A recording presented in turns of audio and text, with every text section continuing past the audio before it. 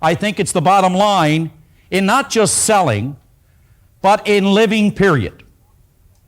Because Maxwell Maltz has probably put together the best piece of material that has ever been put together on this subject called psychocybernetics.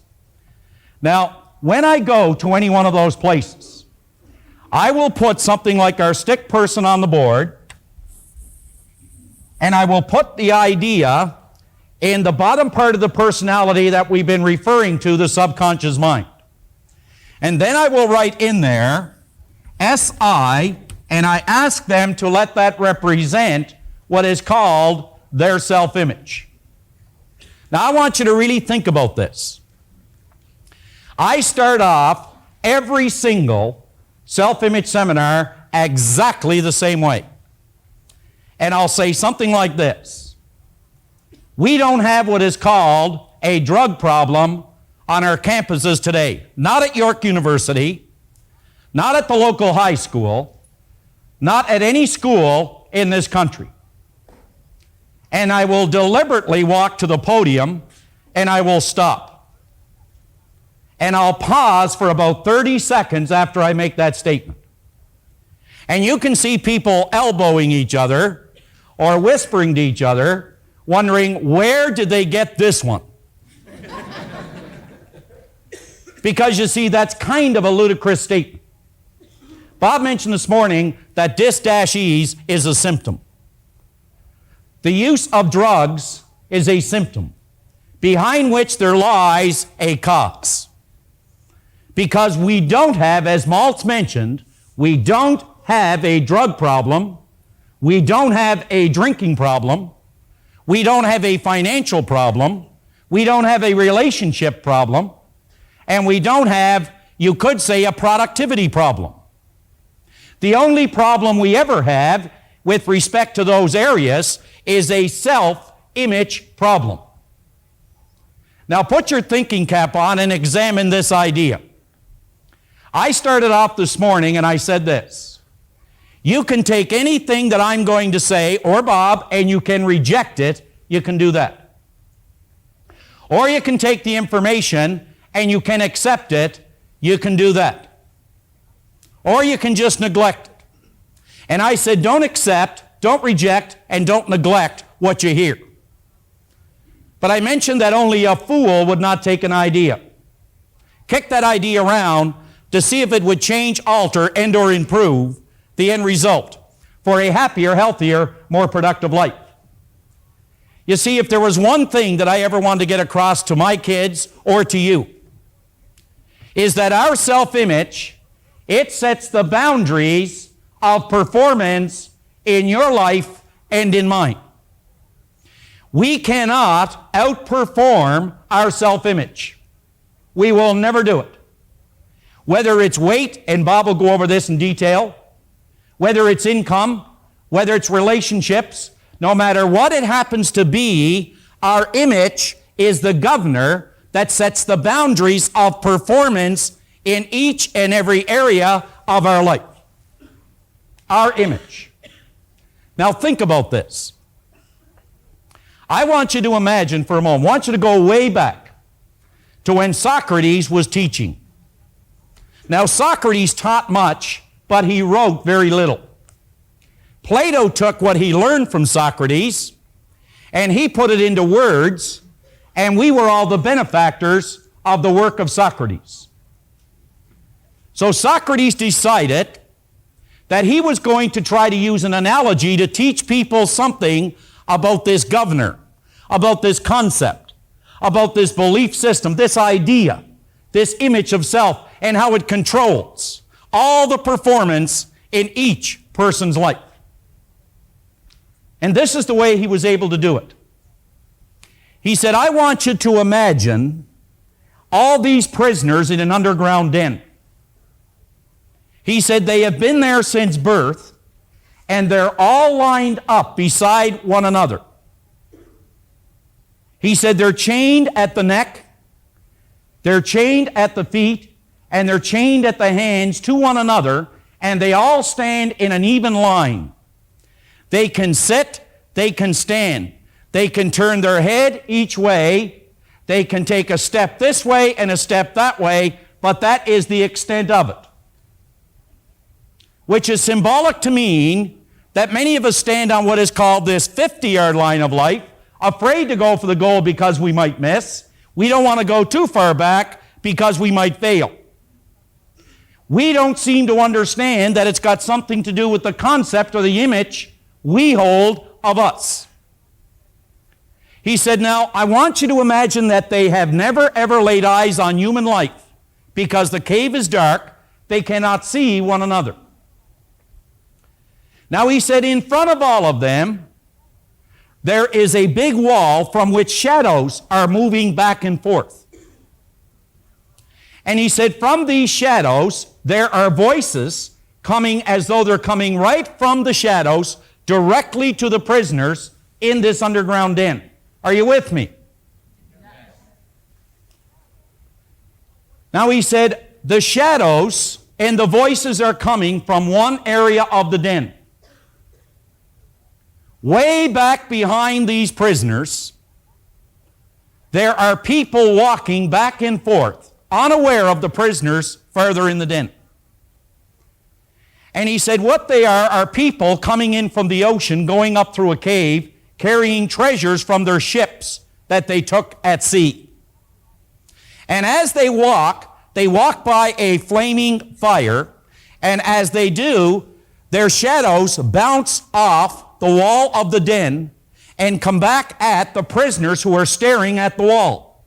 And as they speak, their voices travel and they echo from the wall, so it would appear that the voices and shadows on the wall of the den to the prisoners is real.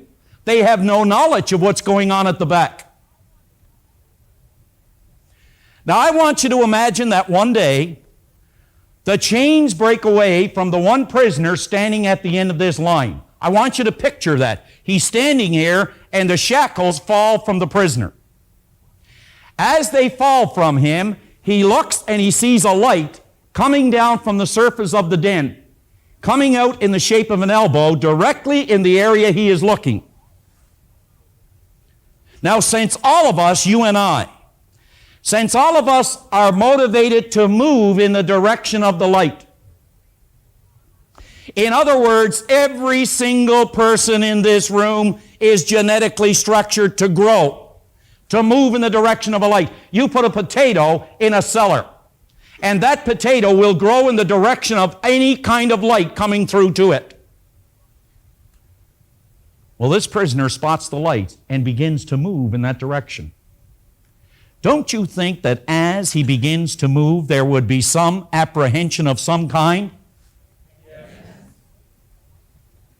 And as he gets close to the light, he puts his head into that elbow and he looks up and he experiences the entire spectrum of light to the point it almost blinds him.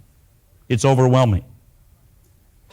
But again, being genetically structured to continue to move in the direction of the light, he begins to climb.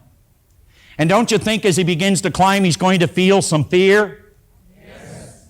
And as he reaches the surface, he looks and he sees the sky, some clouds, the trees, and all that nature has to offer. Don't you think he would now be in a state of awe? Yes. Do you think now that what he once thought was real is not necessarily real, that maybe there was something beyond the light? Yes. That in other words, the way he was living and the results that he was getting or that he has, that suddenly now he realizes there is something more he could possibly do? Yes. And as he begins to walk around, he comes to a little lake. And he looks in and he sees an image, and he begins to run from the image. Wasn't he looking at an image of self? And as he backtracks, he stands at the den and he can hear the prisoners yell, "Return, we'll offer you rewards to tell us what you found beyond the den." Do you think he'd care for such honors?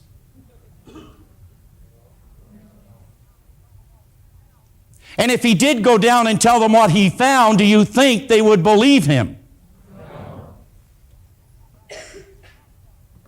And if he did go back down and he walked up, wouldn't they say, you see, up he went, down he came. Isn't it better not to ascend at all? You see, the real danger is you will never get from the underground den or escape from a prison unless you recognize you're in one. And many of us are like prisoners living in an underground den. And the moment that we begin to attempt to even see ourselves as we would rather, or as we could, or as we want to be, keep in mind we are forever going to be pulled, grabbed, held onto as a hostage by the prisoners in the underground den. By the prisoners in an underground den. Something quickly that I had on here and it's disappeared. Way over in Africa, they take a little beast. When it's brand new, it's called an elephant. And they take this little elephant, they put a chain around its leg.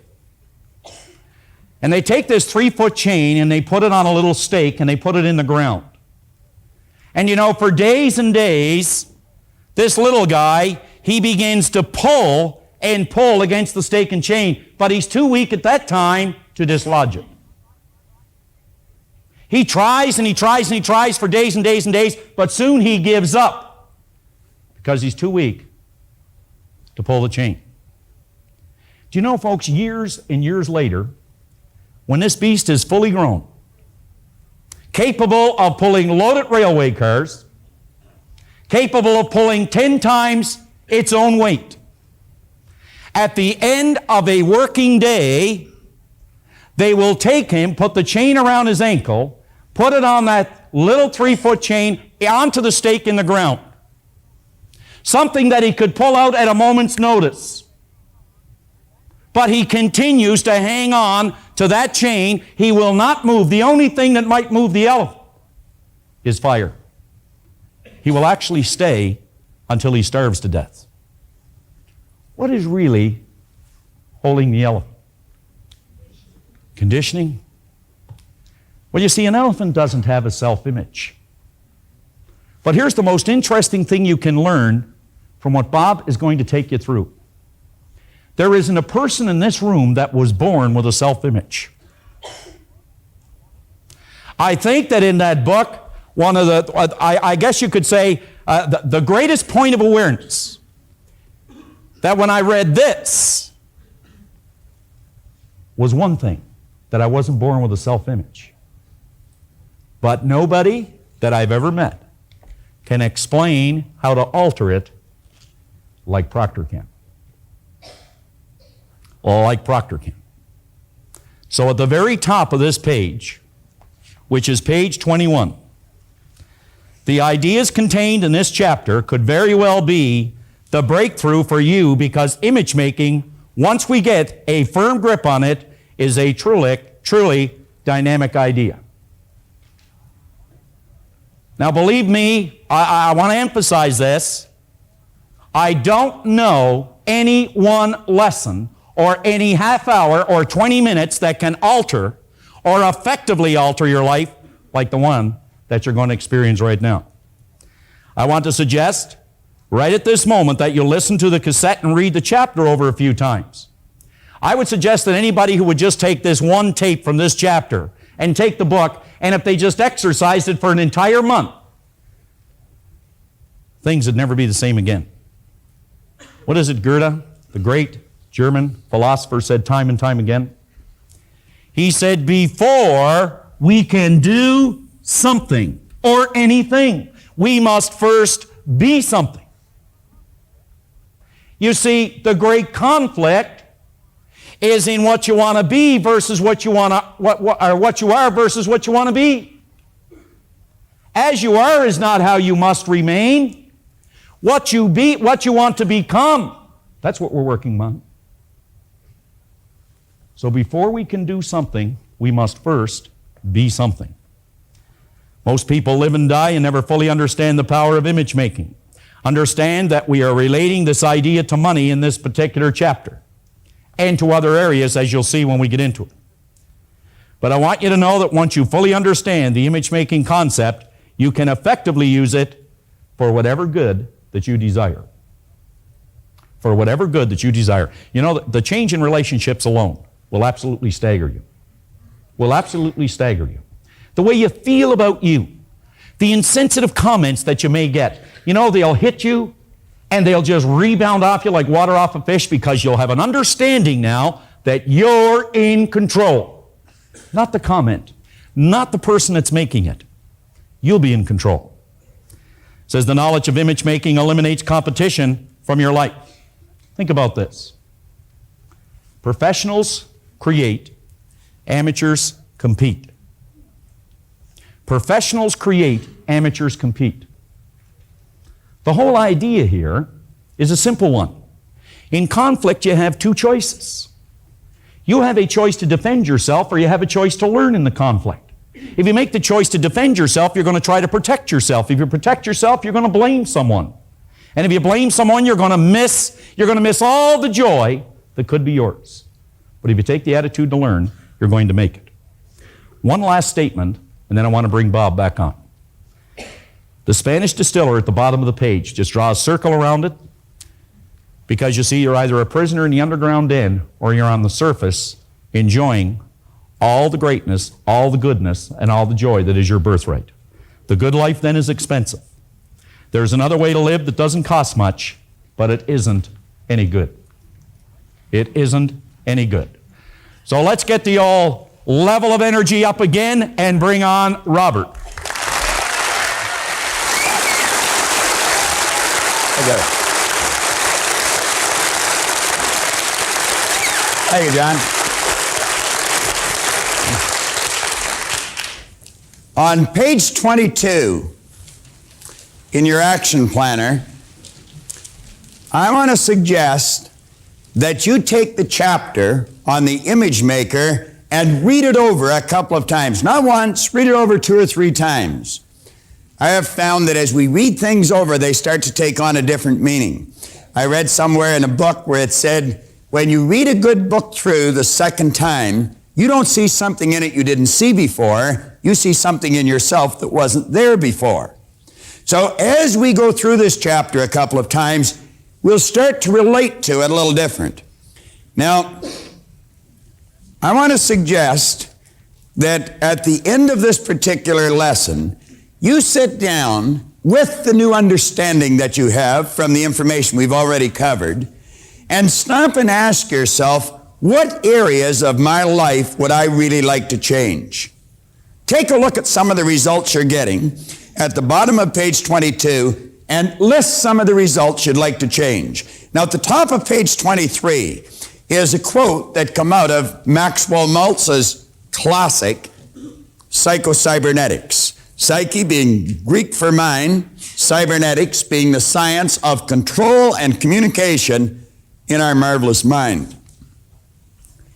Now, Maltz said, we act, we behave, and feel. Now think of what we're talking about here. We act, we behave, and we feel. The vibration that we're in most of the time, according to what we consider our self-image to be. And we do not deviate from that pattern. This is the one stumbling block that many people have. You're going to hear from a man in a few minutes that made a phenomenal change just through understanding this one idea. And I'm going to tell you, the man was brilliant when he got the idea. It was just one small change. This could be the one you want to make. Now, Maltz explained that the image you hold of yourself is a premise, a base, or a foundation. It's nothing but an idea in your mind upon which your entire personality is built. He concluded this image not only controls your behavior, yet controls your circumstance as well. Now, it would take a respectable understanding to grasp that. How could an idea in our mind literally change the circumstances in our life? Well, by the time you finish this seminar, the various subjects in it, you're going to know exactly how those circumstances can change. It'll be very clear to you. But I can assure you, you alter this image in your mind that John was talking about. You take this idea of what you want to be and learn how to plant it in here and release this idea. Like that, your life will change. And you're going to hear from someone who made a big change. Now, let's take a look at this idea of cybernetics.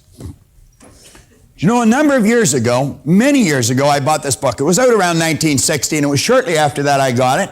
And like most of these books I get, I read it over and over and over again. Now, let me digress for a second.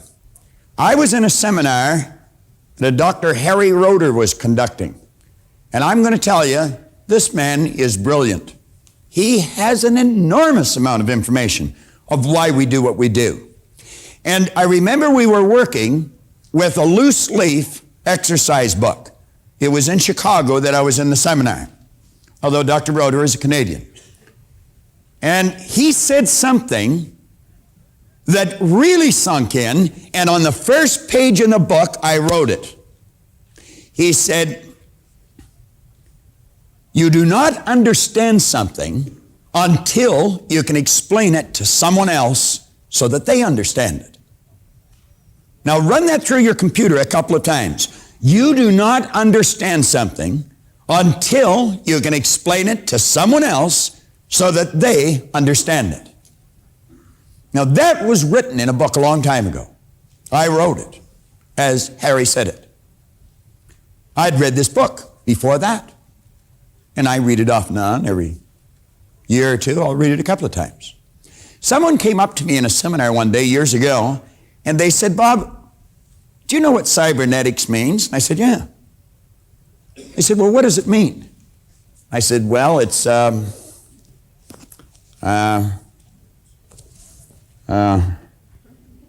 all I could see was the front page of that book where Dr. Roeder said, you do not understand something until you can explain it to someone else so that they understand. And I didn't know how to explain it.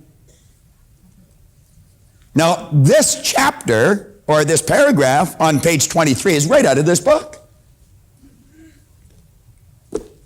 I went and got the book out again, and I started to study it. And I got some other books on cybernetics, some real heavy stuff, and I started to study it. Now, let's read it. Cybernetics is a science of control and communication in the animal and in some machines. It is based on the fact that both biological organisms and some machines have sensors that measure deviation from a set goal. These sensors signal feedback into a coordinating mechanism, your nervous system, which corrects the output or the behavior of those same organisms or machines. Now, if you're reading a page and you go spinning past that paragraph, I think you'll have to admit it'd be pretty easy not to understand what you've just read. Now, you just read, in fact, I read it to you and you probably followed me. You might ask yourself, could you really explain that to someone? Well, I obviously couldn't. That's why it's so essential that we listen to this over and over again. A couple of us were talking at the break, and this gentleman just come back. He came back, he'd just been through the seminar, he came back through it again. And he says, it's so much different. And I said, every time you go through it, it's different. I said, that's because you're operating with a higher awareness, and you'll see things you weren't able to see before. Now, turn over onto page 24. This page could be worth its weight in gold along with the other two pages. Let's let this circle that you see at the top of the page, you're at the top of page 24, let that represent a thermostat in your home. And we take this thermostat and we set the dial to control the room temperature at 72 degrees. That is the set goal. Now, what they say? It says it has a sensor in it to measure deviation from a set goal. It signals this deviation into a coordinating mechanism which then corrects the output. Let's suppose the room temperature is at 72 degrees. Someone leaves the front door open and it's cold. You're in the northern part of North America and the temperature drops quickly to 68 degrees. The sensor in the thermostat picks up that deviation. It sends a message through the electrical system in the house to the furnace. The fire's turned on, the fan's turned on, until that room temperature is brought back under control again at 72. Then it cuts out. Let's look at it in another machine. We'll say this is an airplane.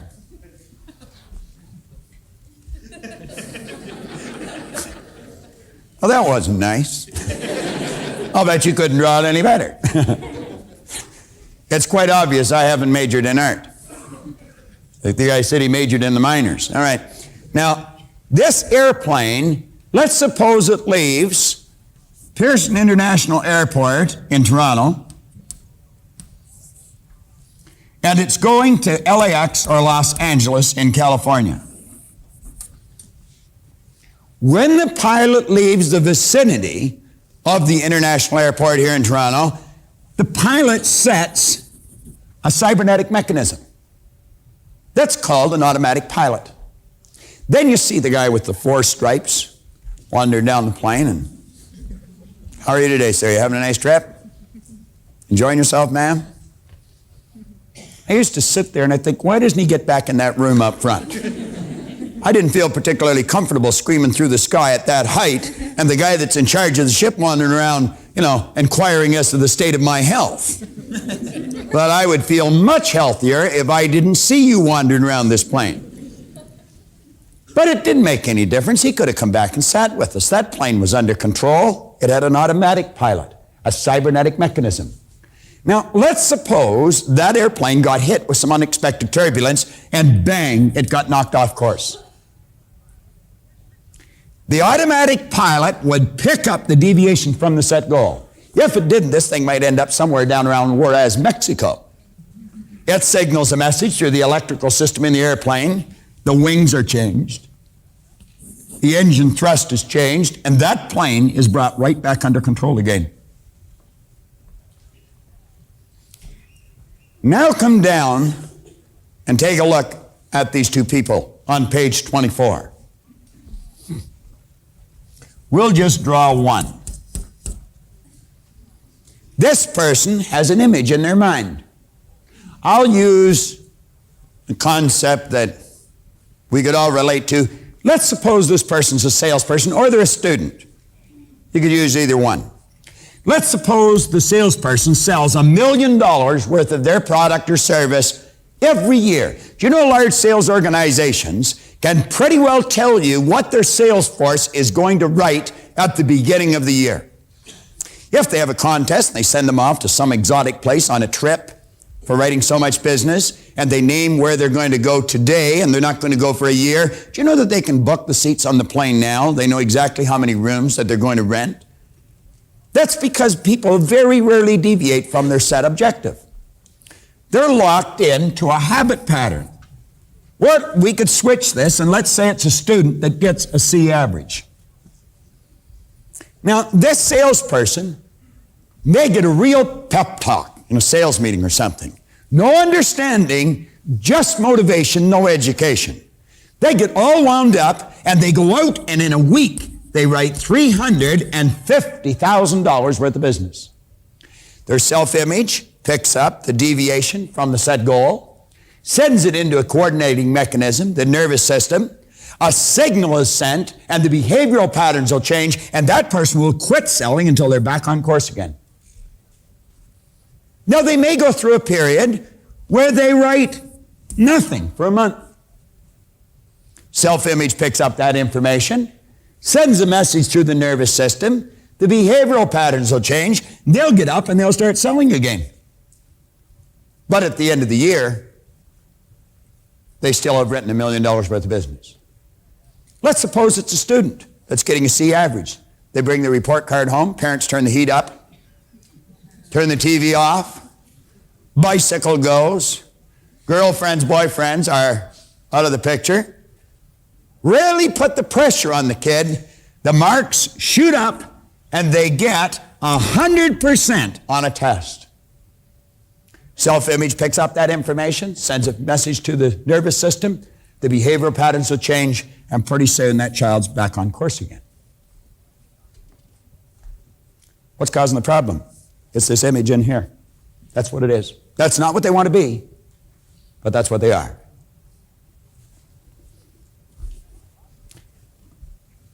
At the bottom of the page, that drawing. On page 25, results in control of you, you in control of results. If you were to look in your Born Rich book on page 62, there's a story of a man that I am very proud to call my friend, and John's friend as well. This man started into the insurance business in the southern part of the United States 38 years ago. He had just left college. He was 23 years old. He worked as an agent, a salesperson, for 3 years. Then he moved into management. He held a number of management positions. As a matter of fact, he became the vice president of sales for the states of Kansas, Missouri, Texas, Louisiana, and Mississippi. John and I both did a lot of work for him in that area. And I'm going to tell you, he is a good man. There is just absolutely no question about it. And he is well-liked and respected. Big difference in the two, of both of them. This man today decided that he wanted to quit traveling and he wanted to move back to his roots. I often ask people in the seminar, how many of you are living in the house you choose to live in? I don't very often get many hands up. This man would be able to hold his hand up because I've been in that house. I've slept there, I've eaten there on a number of occasions. And I'm going to tell you, it's one of the nicest houses I've ever been in. But it's a little more than a house, it's a real comfortable home. It really is. And you feel welcome when you walk into that place. The energy in there is just incredible. He's got just an absolutely beautiful wife, Tip. She is really a grand gal. I mean, she is something special. He's not only busy in the sales field, he's got 5 children and 19 grandchildren. You'd almost think the guy was 150, wouldn't you? This beautiful house he owns, he not only sells, he gets involved in some physical labor. It's way back in off the road. And I'm going to tell you, it's beautiful, absolutely beautiful. It's got its own little lake. He decided to brick the driveway. And he was going to put them all in himself. Now, not being too fond of manual labor, I took a look at what he was starting, and I thought, the poor guy's got to need a psychiatrist. You know, I asked him this morning or last night, how many bricks did you lay there? And he said, 55,000. Give you an idea how long the driveway is. It's all his property. He wasn't bricking somebody else's driveway. Some of you will really appreciate the significance of this, and some of you may not. This man lives in a town of 17,000 people, where the average income is below the national poverty level. In spite of that, he has the largest agency in the Prudential Insurance Company of America. He has 60 agents and 8 managers. Now, this is absolutely phenomenal. He operates one of the largest, he operates the largest agency, and certainly one of the most successful. He's a man that really believes in what he does. Not a lot of people do. I've met his children. And Janie, his daughter, is the mother of 3 beautiful little kids. She works in the same company Paul works in. She's an agent too. And Joe, his son-in-law, he's an agent in the same company that Paul's in. I like it when I see a person bringing their own family into the same business they're in. It speaks well of what they think of their business. I think of all the things I could say about this man. He's a man of integrity, and you are more than fortunate in meeting him. Believe me, you really are. He's a very special friend of mine and John's, and I phoned him just a little over a week ago, and I said, you know, I've got an idea that it would really add something to this program, because there will be millions of people watching this all over the world. Within a couple of months, this particular seminar that you're sitting in will be on the market in New Zealand, Australia, in England, and in every city in North America. I wanted those people to know this man. But even more than that, I wanted them to hear from the person themselves how a man took the idea on this page and like that, put it to work, and the difference it made in his life. And I'm going to tell you something, you could not consider him a loser when he got this idea by any stretch of the imagination. He's a very special guy. I want you to stand up and really give this man a warm welcome. It's Paul Hutsey from Pittsburgh, Kansas.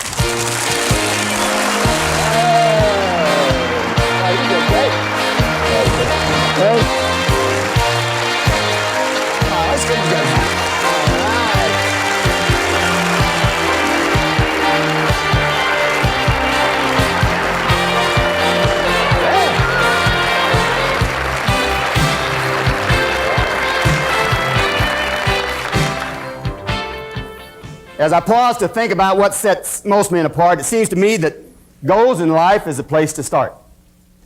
Imagine playing football on an unmarked field of green. Not a goal line to be sought, not a goal post to be seen. It would be an aimless battle with nothing to be gained, without a thing to strive for, not a score to be obtained. We must have purpose in our lives for the flame that warms the soul. Every man must have purpose. Every man must have a goal. The question is, why are you here today? Well, I think you're here today because you want more of the good life. Right, Nino? And that's the way I was in August of 1975 when I came to this great city, when our company had a conference here. And on the last day, they were introducing the speaker, and they were telling what an outstanding personality he was, and that he was going to speak for 3 hours in a row without a break. And I leaned over to the guy next to me and I said, I wish this guy good luck in his next job because he's on his way out of this one. I couldn't imagine anybody talking for 3 hours. And then this red-headed guy ran up on this stage and started jumping up and down. And as he began to talk, why, he talked about different ideas. He talked about the way you think. And he talked about the great law. And he talked about the picture of your mind. And as he talked, well, there came a hush over the crowd, and he really mesmerized people for 3 hours. Now, I've heard a lot of speakers, but this man kind of charged me up. And when it was over, I said to him, could you and I have a cup of coffee together? And without a minute hesitation, Heather, he said, yeah. Now, one of the great things about Bob Proctor is that he's a great giver.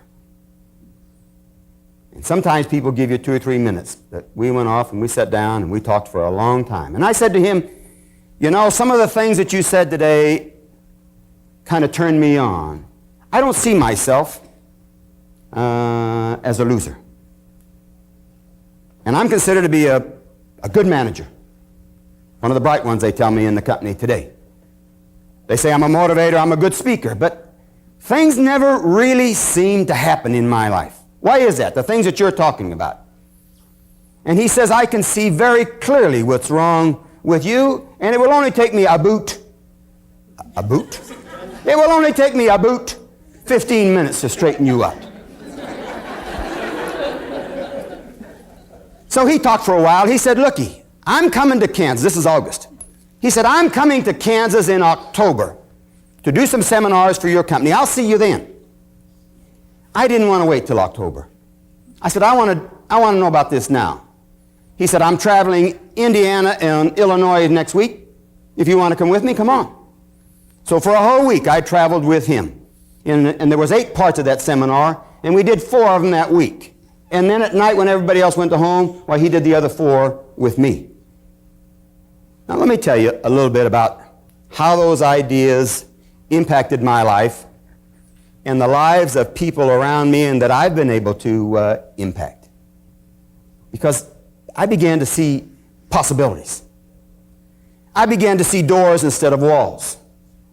That was October when he came to Kansas. My agency at that time was about 180 in a company, and in 2 months we went to 72.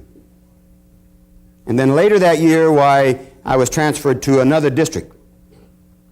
That district had not won a citation in the company for 8 years. One of Prudential's highest awards. When I got there, we were 163. The first year, using these ideas we're talking about right now, we finished 11 in the company out of 500. And then 9, and then 4. And then 80 and 81, we were the #1 agency in the company in first-year commissions, and that's the name of the game. Everybody understands that. First-year commissions is the name of the game. And we did that in a town of 17,000 people, as he said. But I've come to understand that it's not where you are that counts, but who you are, Tammy. Now, what's the difference?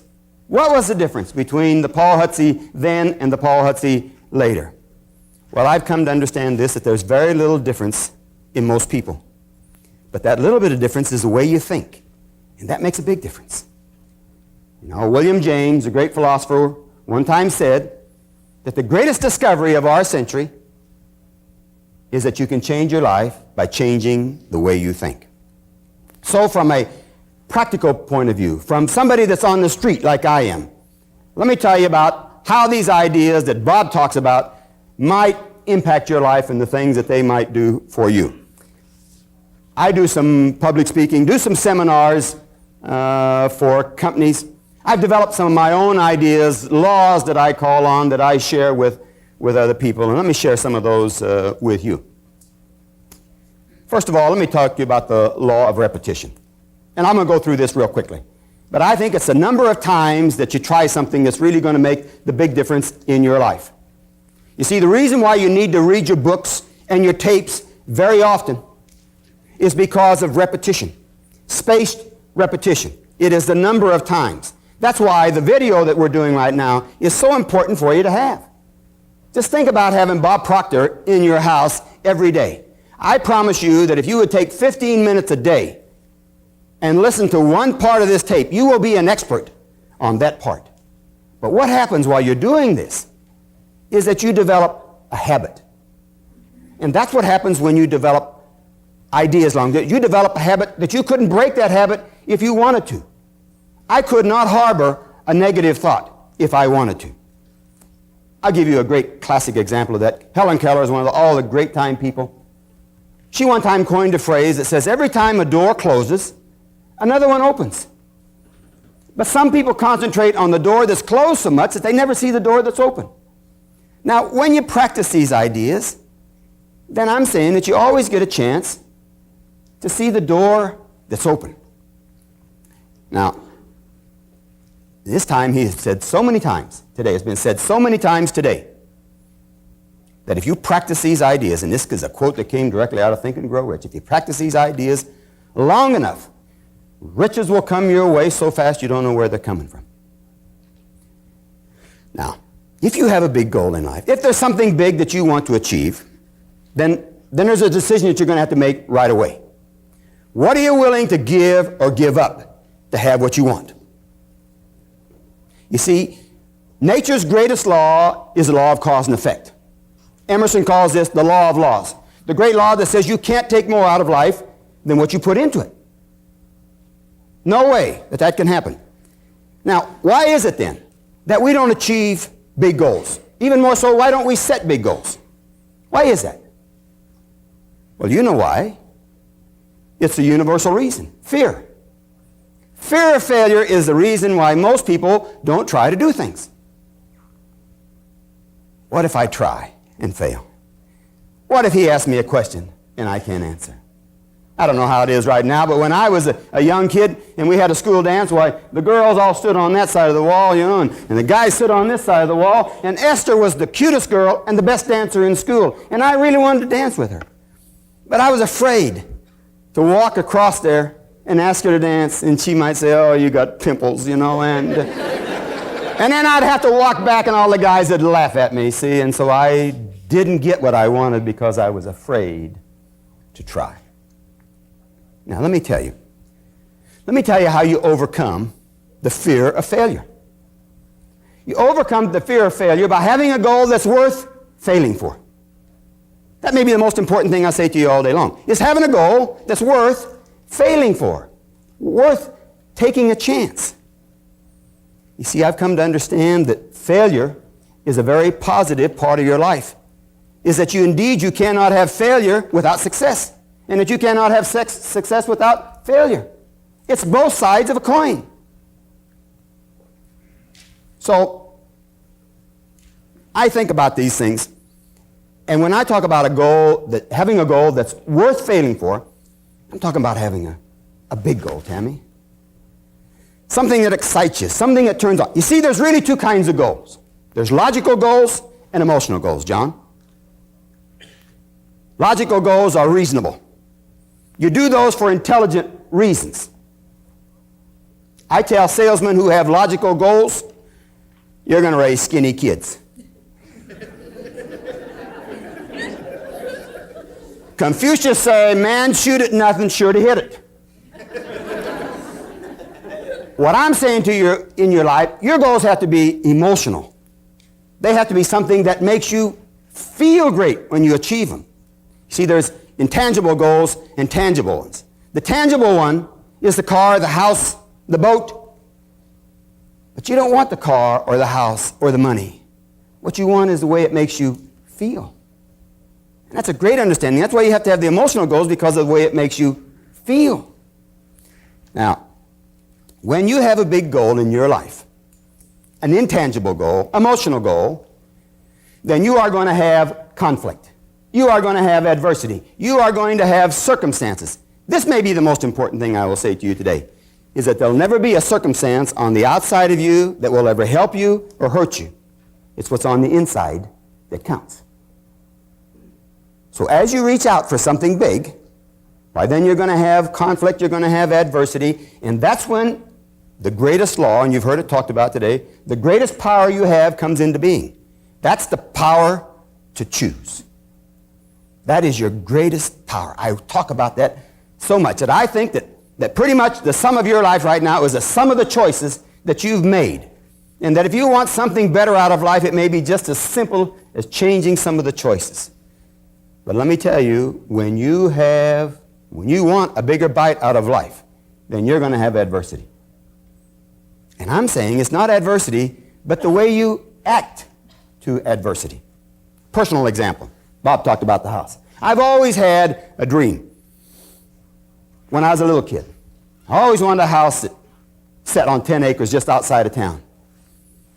Set up on a hill with a lot of trees, a red barn on it, and a couple of lakes, and a winding driveway. I always had that idea.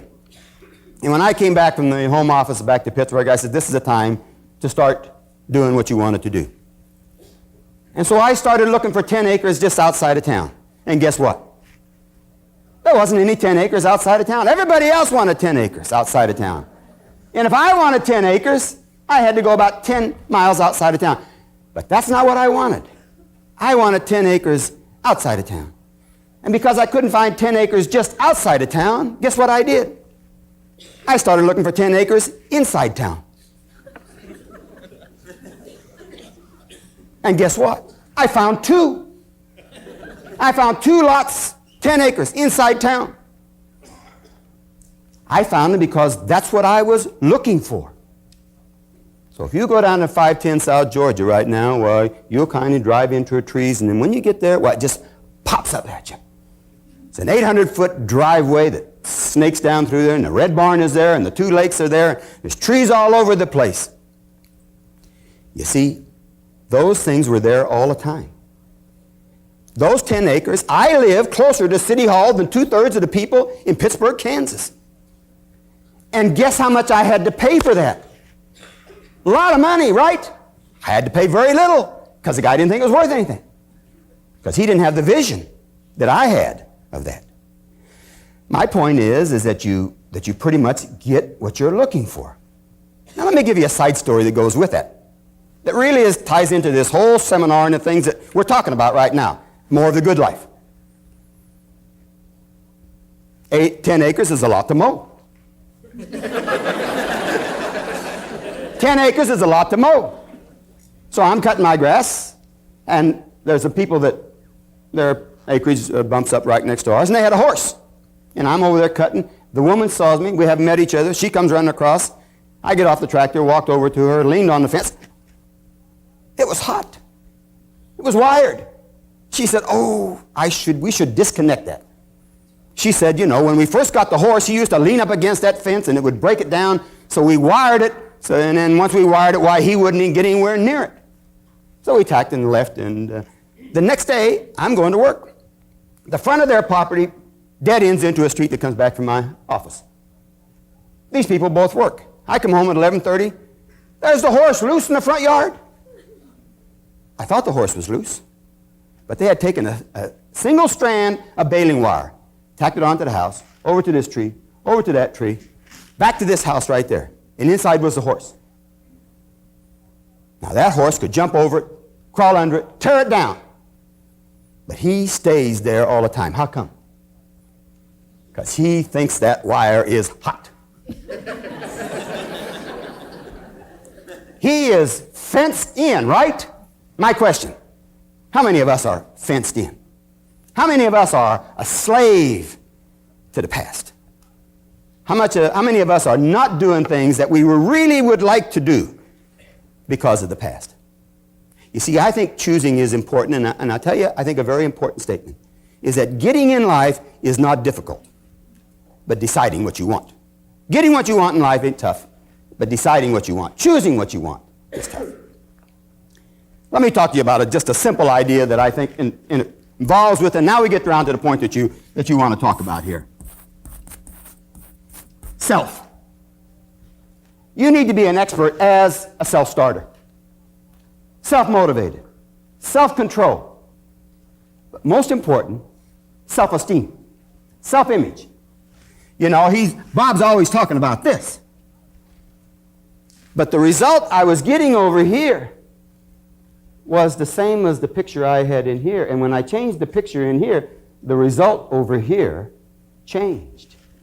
And the same thing can happen to you. Anybody in this room. Let me tell you why. Because God only made one just like you. He made you in his own image and likeness. He made you just like him, and part of him's in part of you, and that means you're a winner. You're one of God's ideas. Isn't that great to know that? That you're one of God's ideas. Bob used to tell a story when he first came to Pittsburgh. Now, I don't know whether he even remembers this. But he talks about a great sculptor who hauled out a piece of granite. And he began chipping away. And every day a little guy come to see him work. And after several weeks, while he was finished, and the great sculptor stood back to take a look at what he had done. And he said and it was a body of a great, beautiful Greek god. And he said to the little guy, he said, well, what do you think about that? The little guy waited for a minute and said, mister, how'd you know that guy was in there?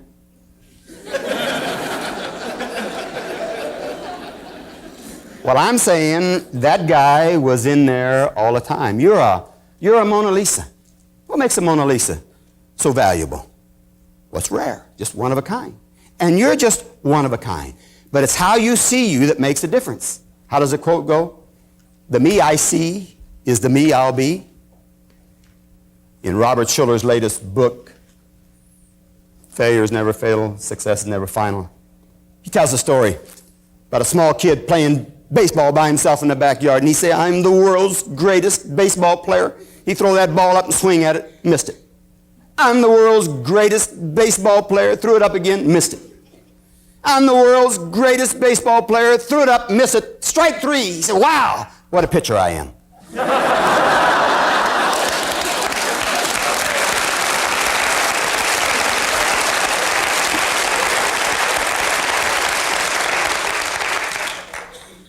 let me tell you that you hold the picture of what you really want, and it's just a matter of time. The ancient Chinese proverb says, the longest journey begins with a single step. I say that beginning is half done, and that you need to start right now. And one of the reasons why I like Bob Proctor and his ideas is that I think that he's a great giver. And this is just a side dimension from what we're talking about, but sometimes people ask me, why I wear that number 2 pin. And I got the number 2 pin from Bob Proctor a long time ago because he cares about people. I wear the number 2 pin to always constantly remind me to always put the other guy first. You always put the other guy first, and he'll always put you first. And a great guy one time said that the first shall come last, and the last shall come first. And I'm convinced that the ideas that Bob has got is great, but he practices his idea. He cares. He doesn't do this because of money. He does this because of feeling. And his feeling is that if you get a picture of what you really want, then it's just a matter of time until you have it. So let me wrap this up, Bob, and just with a quote that came right out of the book that he's talking about right now of James Allen. And this is what the whole seminar is about right now, where it says, the vision that you glorify in your mind, the ideal that you enthrone in your heart, this you will build by your life, and this you will become. It's really been nice to come and be with you in Toronto again. It's my personal pleasure. Bob, and thanks for having me, friend.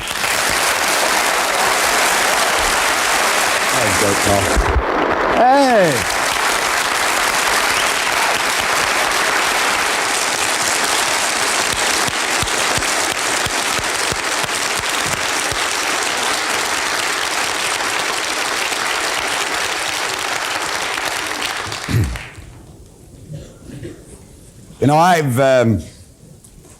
I've shared Paul's story with countless thousands of people, but it was really nice to be able to share Paul with the people today, and with all the people that are going to be watching this in their homes and in their offices all over the place. Paul talked about the self that you have here is what's going to determine what you're going to be. John talked about I never noticed the difference in that, Paul, but I always found the Americans crucified our language. At any rate. And I guess the Canadians crucified the English language. But at any rate, you have an image here in your subconscious mind. Now, the first step in changing that picture is in your exercise book, your action planner on page 26. So often, as Paul mentioned to me, for 22 years, every year he promised he was going to get one of those citations, but he said, I never got it. Emerson said, of what use to make heroic vows of amendment if the same old lawbreaker is going to keep them? You see, Paul was trying to get that citation with the same old picture. And the only thing I suggested to Paul, and it didn't take long, was how to change the picture. And I said, you change the picture, Paul, and I said, your results will change so fast, you'll be shocked. Now, this never happens by accident. You've got to put forth a little effort. Remember how John started out? He said you put a little in, you get a little out. Some people put a little in, but they put a lot of energy behind it. They still get a little back. If you put a whole lot into it, you'll get a whole lot back. Now, what I want to suggest as this lesson comes to an end, I want to suggest that you go someplace quiet, by yourself, and think. I mean, really think. Life is precious. There's absolutely no question about it. I think that there's enough evidence, just in what we've covered in this seminar, to indicate to you that you can have, do, or be the things you want. That was no accident that Paul got that house. It's no accident that he runs the largest agency in all of the United States of America, in the world, with that company. And in a town of only 17,000 people, where the average income is below the national poverty level. That's no accident. That's how Paul sees his people operating. And as a result, everyone benefits. Not just the people in his agency, but all the people they serve. Now, we're suggesting here that you make a written description of the person you're about to become. Now, that's not going to make you that person. We're going to get into how to take that image and turn it over in the next lesson. But I want to suggest that you sit down and you really think. Realize this power is flowing into you. As it flows in, we said it just is.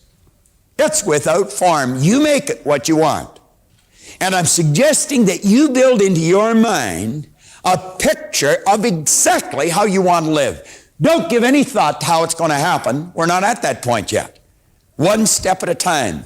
What kind of a person do you want to be? Where do you want to be in your commercial career? What kind of a financial position do you want to be in? I can tell you one thing with absolute certainty. When Paul got this idea, he was already winning. When John and I got it, we were miserable losers. And I know that if I can do it, anyone can do it. I've gone into prisons with this, and so has John. We've worked with people who are right down and out, the castaways. And we've watched them literally change their life just through these simple concepts. And so can you. But you've got to decide, how do you want to change it? You don't get the house by wishing. You decide, what kind of house do you want? Now, don't just build a picture of being a wealthy person. When Ray Stanford first suggested I could change, that's all I was interested in. And I got it. Howard Hughes did too. But he ended up alone and lonely and in a very defiled body. Now, build an image of being happy, of being healthy, and of being wealthy. And I would suggest that you build into it the kind of an attitude that you want for everyone else, what you want for yourself. And your life will be absolutely incredible. Now, all you have to do is build this picture in your mind. And when this lesson's over, I'm going to suggest you go somewhere quiet and do that. Don't put it off. Do it. Don't wait till tomorrow, next week, next month, 5 years from now. Waste all that time. You do it before you go to bed today. Sit down, take your pen, and right here on page 26, describe exactly how you want to live.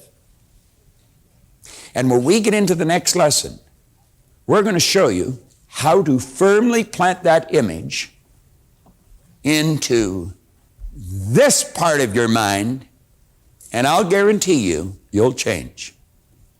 And you'll change fast. Now, you just heard from a gentleman from Pittsburgh, Kansas. He's flown all the way up here just to share that with you, that it does work for him. Now think. He tried for 22 years. You can tell by looking at him he's a good man. For 22 years, he tried to get what he wanted, and he couldn't do it. You'll never do it through force. You'll do it through faith and by law. And we're going to show you how to put it in there tomorrow. You'll have to admit, Paul Huntsey sure changed the direction of his life and that of all his family with the proper image. He was something else, wasn't he? Well, we're at the halfway point now. I might suggest that before you even go any further, you might want to go back and review all of this material. It's so important to you and your life. Now focus on your goal. Sit back and really think, what do I really want? Like Paul, it might be that dream house. Holding on to the key, ready to unlock your destiny. Oh, rich. Most experts agree that you are probably using less than 10% of your mental horsepower. What would your life look like if you unlocked your full potential? Unleash your marvelous mind. We will show you how. Listening is a magnetic and strange thing, a creative force. The friends who listen to us are those we find ourselves moving toward. When people are listened to, it stimulates them, enabling them to unfold and expand. Ideas actually begin to grow within them and come to life. It makes people happy and free when they're listened to. When we listen to people, an altering current recharges us so that we never get tired of each other. When someone asks us to listen to them and we start giving advice, we have not done what they have asked. The moment we begin giving advice is the moment when we begin trampling on their feelings. When was the last time you sat down and genuinely listened to your children, your spouse, or an associate in your business? Effective listening has been known to solve more ills than a truckload of pills. Actively listening to someone is a sincere compliment. You're saying, I believe in what you think matters.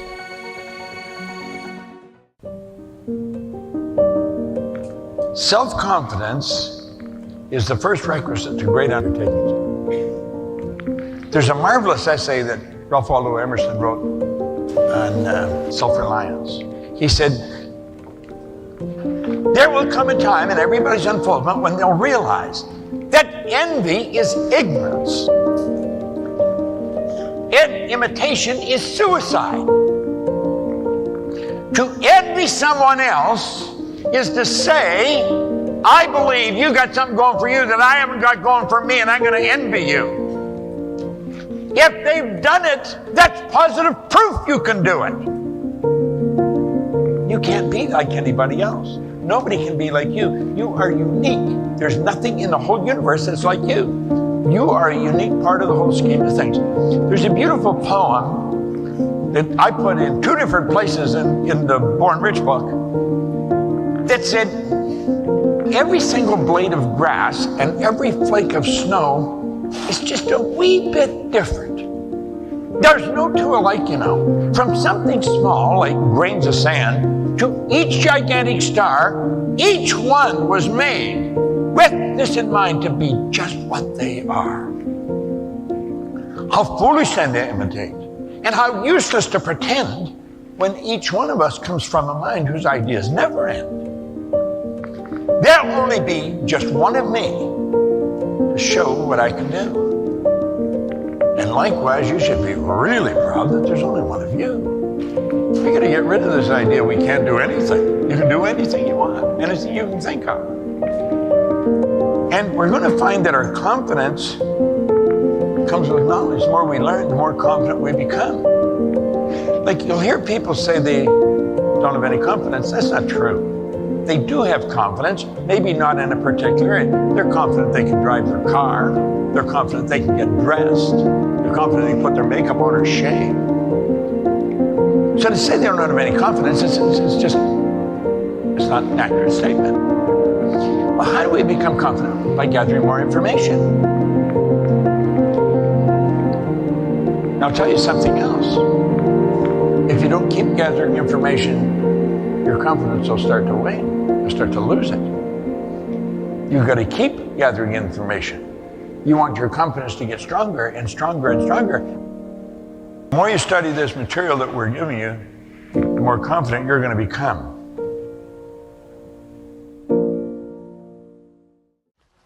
All right, Sandy, you're up to bat. Now, also in your bag, you have this coin. It's in a little violet pouch and in a plastic container, and take it out if you will. And you see on one side is the G for your goal, and feel how nice and smooth it is. You want to keep this in your pocket. It says, my desire is moving into form. That's on the G side. Now on the E side, that's your environment, and feel how rough that is. And it says, choose your friends wisely. Now I want you to think about that. We're going to get into the ABCs of goals. But if you come up with a goal here that is a C goal, then most of the people in your life outside this seminar room are not going to be in harmony with your goal. So if you look at the 5 people you spend the most time with and you look at their results, your results are likely to be very similar. But because we become what's going on in our environment, the people we spend time with. So if you come up with your goal and you move towards your goal, you're going to want to carefully choose the people you hang around with. Like Phil's accountability group. You know, they're all feeding each other. They're all holding each other accountable, helping to move forward. I wish I had an accountability group back when I went to that first seminar, because it was rough.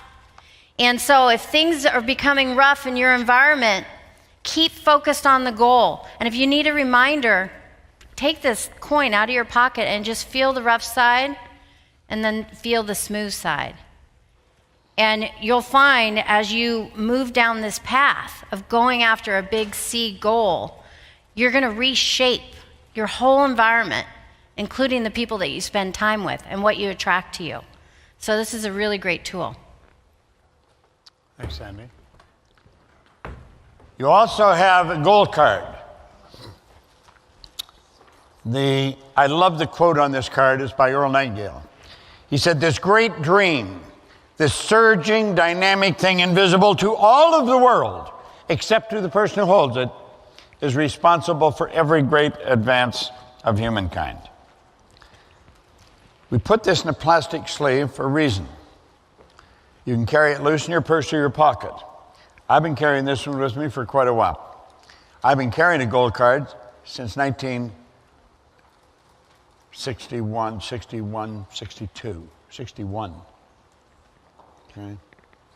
Everywhere I go, I've got this. Now, why do we do it? Well, first of all, your goal should be written in the present tense. That's why we start it for you by saying, "I am so happy and grateful now that." So everybody starts their goal the same way. I'm so happy and grateful now that, and then you write your goal in the present tense. Here's what you want to grasp. The second you decide on a goal, you can see it in your conscious mind. If you can see it in your mind, you've got it on an intellectual level. The second you turn it over to your emotional mind, that's the feeling side of you, you've got it there. Emotionally, you're involved with it. The only place you haven't got it is on the physical plane. And that is because a period of time must elapse before that idea will move into form. Okay? All seeds have a gestation or an incubation period. Now, we know what the gestation period is for most physical seeds. For spiritual seeds, and that's what an idea is, we don't know what the gestation period is. So we guess. So you can put a date, but understand you're guessing at the date. You don't know how long it's going to take to move into form. I've had to change my date 3 or 4 times. All right? I have missed a goal by a year. I'm missing it by more than a year right now. But that's what this goal card's for. Here, Andrews, you can have 2. Whoop. There you go. Now, what we're going to do, I'm going to flip through these slides quickly, and then I'm going to ask you to take each page 6 through 12. Not right now, after we go through the slides, and I want you to discuss each one of them. The 6 phases. The first phase is you've got to decide, who am I? See, it's you going for the goal. If you don't even know who you are, you're going to have trouble. And that's why most people have trouble. They've never even figured out who they are. They think they're their name, or they think they're their body. You're not your body. You've never heard anyone say, "am hand." You've never heard anyone say, "am leg." We say, "my hand, my leg, my name, my body." Who am I? It's a good question. Where am I now? Where am I now? You're going to know where you're at right now. Next one, where am I going? These are basic questions. Think. 6 phases. Who am I? Where am I? Where am I going? These are so simple, hardly anybody has the answer to them. Then your critical choice. What is your critical choice? That's the target you're going to be shooting at. Then you've got to see that it can be done. How are we going to know it can be done? It's by gaining an understanding of the laws, a serious understanding of the laws. You will know it move into form. See, there's one thing that Sandy has going for her, Phil has going for him, Bob's got going for him, for me, is we don't wonder when we set a goal if it's going to happen. We know it's going to happen. How do we know? We know from past experience. You just do this for a little bit of time and you will know. You won't wonder whether it's going to happen, you know. Now, the people around you may not know. People around you may think you're a little strange. People around you may think that you're really, stretching it. I was going to Malaysia one time. I was running back and forth between Kuala Lumpur and Toronto every month for about 5 years. And as I often mention, it's 25 hours in the air one way. If you go any further, you're coming back. It's as far as you can go from Toronto without coming back. So it didn't matter which way I went. Sometimes I go through LA, sometimes I go through London. I go around one way or I go around the other way. It didn't really make any difference. It took the same length of time. Well, why am I even telling you that? Oh, yeah. I spend time on the plane working with ideas or numbers. Well, on this one plate, I wrote down a 1 and 6 zeros, $1 million. And I had earned $1 million a long time before, and I thought, what's so different about people that earn millions of dollars and people that think it's your fantasy? What is the difference? And it suddenly, I was playing for quite a while before it dawned on me, they don't just have one source of income. They have multiple sources of income. I didn't come up with multiple sources of income right away. I have many, a lot of sources. And I narrowed it down. We eventually called it MSIs, multiple sources of income. Well, then I thought of some other people that I knew that had earned that kind of money, that were in this business. And I thought of Mark Victor Hansen. And so I got into Kuala Lumpur, and I phoned Mark. I actually woke him up. And I got him excited. I said, why don't we run a program where we teach people how to earn $1 million by setting up multiple sources of income? God, he loved the idea. He later told me he couldn't go back to bed after that. Well, we did, and we called it the $1 Million Forum. And that's where the Chicken Soup for the Soul books came from. We were teaching people how to originate an idea and turn it into $1 million. Well, I remember he came to me and he said, we're going to write books. He said, you got lots of stories. Give me some stories. So we give him some stories. And he said, we're going to sell this book. We're going to sell 50 million before the turn of the century. I think it was around 1991 or 92. I've forgotten when it was. And I thought, this guy's smoking something. Now, mind you, we're teaching people they can do anything. And yet I'm thinking, he is nuts. 50 million. And if you sell 1 million books, you're doing well. Well, they didn't sell 50 million. They sold 72 million, and it's gone on to sell over 1 billion books. They ended up selling the whole company for many millions. And I learned then that whatever you think, there was no limit. So it was a great lesson for me way back in the early 90s. All right? Anything you think of, you can do. So you got to understand it can be done. Now, how do we understand that? Well, what you want to do is relate to nature. You're part of nature. You're God's greatest form of creation. There's nothing that will equal you. Now, you're going to find all kinds of people. They go to their church, they go to their temple or their mosque or whatever, and they say, oh, yeah, it can all happen. But they don't really believe it at all. And they say, God, please help me. God ain't going to help you. It's been written that God will feed every bird, but he doesn't put food in the nest. You got to do it. You've been given the tools to do it. So it's not good enough to get on your knees and make a noise. You got to understand. Prayer is the movement that takes place between spirit and form with and through us. All things are possible. No limits. Yet can be done. And then the manifestation is paying the price. You got to pay the price. If you don't pay the price, you're not going to get it. You've got to pay the price. Now, that's the bottom line. If you're not prepared to pay the price, you're not going to get it. It's that simple.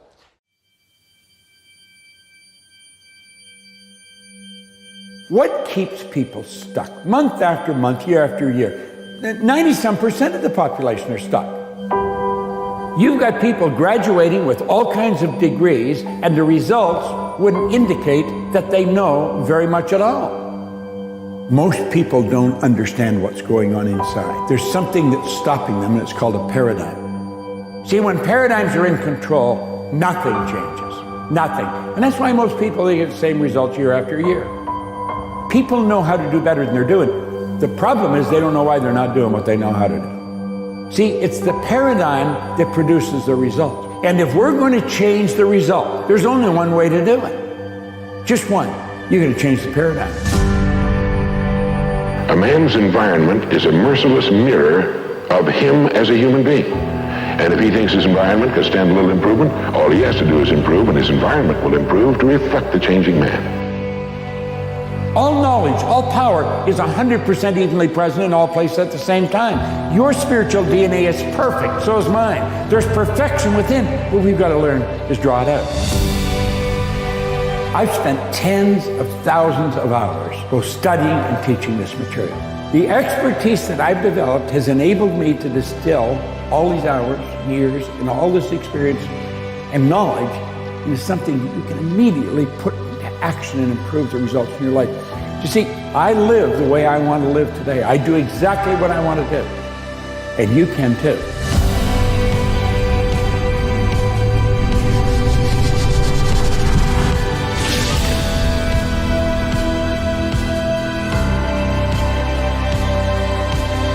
Our program is based on you, on why you're doing what you're doing, why you're not doing many of the things you want to do, and then we show you how to change them.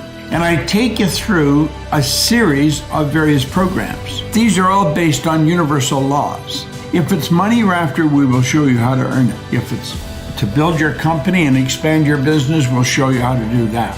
This is an extraordinary coaching program. It's quite different from any other. This isn't 6 weeks. This isn't 30 days.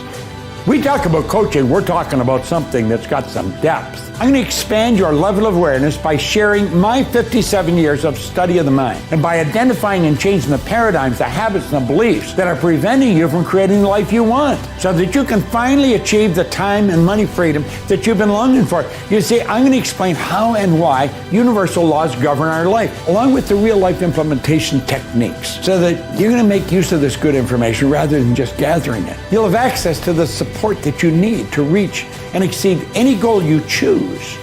I want you to be able to take this program and really win. Whether you're doing well already or you're doing as poorly as I was when I got into this some 57 years ago, you'll reach your full potential, the clarity to see opportunities as they arise and the confidence to pursue them with tenacity, resolve, and optimism. You're really going to need a telescope to look back, see where you are now. Trust me, I'm going to show you a better way of life.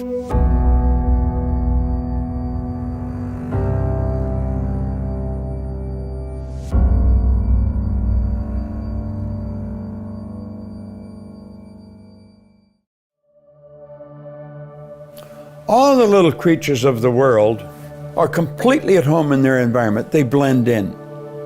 You'll see the little animals in the woods, they blend in with the trees. And you'll often see a deer, and all of a sudden the deer's there. The deer was standing there before, you just didn't see it. It blended in with the trees and the leaves and everything.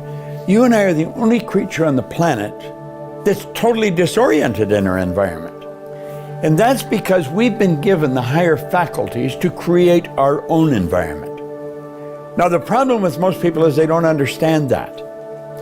The average individual is going by what they hear, see, smell, taste, touch. And for very good reason, they've been programmed and they've been trained and conditioned to live that way. So they go by what they see outside. Their outside world is really controlling them.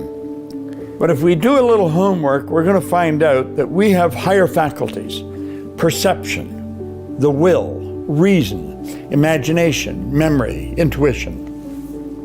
These are all higher faculties. These enable us to tap into universal intelligence, solve any problem, create anything that we want. We're really creative beings. We're God's highest form of creation. No other form of life, so far as we know, has the ability to do that, but we can do it. Now, unfortunately, most people don't do it. I've been doing it since I was 26. I'm doing a better job now than I was when I was 30, let's say. When I was 26, I started to understand this, and I've continually studied every year, and I continually expand my level of awareness. And by doing that, my life has improved. But when I was a kid in school, I was leaving public school, and I asked Miss Strawn, who was a beautiful lady, she was the grade 8 teacher, Miss Strawn said to me, "Bob, where are you going?" Meaning what, high school? I said, "I'm going to Malvern Collegiate." "Oh, Bob, don't go there. Don't do that, Bob. You'll never do well in the business world. Go to Danforth Tech, Bob, and learn a trade. What did I know? I mean, she was like God to me. So off I went to Danforth Tech. I was only there a month. I shoved my thumb into a bandsaw to cut the end off. They had to sew it back on. And you know that thumb's still cold all these years later. When it's cold, that thumb hurts. I'm almost useless when it comes to trades. I don't fix things around the house even, but I'm extremely creative. I'm a great writer. I come up with wonderful ideas. I can create great programs. But I never knew that until I was 26. So there was time from when I was 15 when I went there, and I was only there a couple of months and they asked me to leave. I live from the outside in, and that's what most people do. I didn't understand I had these higher faculties. Nobody taught me until I was 26 and I began to study this. And it was quite a while after I started to study that I understood what did separate us from all of the rest of the animal kingdom. Now the truth is, everything is connected. There's nothing that's separate from anything else. We live in an ocean of motion. Everything we see is an expression of spirit or is energy in one state or another. But energy is all connected. It operates on frequencies, and those frequencies are joined together. They're hooked up to the one above and the one below. So everything in this universe is connected. We're the highest form of creation, and that's why we have these higher faculties. And I believe if we would spend our time really studying these, we could create a marvelous life for ourselves. I have created a wonderful life for myself, and I've helped a lot of other people do the same thing. I'm no better than them, and I'm no worse than any. We're all the same. We just operate with different levels of awareness. And as we start to understand these higher faculties, that does separate us from all the rest of the animal kingdom, that's when we take control and create the kind of life we want, because we're capable of doing that.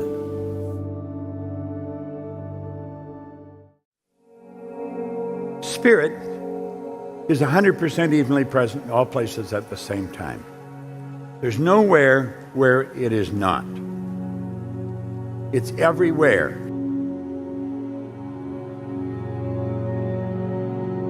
Spirit operates by law. Now, one of the laws, the law of vibration, and we use these lines to graphically illustrate levels of vibration or frequencies. Now, the highest side of our personality is the spiritual side. And of course, the lowest side is the physical. Now, there's your polar opposite again, the non-physical and the physical. Here's what we want to understand. The non-physical always manifests through its polar opposite, the physical. Always does. Now, what's sitting in the center? What's sitting in the center is what makes you and I different from all other forms of life. It makes us different from all of nature. I mentioned there's a beautiful Japanese maple right outside my studio. And in the spring, it's sort of a browny green. And then it turns green. And right now, it's turning red. It'll be as crimson as these tablecloths. It happens every fall. Every fall, it turns red. That's by law. The trees grow. The squirrels, they operate by law. Everything does. They operate with nature. They operate with instinct. Instinct is perfect. We had instinct removed and these higher faculties put in its place. Now, through the proper development of the intellect, we can tap into a higher side because every side is connected. Each frequency is hooked up to the one above and one below. There's no line of demarcation where one stops and the other starts. You say, well, what does that mean? Well, it has a lot of meaning. It means that you can go and you can change anything into anything. I mean, we have the ability to do that. Let's say that's a glass, and we'll fill it with water. And what we call water is energy. The glass is also energy. Now look at it. That is glass. It used to be sand. There's water in here, and there's ice in here. The ice and the water is energy. The ice used to be water, but because we added cold energy to it, it turned into ice. But it's all energy. Now look at, if we add heat to that, then it's going to start boiling and it turns into something we call steam. It's the same energy. It's just moving at a different speed, so we got a different name for it. We don't call it water anymore, now we call it steam. If we keep adding heat to it, we'll stop calling it steam and we'll start to call it air, ether, or gas. It's the same energy. Now you say, well, why do we have to study this? We don't. You don't have to study it. But as you start to do it and you start to study, you'll start to understand that with your imagination, you can tap into the ether and you can bring it down into any form you want. And by holding it, you'll put yourself in the vibration you have to be in to attract what you have to attract to cause it to move into physical form. Now that could be money or anything else.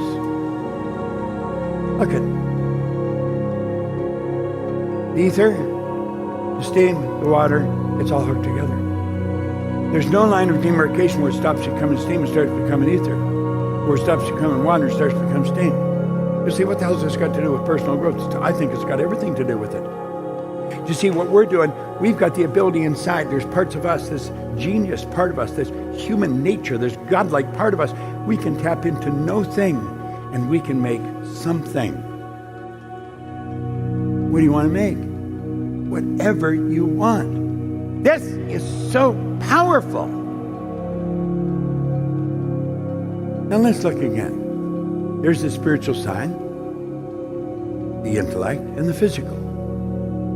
Now, what we want to do is activate one of those intellectual factors, and that enables us to tap into the non-physical energy, and we pull a group of thoughts together, and we literally build a picture in our consciousness. We'll call that an idea. Now, by holding that idea, the will to do it, as Von Braun said, by holding that idea must, by law, that's the perpetual transmutation of energy, it must move into physical form. You can actually cause that to happen because you have that intellect. And do you know what most people are doing? They're thinking of what they don't want. What did Carnegie say? Any idea that's held in the mind, any idea that's held in the mind, that's emphasized, that's either feared or revered. What did the great sufferer in the Bible, Job, say? Lo, the thing I fear has come to visit upon me. Hold the idea of what you don't want. It's going to manifest in your life just as sure as it's going to get dark. You've got this ability. Any idea that's held in the mind, that's emphasized, it's either feared or revered, will begin at once to clothe itself in the most convenient and appropriate form that's available. That means you can create anything you want. However, you've got to work from the upside down and from the inside out. Well, I first learned about Bob Proctor about 11 years ago when I was searching for meaning. My son was born and I wanted to have good information to pass down to him. So I found the movie The Secret, and I've been studying his book, You Were Born Rich. And then about 2 years ago, I decided it's time to do something more in depth, and I found the Bob Proctor coaching program, which had been so awesome. The coaching program was just life-changing. I met and connected with some like-minded individuals looking for the same meaning as I was, and we formed this friendship which will last a lifetime. It increased my level of awareness, and it allowed me to really look at myself and see how I think, sharing perspectives with my mastermind, meeting every week and bouncing ideas, holding each other accountable was very, very powerful. Being mentored by Bob, it forced my attention on the development of myself. Usually I'll get distracted. I could start a program and not quite finish it. Get distracted by life, by business, and family. But the biggest shift really was having a team of like-minded individuals to keep me focused. We're here to study together, and I was forced to give my attention and also get feedback. It's almost like looking in the mirror, multiple mirrors of 8 people in a mastermind group, and really being focused on developing myself. Bob, he's very blunt, very direct. He's had 50 plus years of experience. He knows what he's talking about. It's like being, it's like drinking from a fire hose. You can't really quite understand everything at once, which is why the BPC program was good for me. I couldn't quite digest all that information at once. It took time of reviewing it over and over and over to really get those nuggets of gold which are embedded in those teachings.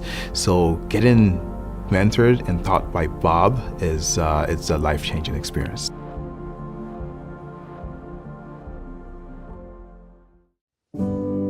If we've offended anybody, I sincerely want to apologize. But I never apologize for selling.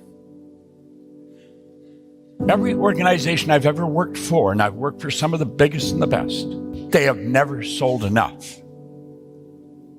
That is one of the problems, getting the people to sell, getting the people to realize selling. See, I don't believe there's such a thing as a lazy person. I do not believe that.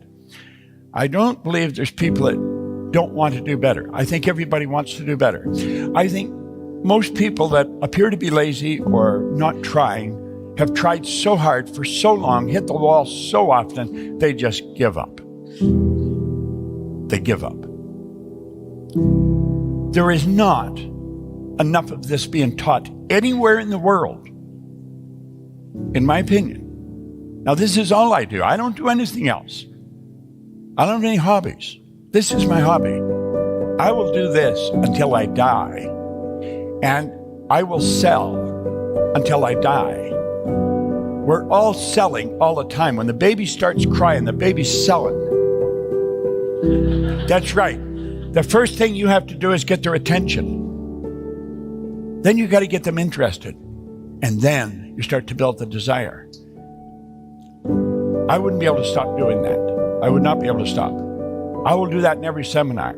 I will do that to people all over the world because I really believe it'll help them. I don't believe it, I know it. I don't care if somebody tells me what I'm saying won't work. I know it will work because I've just done it.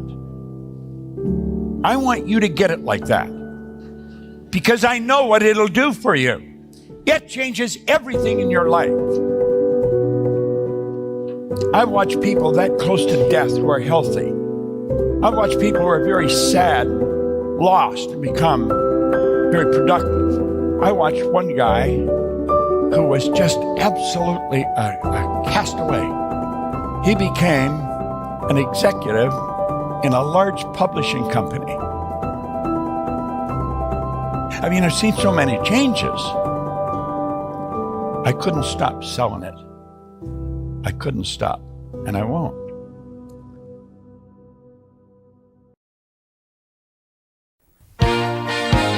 Keep this idea in your mind as we run through this abundance lesson here. John is going to lead you through that now. Let's give John a hand as he comes on.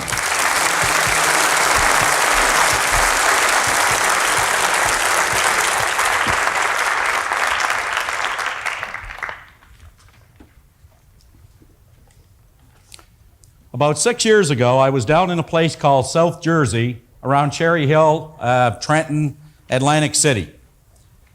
And there was 2 speakers on a program just before me. And I've never been able to understand why I'm always the last one on a program, no matter where we're speaking. As a matter of fact, same thing happens to Robert. But something interesting happened on this program. There were 2 people on it who were stone blind. The first speaker was Tom Sullivan, that you see in the odd TV show, Good Morning America, programs of that nature. And both of them gave the same title to their talk that day. And the title went like this: If only you people could see what we hear. Now that day I learned something about that we don't see with our eyes, but we do see with our mind. In other words, and I'm going to work with both boards here in a little while, but I learned that day that the individual who has a desire can achieve that desire when they understand the relationship of being able to see it with their mind. Now, when Charlie Bosley got up that day, I could not believe what I heard when he was introduced as one of the top 10% of all life insurance agents on this earth, but yet the man was stone blind. Now, Charlie Bosley said he has always had a desire to achieve something. But he said he never ever left the house because he was feeling sorry for himself as a result of something that happened to him in Vietnam. Then he said one day he was down in Atlanta watching a great golf tournament with the great Ben Hogan. And Ben Hogan would get up and tee off, and they'd tell Charlie, Ben's getting up to tee off, and he'd yell, come on, Ben, you can do it, you can do it. They'd come over and say, Mr. Bosley, you can't talk like that. At a golf tournament, you have to pretend you're at a funeral. But he said, I went through it for 18 holes because Ben Hogan is my hero. And he said, no one's going to throw a blind man off the golf course. Now, he said, when it was all over, Ben Hogan came up to him and he said, Mr. Bosley, I want to thank you for being such an inspiration to me today. And Bosley said, no, it's I who should be thanking you, Mr. Hogan. He said, you see, when I heard your story, I was a man living in pity. He said, I heard about your car accident and how before the head-on collision you fell in front of your wife to protect her. And then when they got you to the hospital, they said to your wife, Mrs. Hogan, Ben will not live the night. And your wife said, you obviously don't know my husband. Now, he said, the next morning when you proved the experts wrong and you were able to continue with your life, they said, but Mrs. Hogan, Ben is never going to walk again. And she said, you obviously don't know my husband. Now, as months went by, you see, Ben, he started to get his spirit back again. He started becoming consciously aware, I'm in a bed, my body is broken, but I want to play golf again. And they said, Mrs. Hogan, he wants his golf clubs now strung up on the ceiling where he can see them all day long, but he's never going to play golf again. And Mrs. Hogan said,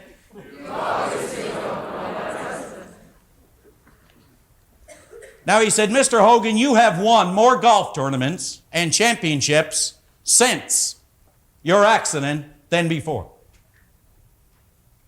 And he said, that's the reason that I started to experience a different relationship with all the things that I have ever desired.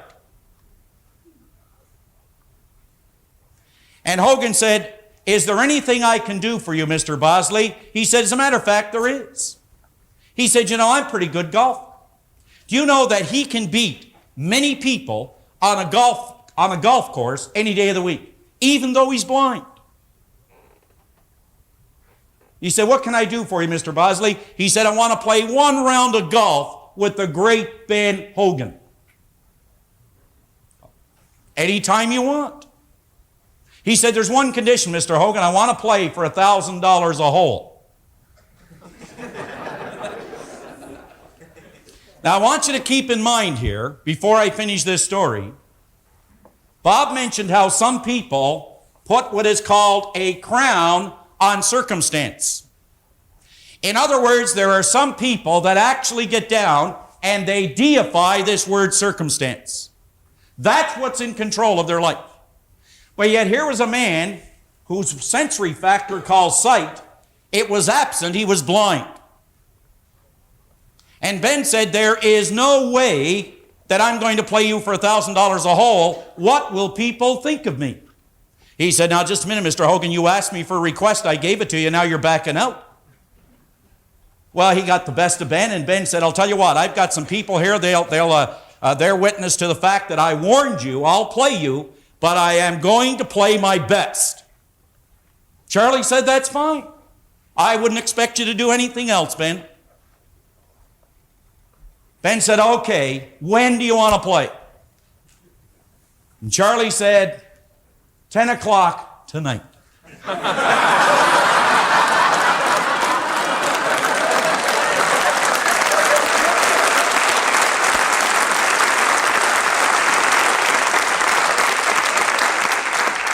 Now I want you to think about what happened. You see, I want you for just a moment to think about all the things that you actually desire. Think about all the things that you desire. But now let me ask you something. On a scale of 1 to 10, I'll bet 10 being high that your desire for certain things in life, I would bet that they are at a 10. See, I've heard people say, people lack desire. Nobody lacks desire. You see, if you take and define this word desire for just a moment, just define this word desire. It is the effort of an unexpressed possibility within us that is seeking expression through us. The word desire, it comes from the Latin word dea, D-A-S-I-R-E, which means to give birth to. Everybody in here has something rattling around within them that they want to give birth to. Desire is the language of spirit. But it seems the basic difference in people who experience their desire versus people who do not experience their desire, it has something to do with this great principle, the greatest principle an individual can ever learn, which is called expectation. Expectation. Now, if you had to take and write down something that surrounds this central purpose, just for a moment, if I said to everyone in this room, now Bob asked you to write out on a page what you want to become. Now I'm going to suggest to you that everybody in this room, from the top to the back and in the middle, that every one of us have a desire to be more, to do more, and to have more. But how many people actually expect it to happen? You know, there's a great point in history where Moses was leading all these people around a desert. And you know, a lot of people said he was lost. Moses was not lost. He was a man of wisdom. And what he was doing is leading these people around and around in circles until he was able to change the attitude or the consciousness before he went in to this new land. And all the people, they came to him and they said, Moses, we've got a problem. We have no water. What are you going to do? He said, you go and pray to your God for rain. And away they went and back they came. And they come back and they said, Moses, God has forsaken us. He said, what do you mean? He said, we have no rain. Moses said, tell me, where are the ditches? They said, the what? He said, the ditches. If you believed it was going to rain, you would have dug the ditches. You see, you can go around and desire all the things you want to be, all the things you want to do, and all the things you want to have, but until you're able to see yourself on the screen of your mind, you will never, ever experience the desire. Until you're able to see it and then proceed by acting on it, you will never experience the desire. Now, I want to move over to the other board and cover a little idea that is very dear to my heart just before I touch on the book. Now, think about this. Everybody in here at one time started out even in search of a better condition. Improved quality, you could say, in our life. But for some reason or other, somewhere in the neighborhood of 20% of the people actually experience the objective, the goal, the purpose that they started out with. What happens to 80% of the people who start off with this great desire, this great love to achieve something, to become more, to have more, and to do more, to express more and more of themselves? In that marvelous book I just talked about a moment ago, Genevieve B. Rand said this. She said that the purpose of spirit, the very purpose of spirit, is expression.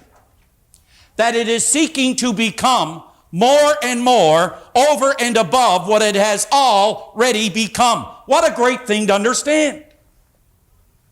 It is seeking to become, but it cannot unless we permit it and provide this channel of expression. Unless we give it the channel, there is no expression.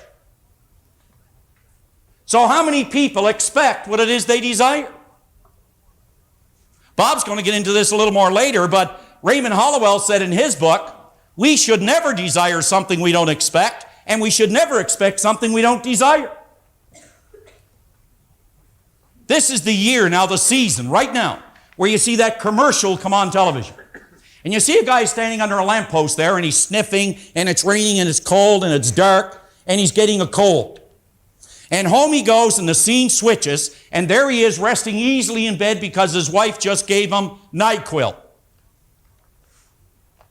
Now, if you were to go down to any drugstore today and check the shelves for the cold remedies, there won't be too many. But as soon as the commercial hits the market, go down and they'll have an entire aisle dedicated just to the colds, or you could say that is consistent with the commercial. Because the season now has set up this mental ruling state which is called expectation. This is the season we expect to catch a cold. I've had people in the programs, I go up to them and I say something like this. Do you get a couple of colds a year? Yeah. How many have you had this year? One. Have you got one more to come? Yeah, I usually get it about November.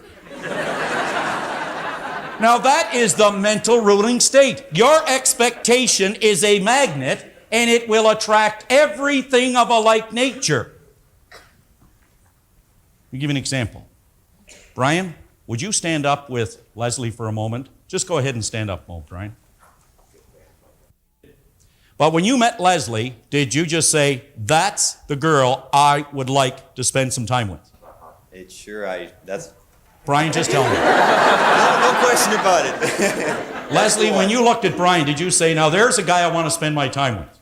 Yeah. Now, I want you to understand something here. The two of them met long before they laid eyes on one another. Now, I know that's going to pop the navel of most people in here. But what you're looking at is the law of expectation. Now, whether Brian was aware of it or not, he was attracting Leslie into his life. Leslie was attracting Brian into his life. Bob said resonance, or love, is the resonance of thought. What you're looking at is love. And what you're looking at is one idea vibrating in two bodies. Vibrating in two bodies. Brian made me promise I'd get him on the program. Okay, Brian, you can sit down. Okay? Now think about it.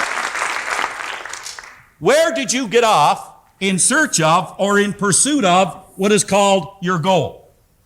I want you to imagine going down to Maple Leaf Gardens and suddenly the game starts, you drop the puck, you look at each end of the rink and there's no nets. Now the game would be a little confusing. You need nets to play that game. Well, I shouldn't say that with the Leafs, it doesn't matter. But now think about it. I mean, if there were no nets at each end of the rink, the game, there would be a lot of activity, but there would be no purpose in playing the game. How can you play the game of life? How can you get up in the morning, put both feet in the floor, and you've got nothing to work toward?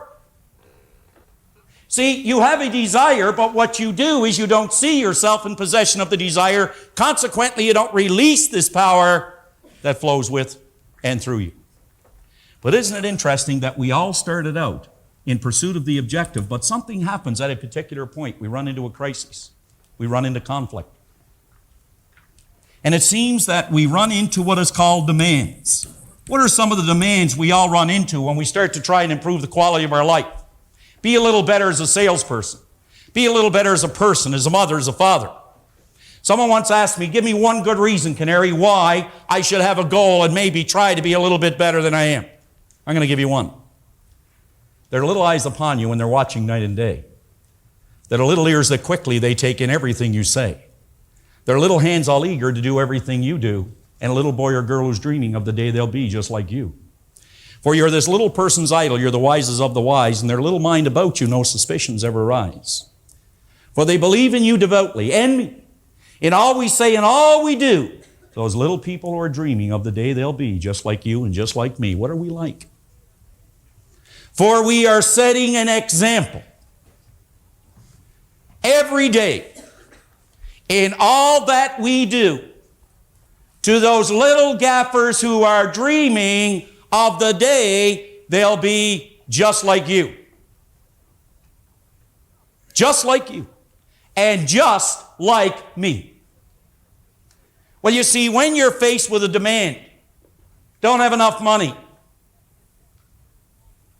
debt, people phoning us, and I'd suggest that anyone who is in debt, I strongly urge you to read that chapter on Born Rich.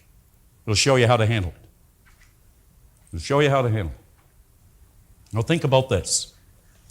Why is it when some people are faced with demands that turn into what are called risks, that some take what is called an option?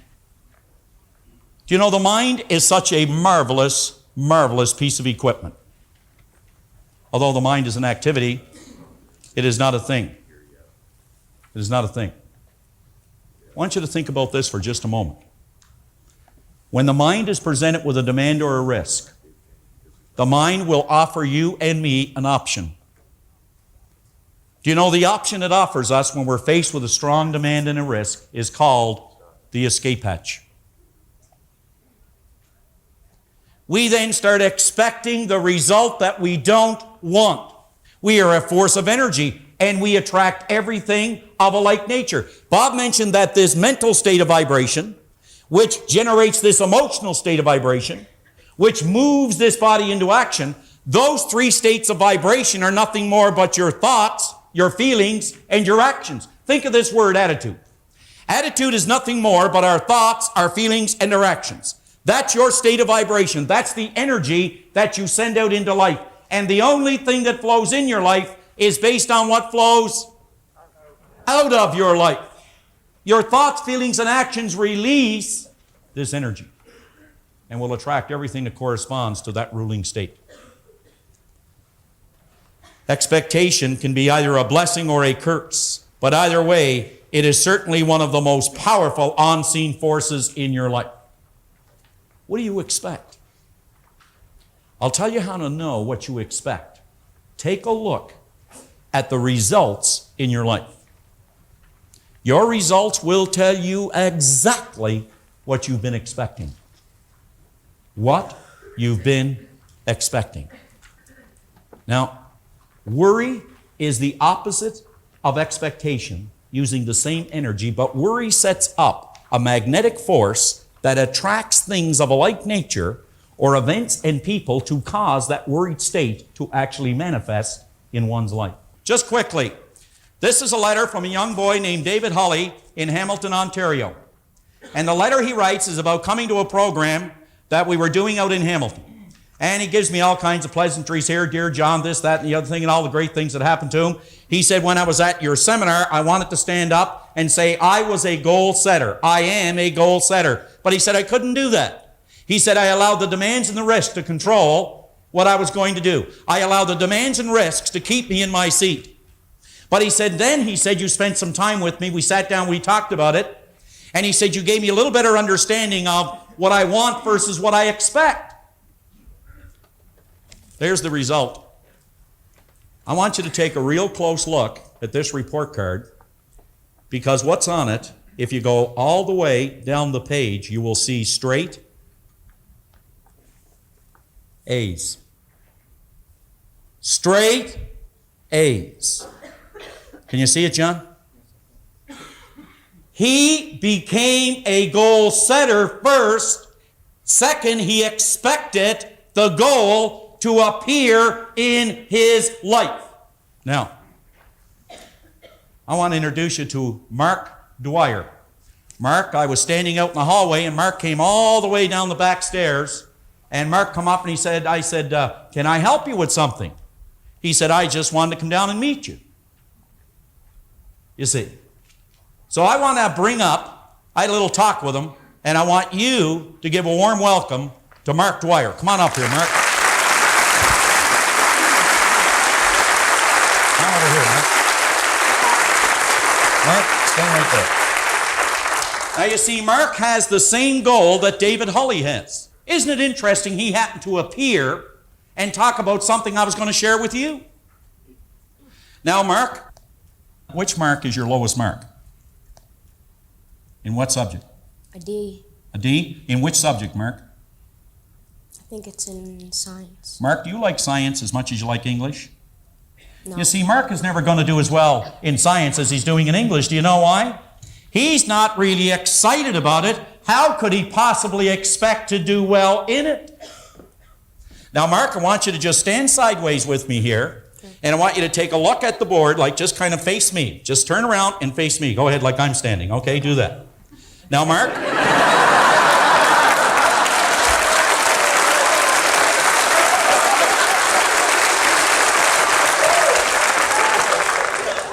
Mark, have you been talking to Bob before you come up here? I'm going to get Brian down here to do a little number. Okay, Mark. Mark, you see, here's a person that's not getting any marks in school. They have a desire. And they start out, Mark, with all the marks that they want in school. They want to be good kids. You understand what I'm saying? Yeah. They want to do well in school. But you know, there's demands and there are risks. You know what the demands and risks are, Mark? The demands and the risks are coming from their peers. Do you know, Mark, there are people in school that are going to stop you from doing well if you let them. Yes. Isn't that right, Mark? Yes. Mark, are you going to let them? No. Mark, you see, you have a desire, right? Now, Mark, you can see yourself not accomplishing that desire because there's a lot of demands and a lot of things that tell you can't do it. There's a lot of people who are going to say you can't be a member of our club if you want to get good marks. And then what you do is you take the escape hatch. Mark, I want you to remember one thing for me, will you? That no one can make you feel inferior without your consent. Will you remember that? Yes. No one. Now, Mark, I want you to back up just a little bit, take a couple steps back, okay? Okay, and stand like I stand, okay?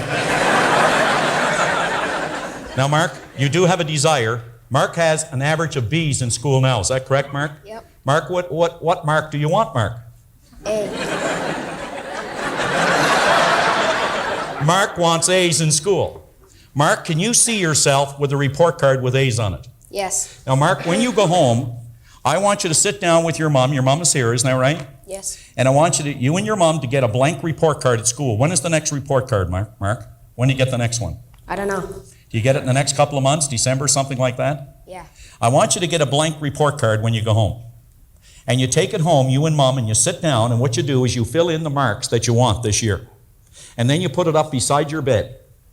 And you actually see those marks, not only in your mind, but before you go to bed every night, you see the marks that you want already on the report card long before you get the report card. Can you do that, Mark? Yes. You can do that? Yep. Mark, is there anything you want to say to everybody here? Hello. Hello?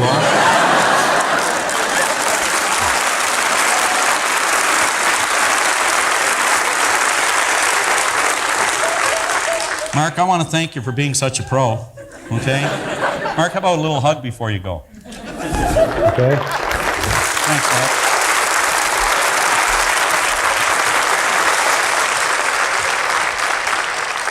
Now you see, why can we not sit down with, say, kids in school and fill out the report card before the term begins? We do it in business. We do it in everything else. Why not set up an environment or an atmosphere of expectation? All right. Now, I'm going to ask you that before you leave here today, like at lunch, you take this book with you. You take some time today, and you sit down with page 33, and you list in your personal life, in your family life, and in your business life, all the things that you really want. And then beside it, put down whether or not you have been expecting them. Now, why haven't we been expecting them?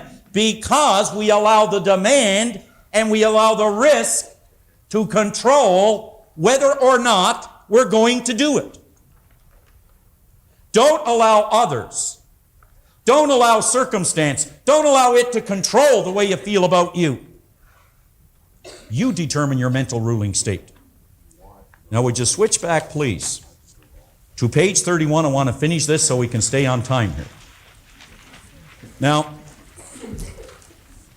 there is one line just below the first paragraph on page 31.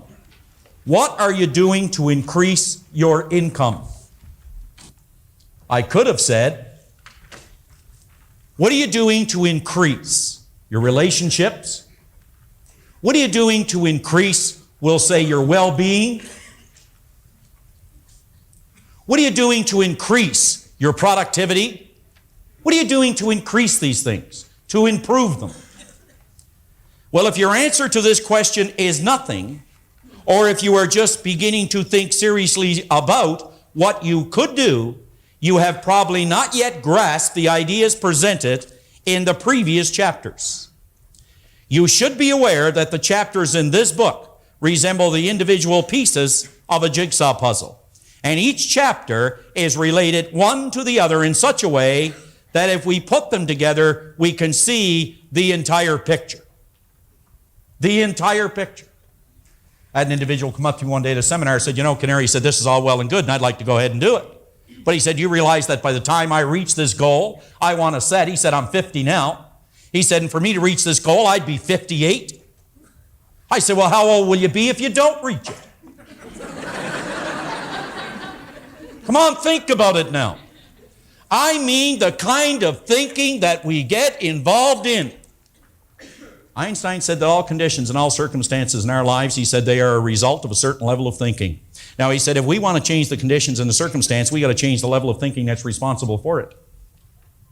We got to change the level of thinking that's responsible for it, which is our expectations must move to a new dimension. In this last paragraph, since you are now well into the heart of the book, I would ask you to pay particular close attention to the ideas which follow, so you can use them to successfully tie all the pieces together. You will soon discover that if the ideas in this chapter are applied with intelligence, that expectation can be a triggering mechanism which attracts into your life every good that you desire. Do you know, if you have something you desire today, which you do you know that puts you in touch with it? You're hooked up to it. You're in harmony with it right now, but it's your expectation that moves it into your life. We will always gravitate towards that which we most secretly love, be it base of beautiful or a mixture of both. For into your hand will be placed the exact result of your ideal, your vision. Into your hand will be placed the exact result of your vision and your ideal.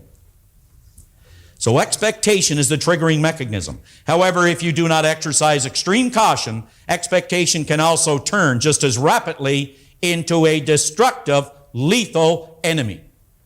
As people go around expecting bad things to happen to them. Oh, I don't want to do that. What if this happens? Therefore, you must be cognizant of how you are exercising this invisible but powerful force. We believe then that you already understand that you cannot have wealth in your material world until you first visualize the wealth in your mind. Have you ever considered that the highest, the most noble, and the most excellent thing about you is formless in nature? That the highest, the most excellent, the most noble thing about you is formless in nature. But what does this really mean? It means that before any one of us can ever begin to overcome the poverty which surrounds us in our external world, we must first conquer the impoverishment that is buried deep within ourselves. Impoverishment meaning many areas of our life. Some people are emotionally bankrupt. Emotionally. Now what we're going to do is Bob is going to come up and take you through the rest of this chapter. And that will start on page 32. And this will show us exactly how this expectation releases or moves this energy into what is called form. And no one will do that better than Bob Proctor. Thank you.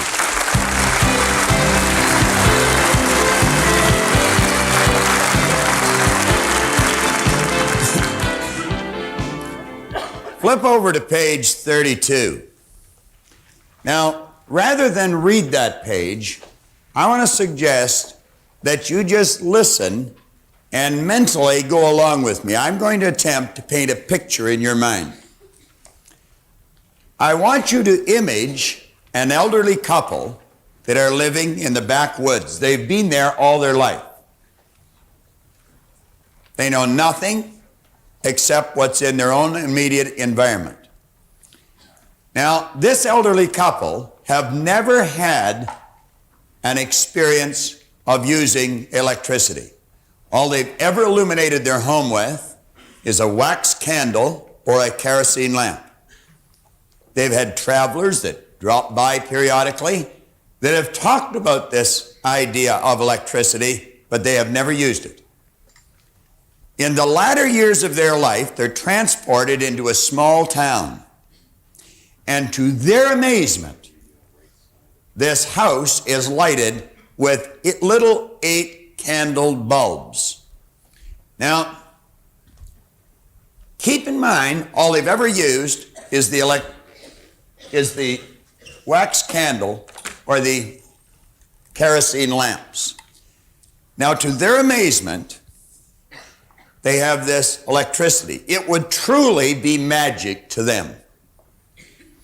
Now, I want you to imagine if you've just, I don't know, maybe purchased a microwave oven that has a sensory touch. Just the energy coming from your finger will activate the switch, and it would cook a hot dog faster than you could pour a glass of milk. We stand and we look at those things even when we're using them when we're alone. And we laugh, we think, wow, you know. Meaning, it's not able to talk to us, it's not able to laugh with us, but we're amused by this concept. Well, this couple, I would imagine, would go over and they'd touch the switch. Remember, light to them was fire up to that point. And they're amazed that it doesn't burn them. And they just flip the switch, the light's gone, it's dark again. I would imagine they'd look at this, you go, wow, isn't that something?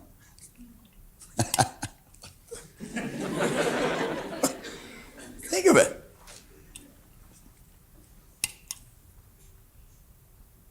Gee. Well, try and experience this in your mind. They have never, ever seen anything like this before. They'd do it together, and then when they were alone, they'd wander over and they'd flip that switch again. See, their expectation would be that of fire, and every time they get near light, they expect it to be burned, but now they're finding that this doesn't burn them. It's much better to read by. If they had a book, they could sit and they'd read it so much easier with this new light than they would have with the old. Well, you know, electricity is very, very much like this power that we use in many respects. If you're going to work with electricity, you must work from a higher to a lower potential. Any engineer, any electrician will be quick to tell you that if you attempt to work from a lower to a higher potential, you'll get no use out of the electricity. Certainly no positive use. They'll also tell you that electricity can cook a person's dinner or it can cook the person. And the truth is, we have used it for both on occasion. You can use the electricity to freeze food, or you can use electricity to fry the food. It can be used one way or another. One day, after this elderly couple had become used to this new concept, and they can turn the light on without any fear of being burned, and they're used to these little 8-candle powered bulbs, a traveler knocks on their door. The traveler is holding a light bulb. And he's saying, those little bulbs are no good anymore. There's not enough light from them. The illumination, it's limited. What you really need is one of these 60-candle powered bulbs. Those little 8-candle powered bulbs are really next to useless. The elderly couple, of course, doesn't really know what the traveler's talking about. Why, he said, you know that one of these bulbs would illuminate this room to a greater degree than all of these bulbs put together. Said, let me show you. And he goes around and he loosens all the little bulbs but one.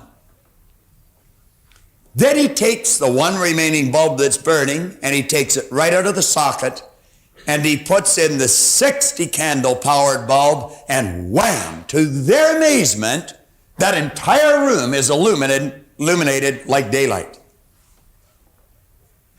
They have difficulty believing that so much light could come from one bulb. Now I want you to imagine that traveler attempting to tell that elderly couple that the magic is not in the bulb, that the power had always been there. They'd say, oh, no way, the magic's in the bulb. You go back to the electrician or the engineer, and they'll tell you that the only limits placed on this power that we call electricity, that is illuminating this stage, the only limits placed on it are the limits that's placed on the form through which it flows, namely the transformer or the bulb. Likewise, the only limit that's placed on this power are the limits that's placed on the form through which it flows. And if you want to illuminate your life to a greater degree, all that is necessary is for you to build a bigger idea, understand the laws of this power, impregnate this part of your personality with that bigger idea, and you will see your results change just as fast as the light in that room changed. Now, I'm going to give you an excellent example. At the break, I had a gentleman come over and talk to me. He's sitting right over here on my left. And he showed me something. I read you a letter yesterday, or in an earlier lesson, where Joanne White from Kansas City told me about her son going to the seminar in 1976 and the change that took place. That letter was dated February 1986. There's this gentleman sitting on the side here. Do you want to stand up for a minute, please? He came to the seminar in February 1986. What were you earning prior to that, Al? Approximately $18,000. $18,000. I'm going to relate that to the little 8-candle powered bulb. Al, approximately what are you earning today per year? Approximately $500. $500,000. He didn't even mess around with the 60-candle power bulb. He shot right up to 100. Now, I referred to my son's manager yesterday. This man has the same manager. And I was mentioning that your environment is vitally important. See, not only is Brian fortunate enough to have the same manager, he's fortunate enough to have an associate like Al. There are 20,000 agents selling real estate in Al's company. Is that correct, Al? That's within RE/MAX International. There's 20,000. Correct. How many of the 20,000, Al, now think of the way I'm asking you the question, of 20,000, how many of them sell more in a year than you do? About 13. He stands number 14 out of 20,000 salespeople. Many of these people would be in the business for a number of years. Al's been in the business since February 1986. How many in Canada sell more than you, Al? 7. Changes daily, I guess. When you handed this to me at the break, And that's when he gave it to me. What did you tell me made the difference? Just changing my attitude and following some of the things that I've picked up through your seminars. You came to a seminar shortly after you started. Exactly. And he took these ideas, and look what he's done with them. Give him another hand. Thank you, Al.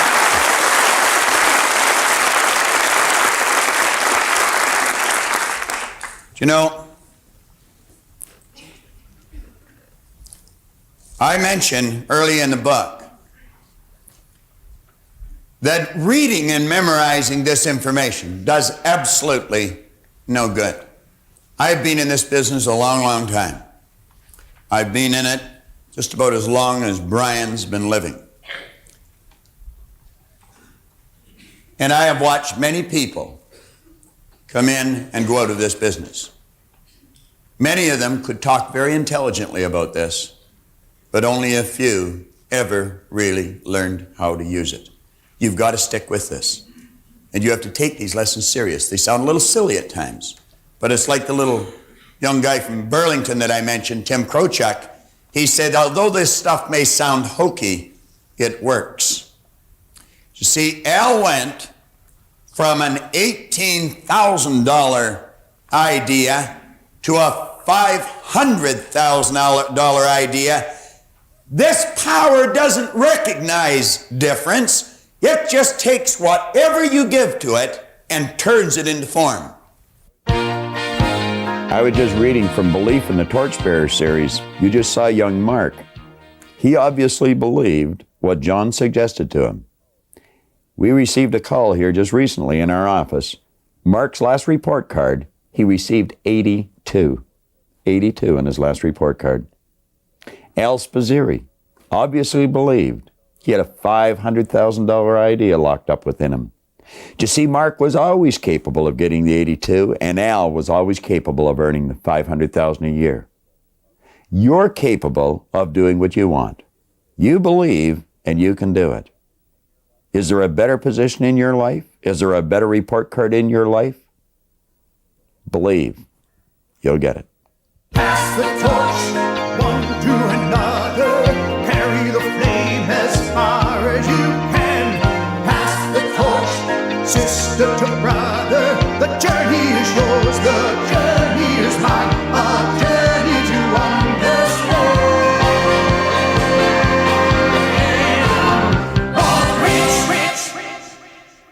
What do you want? What do you really want? If you are not reaching for more, you are now all that you are ever going to be. You were meant for more.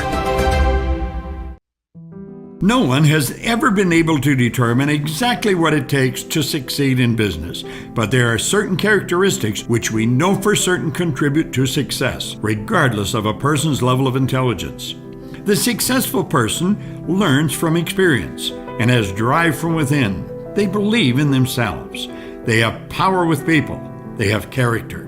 The successful person has a sense of direction. They know where they're going and they know they will get there. They have developed an inner confidence, which is expressed openly in their behavior, and they have a genuine concern for the well-being of others. Intelligence alone is not enough. It never has been on its own. You may be an ordinary student, but you can be an extraordinary success at whatever you choose to do when you enter the business world.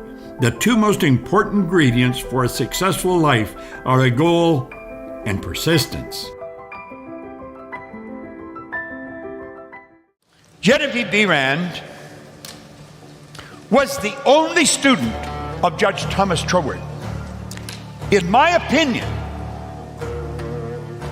Thomas Troward is one of the greatest authors of the last 500 years, bar none. He wrote the Edinburgh Lectures on Mental Science, the Dorey Lectures on Mental Science, the Law and the Word, creative writing. You know, just so much good stuff. Phenomenal author. He only ever had one student. Just one. Genevieve B. Rand. She was an American woman. She had to move to England. She had to come up with $20,000 in 1912. How much is that in today's dollars? It is a lot of money. She had absolutely no idea how she could come up with the 20,000, but she had to. Because she wanted to study with her. And this wasn't something that was offered ever to anyone else. She was his only student. She memorized what is on this page. This is what she claims put her in his presence to study. This is so important. My mind is a center of divine operation. Now, let's just think of that. Do you know the most important letter or word in this whole piece of literature or in that whole book is A. My mind is a center, a center. There's a center in everything, but there's only one center. Just one. Nothing has two centers. Everything has one. Isn't it strange? My mind is a center. It would indicate there's more than one. There's more than one. How could there be more than one? There isn't any outer ring. There's no outside measurement. You're dealing with something that's infinite. Therefore, any point is centered. Everyone. There's as much on the right as there is on your left. There's as much above as there is below. There's much in front as there is behind. Your mind is the center of divine operation. Wow, me, Bob. My mind is the center of divine operation. Then she says the divine operation is always for expansion and fuller expression. This is so important. Consequently, in my own special world of which I am the center, it will always move me forward to produce new conditions, always in advance of anything that's ever gone before. All those good things, it's going to go beyond that. This is so big. It's so important.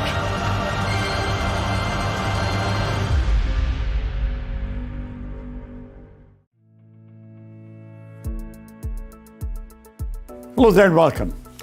I want to talk to you for a few minutes about money. Earl Nightingale said something very interesting one time. He said, most people think they want more money than they really do, and they settle for a whole lot less than they could get. Let's look at money for a moment. Look at this. That's not money.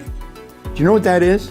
That's a piece of paper that's been published by the American government, and they call it money.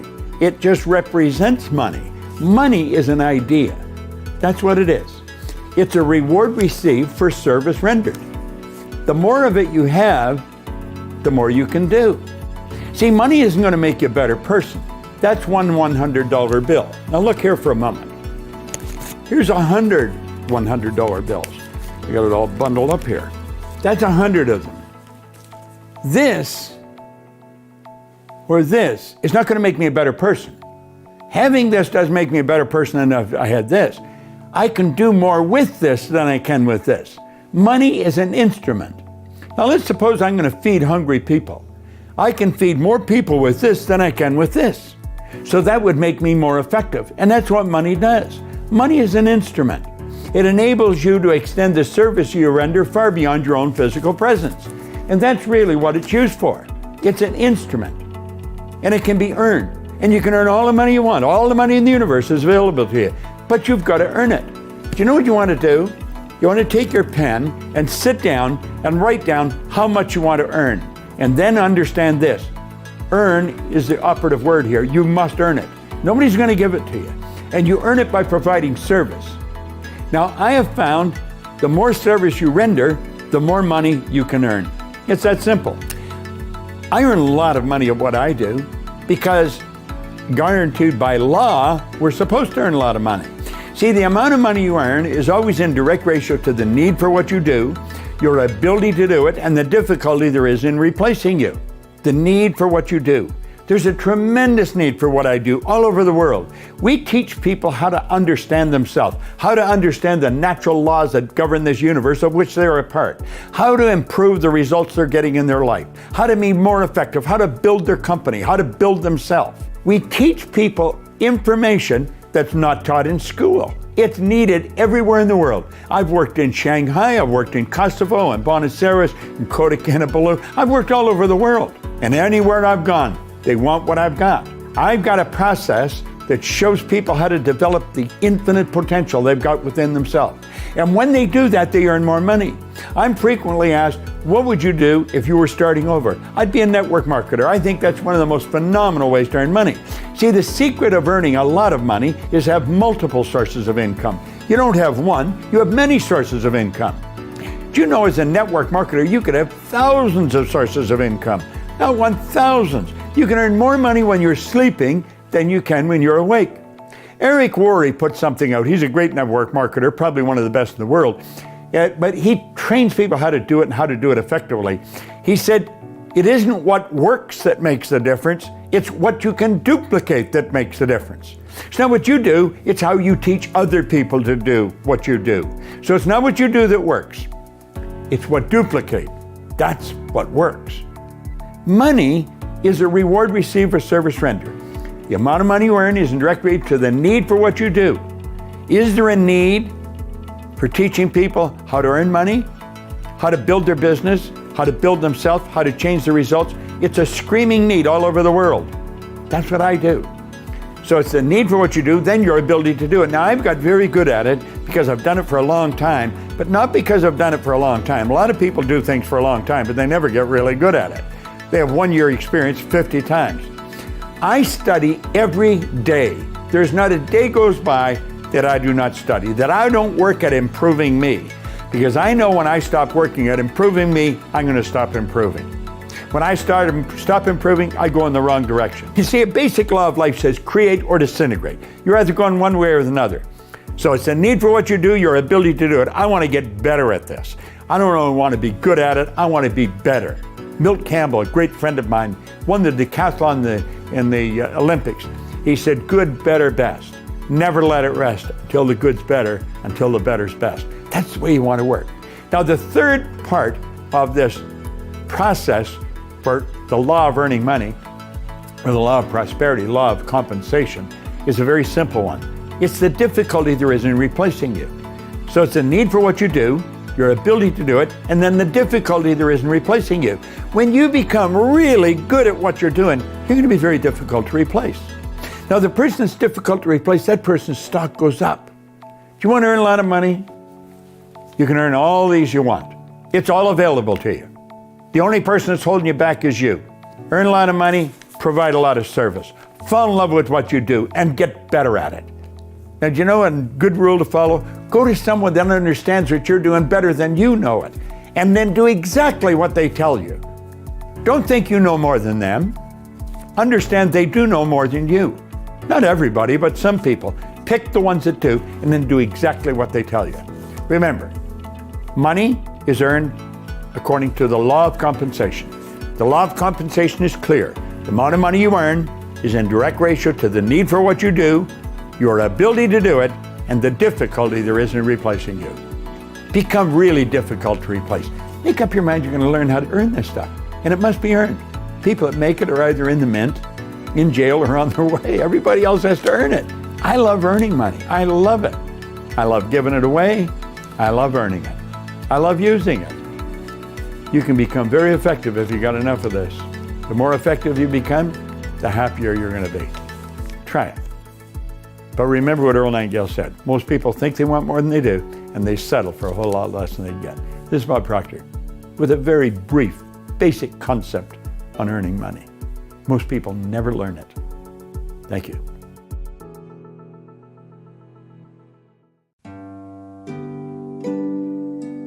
The energy in the room will be shifting because it's the thinking of everyone that creates the energy in the room. First of all, you are an energy source. Just your physical being and your mental being. It's an energy source. And then as you start thinking, It's what you do with this power as it flows in and to and through you. It changes everything. Now, let's look at this. We want to be quiet for 5 minutes and ask for direction. Now, I'd venture to say there's a very, very few people that ever do that. I have turned into a habit when I get on a plane. It's just become a ritual when I get on a plane. When I go in the office first thing in the morning, it's a part of a ritual. I'm by myself, there's very quiet music playing, it's very soft, quiet music. You want the energy to be good. When I opened the studio, Sandy Gallagher sent me an enormous big plant. I mean, it was big. And then at a birthday, she sent me a money tree, which is a nice plant. It's a nice tree.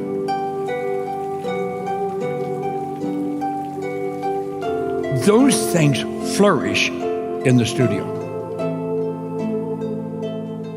I remember one time Vanderwall sang in the very first $1 Million Forum. It was in Quebec. And we had a little vase. It holds one rose. And in front of every person, there was a little vase with one rose in it. And it was set up classroom style, so you look, there'd be just a line of them, and another line of them. Well, there was one woman who sat near the front. Her rose died every day. No, it's true. And I remember Vanderwall saying, I wouldn't want to be around a person where flowers don't prosper. Now, we say that a person that has plants that work well in their home have a green thumb. No. They got the right energy flowing through them. Plants impact your thinking. Well, the energy in that studio is incredible. It's so, people come in there, if they're there for a little bit, they comment, they say, Maya, it feels so good in here. And it does. The plants are really prospering. When I go in there in the morning, I am very quiet. And I ask for direction. This is a great exercise. I want you to do that now. Take a few minutes and be really quiet. You've got to get your whole being in a very quiet vibration. Realize your body's an instrument of your mind. And as you get these beautiful, quiet thoughts in your mind, you'll put your whole being in this great vibration. Okay? Totally relax. Totally relax. My name is Scott Haug, and before I became a Proctor Gallagher consultant, I was not in a great place. I pretty much felt like a little ant. Sometimes I would be on a plane and I would look down and have that feeling, if I wasn't here, it would be okay. I wouldn't be missed by anyone, that wouldn't make any difference. I didn't have a purpose. Before I became a consultant, I was a practicing lawyer in Australia, and I worked for several years successfully, but there was just something that I wasn't quite satisfied with. In 2010, my life was just, I tried to do everything to please other people, went to college, got a degree. The income just wasn't there. I just wasn't happy. I wasn't making the money that I thought that I would make from going to college. Before I became a Proctor Gallagher consultant, I was running my own business. I'd been a teacher for 15 years, and my husband and I, we ran a dairy farm, and I had 4 young children. I was sitting in a cubicle, and I can remember that I just felt like something was dying inside of me. Never knew what it was, because I wasn't really studying personal growth and development yet, but I knew something was wrong. I knew there was something more in my life. Just I wasn't sure what it was. I got to the point where I was working big hours, enormous hours. I wasn't seeing my children through the week. I'd get home at about 6:30.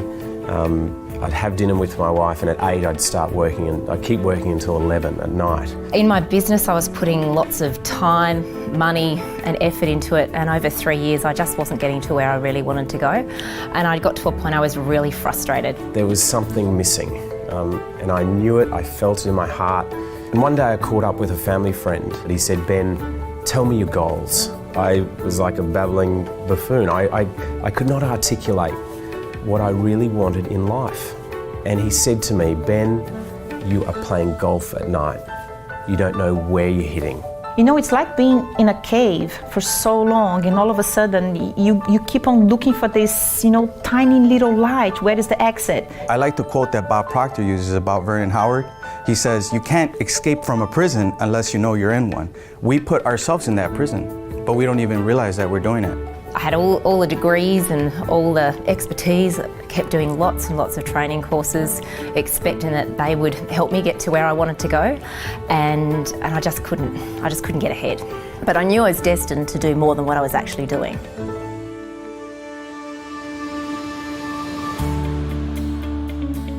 I went to a Bob Proctor seminar. At the time I had no income, probably had like $500 left in the bank account. I sold my truck just to go to the seminar. And when I saw Bob speak, I knew there was something very important to what he was saying. I didn't know what it was exactly, but I knew that if I wanted to change my life, I had to do something different. I watched a Paradigm live stream. I literally realized, my God, I'm not broken. When I heard about paradigms and how they were limiting my life, it was like, oh my goodness, this huge veil lifted off as the possibilities of what my life could now be like. I did watch The Secret for the first time December 2015, and there and then I made the decision Bob would be my mentor. He told me, find out what your definite major purpose is in life. So I wrote that down in a book, and I put my definite major purpose in life was to help a lot of people, right, and make $1.75 million by January 1st, 2017. Bob said, if you want to teach this material, if you want to help the world, kind of liven people up, help them transition to a better life, you can become a consultant with the Proctor Gallagher Institute. And instantly I had like fire throughout my body, and I knew exactly this is what it's going to be. So I didn't have the money though. And like I said, I was kind of broke in that income. And when I made the decision, everything changed. Like I said, I didn't have the money, but I set a goal date for August 20th, 2016 to become a consultant. And on August 19th, 2016, it came. I borrowed the money, and I borrowed the money to get into the program, and everything in my life has been so dramatically different. I think what made me to really make a decision was when I heard Bob saying, just don't worry about procrastination, just go to the polar opposite, which is make a decision. And I was like, that's it, I need to make a decision to become a consultant. Fast forward 2 years, I've become an accredited consultant with the Proctor Gallagher Institute, and am absolutely loving the journey in my own personal growth, but also helping others around the world. I have clients in Australia, I have clients abroad. So it's very, very meaningful to me that I'm helping influence them to be better people. It's all about betterment. And through that, I'm becoming a better person. Becoming a Proctor Gallagher consultant, I signed up straight away. I knew that this was going to be the avenue that I could go out, change people's lives, and really help them in their own businesses,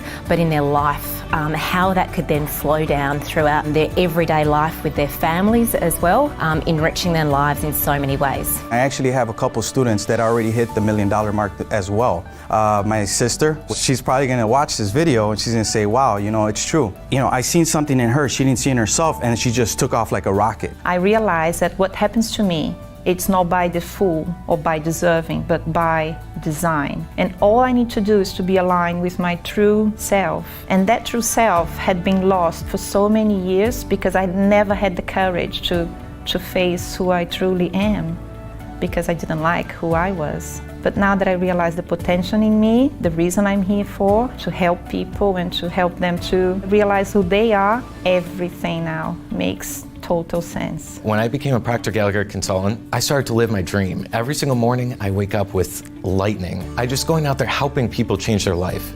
My income, the annual income, changed to a monthly income within a year, and everything in my life is just much better. Relationships, health, everything. Vibrance and who I am is there. I couldn't pick anything else in this entire world to do. I'm gonna do this for the rest of my life. You help people every single day, and as you're helping them bring out the best, you're bringing out the best in yourself. If you are on the fence of becoming a Proctor Gallagher consultant, my advice to you is make the decision. If there's something inside of you that says you love helping people, you wanna impact the world, you wanna change the world, you wanna do something, then this is the thing to do. You have to think about what you really want. And how do you want to serve?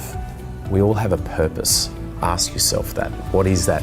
What's your purpose? If you're even sitting on the fence thinking, oh, I should do this, if you have that desire in your heart that you know that this is something that you could do and do well, just jump in, make the decision. You will not look back. The money's always going to come and go, the time's always going to come and go.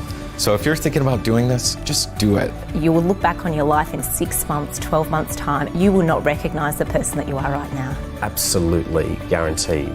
You will become a much deeper, a much richer person by becoming a consultant.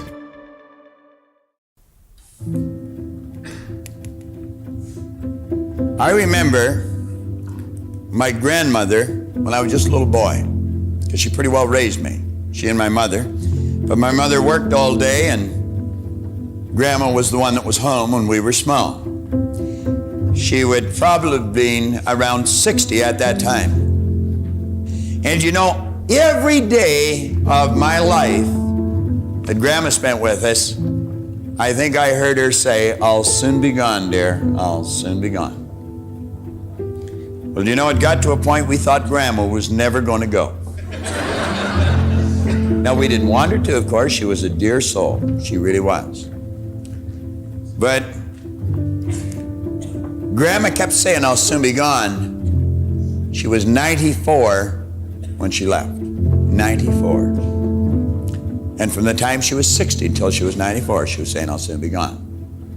Now, around the same time, I had a young friend of mine, Bob Yates. Bob and I went everywhere. We did everything together. We were, as the saying goes, as thick as thieves. And Bob was 2 or 3 months older than I was, I guess. He got his driver's license 2 or 3 months ahead of me. And I remember Bob had this sort of a panel truck. But it was on July the 9th, 1951, Bob was coming in the Kingston Road Highway. And there's one area that some of you would be familiar with where you can either go along onto Danforth or cut down onto Kingston Road. And Bob was cutting on down to Kingston Road, and it was necessary to go under a concrete overpass. And as Bob come down there, wham, just like that, he hit that concrete overpass, and like that, Bob ran out of sand. 16. Now that was a terrible impact in my life. I'll never forget it. But if you had asked Bob a half hour before that how much sand he had in the top of his glass, he probably would have said half a century for low. He didn't have a half an hour. Now, I choose to believe that we all hope that we're going to go to bed tonight. And we're going to get up tomorrow morning, we're going to go to bed tomorrow night. But none of us know with absolute certainty whether that's going to happen or not. There's absolutely no way that any of us can tell how much sand there is in the top of our glass. I don't know how long I'm going to be here, but I'm going to try and change as many lives as I can while I'm here. Thank you. Thank you. Now, who's got questions for either Sandy or myself? Peggy. Where's your microphone? My microphone's in my tie.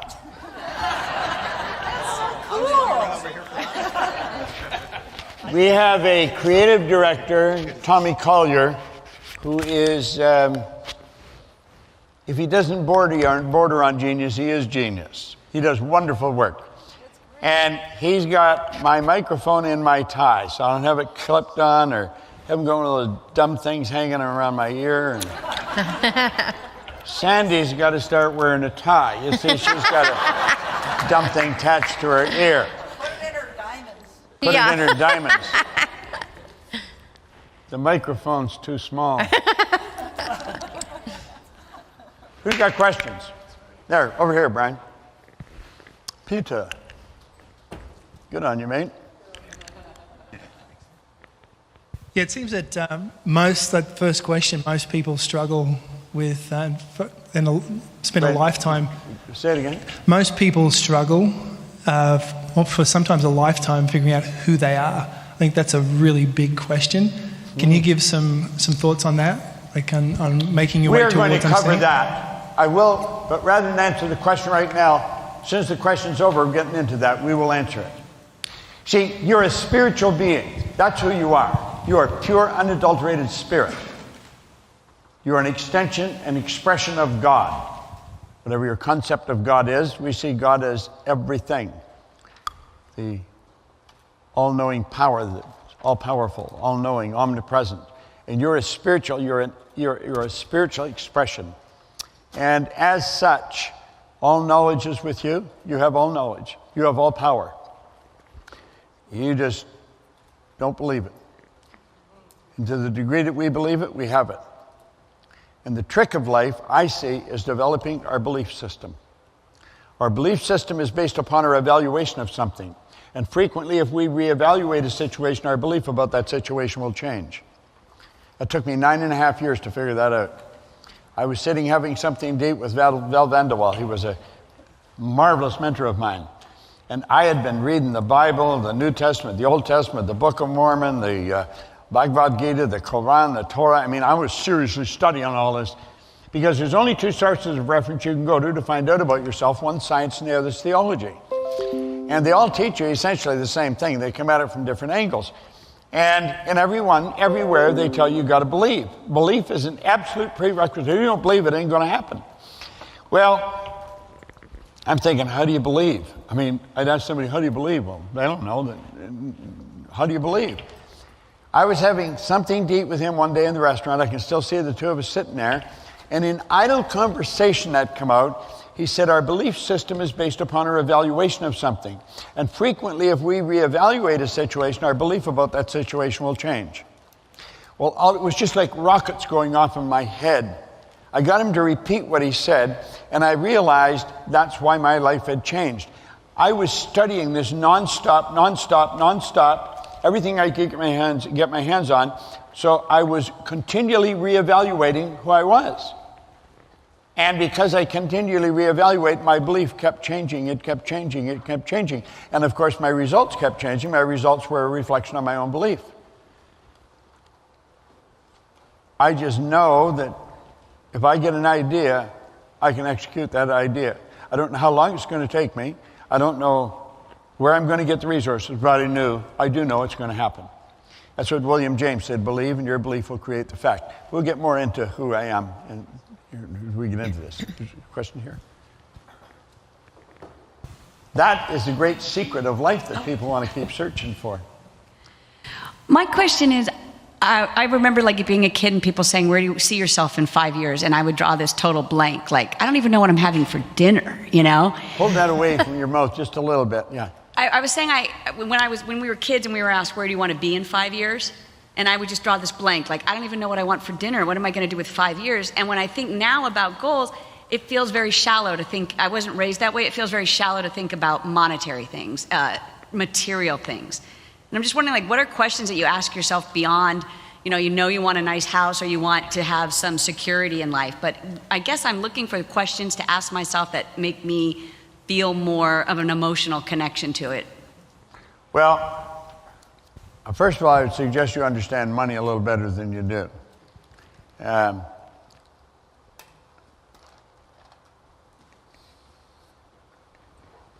You've got to take the time, I believe, to sit and totally relax and ask yourself, what do I really want? And you'd probably do it at the same time every day. First of all, I think you should decide on what your purpose in life is.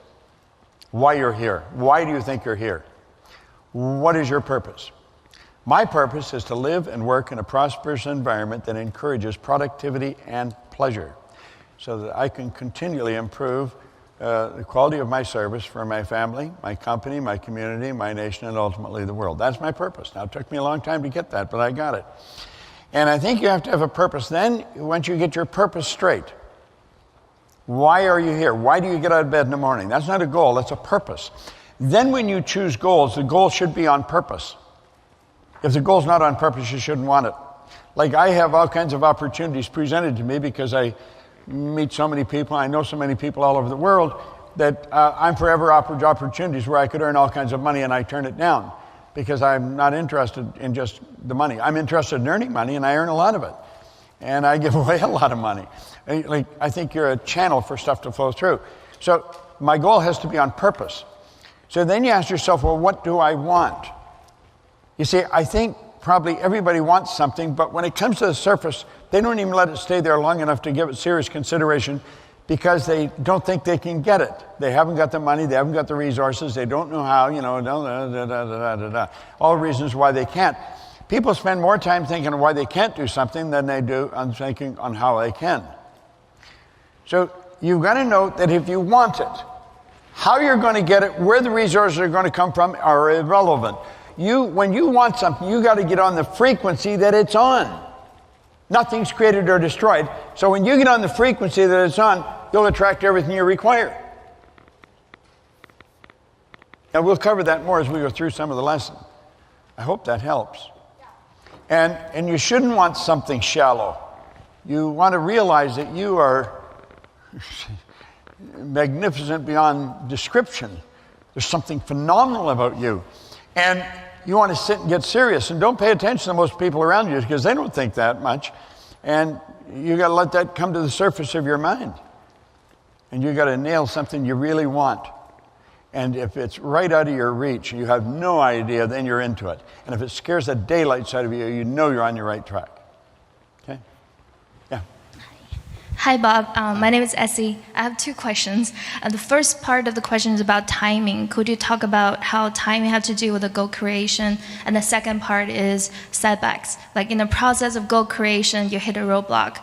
Like how do you stay focused at all times? And if you hit a setback, how do you get back on track? Well, first of all, in the time factor, everything happens by law. The law of gender decrees. All seeds have a gestation or an incubation period.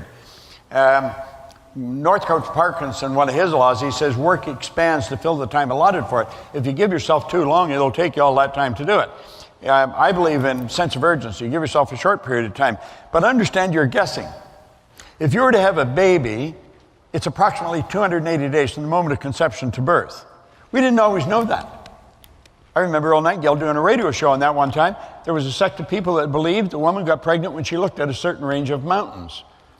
Now you laugh at that, but there was a time when we didn't know. We didn't know how long it took wheat to grow or how long it took a carrot to grow. We didn't know any of this stuff, but we developed an awareness. But we had to become aware that there was a gestation period for the birth of a baby. And stop and think about it. The sexual activity, the birth of a baby, they're so totally different in nature and so far apart. How the hell did they ever get it together? You see, that takes an awareness. Well, all seeds have a gestation or an incubation period. No one knows what the gestation period is for an idea. An idea is a spiritual seed. You pluck it out of the no thing and create it in your mind. An idea is a thought or a collection of thoughts that's directed toward a purpose. So you're guessing at the date. You'll usually guess fairly accurately. I have seen maybe 2 or 3 times in the last 50 years where they guessed it right to the day. But it's unusual. You can be out as much as a year, 2 years. I'm out a couple of years on mine right now. But I can see it happening. So now the roadblock, understand it's the roadblocks that cause you to stretch. It's the roadblocks that cause you to grow. It was just a, slide downhill all the way. I mean, there would be no work. There'd be no growth. The goal is not to get. That is not the purpose of a goal, to get stuff. Getting stuff is rather a simple thing.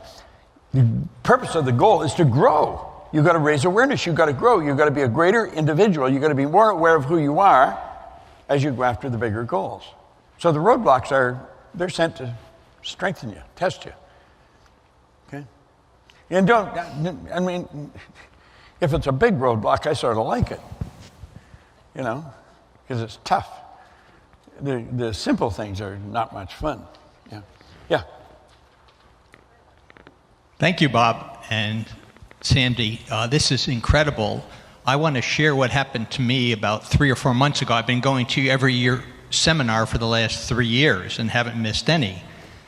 What happened is I had an idea, and every day something urged me to take another step, and I just want to share with how the universe works. And I kept taking another step and another step.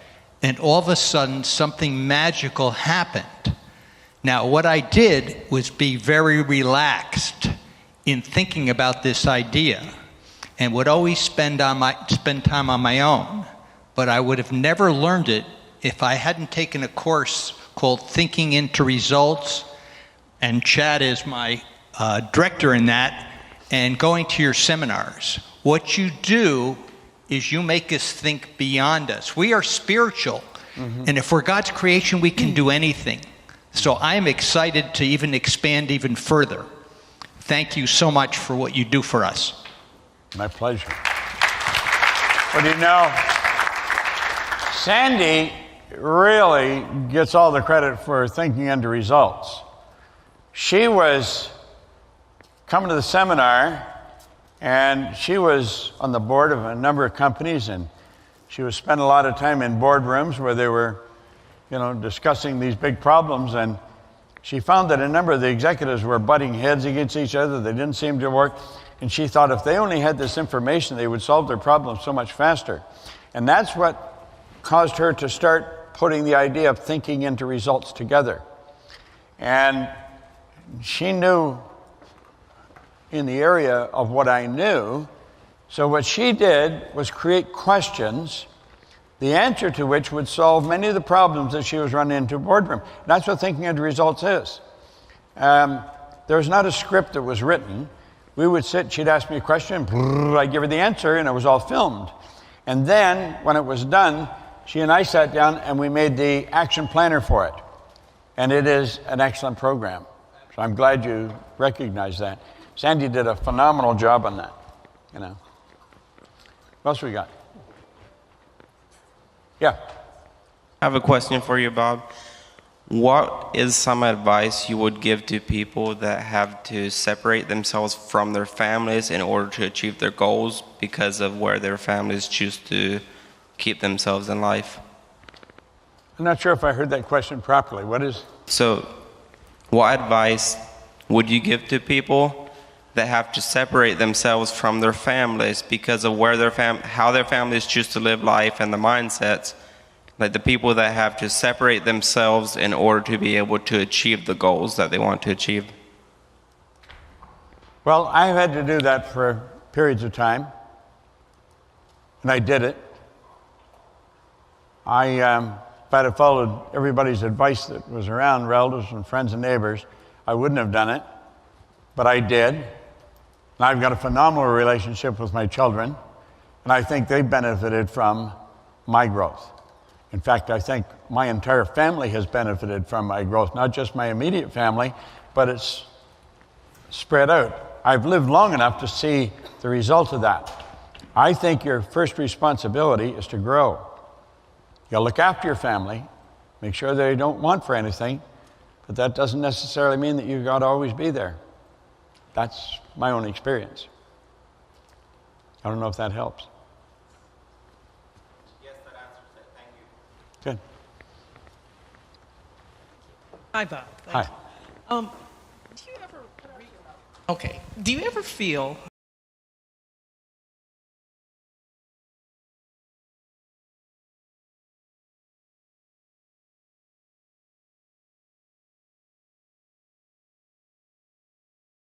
that your physical experiences are like catching up to where you've already been? Yeah.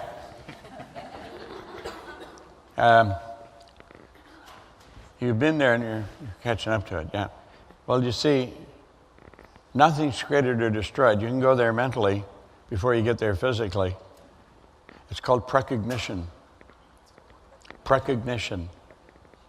Yeah. You've been there. You think, yeah. It's a phenomena, mental phenomena, but it's very real. It's an interesting point. Been there lots of times. Go ahead. You can go there deliberately, too. You can learn that. Go ahead. My question is, I usually hear you reference 97% of people don't understand this material and only 3% understand it. Do you believe that number will stay the same in the future, or what do you see with this material, say, for example, 100 years from now, or even, say, more into the future? No, I believe it'll change. I believe it is changing. I think it's changed. In fact, I know it has changed dramatically since I started working at this. Now, keep in mind, I've been at it a long time. 58 years is a long time. When I first started, there was no recorded material. I mean, and there was the self-help books. There was How to Win Friends and Influence People by Carnegie, Power of Positive Thinking by in New York. What's it? Norman Vincent Peale, yeah, Marble Arch Church. And Think and Grow Rich. But there wasn't very many of them, and they weren't bestsellers.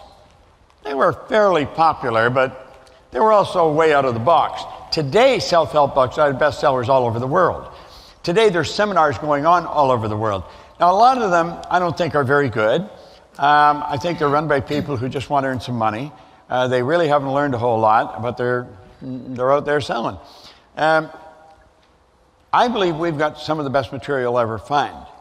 And we are all over the world with it. And that's our objective. So do I believe those numbers will change? I think they're changing. I don't know how much they've changed, and I don't know what to degree, but I do believe they're changing. We reach so many people today. The internet it's everywhere. Like, I've got a studio in my backyard.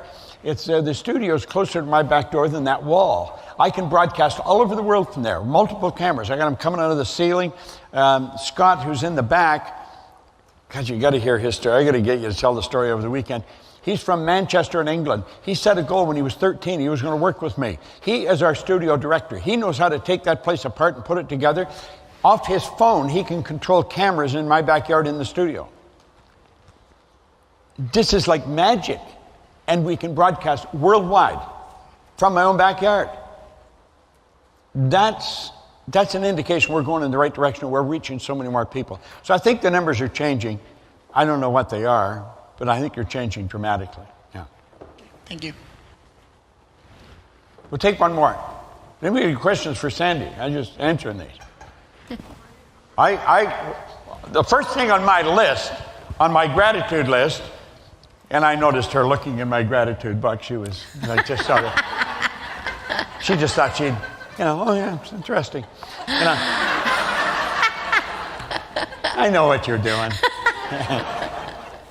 First thing, Sandy's financial genius. That's the first thing I'm grateful for every morning, because she has literally changed our company. No question about it. You got one there? Thank you very much. Very good speech. What advice would you give to a person who has set a goal and has failed at achieving that goal? That's good. That's not a bad thing. I failed lots of times.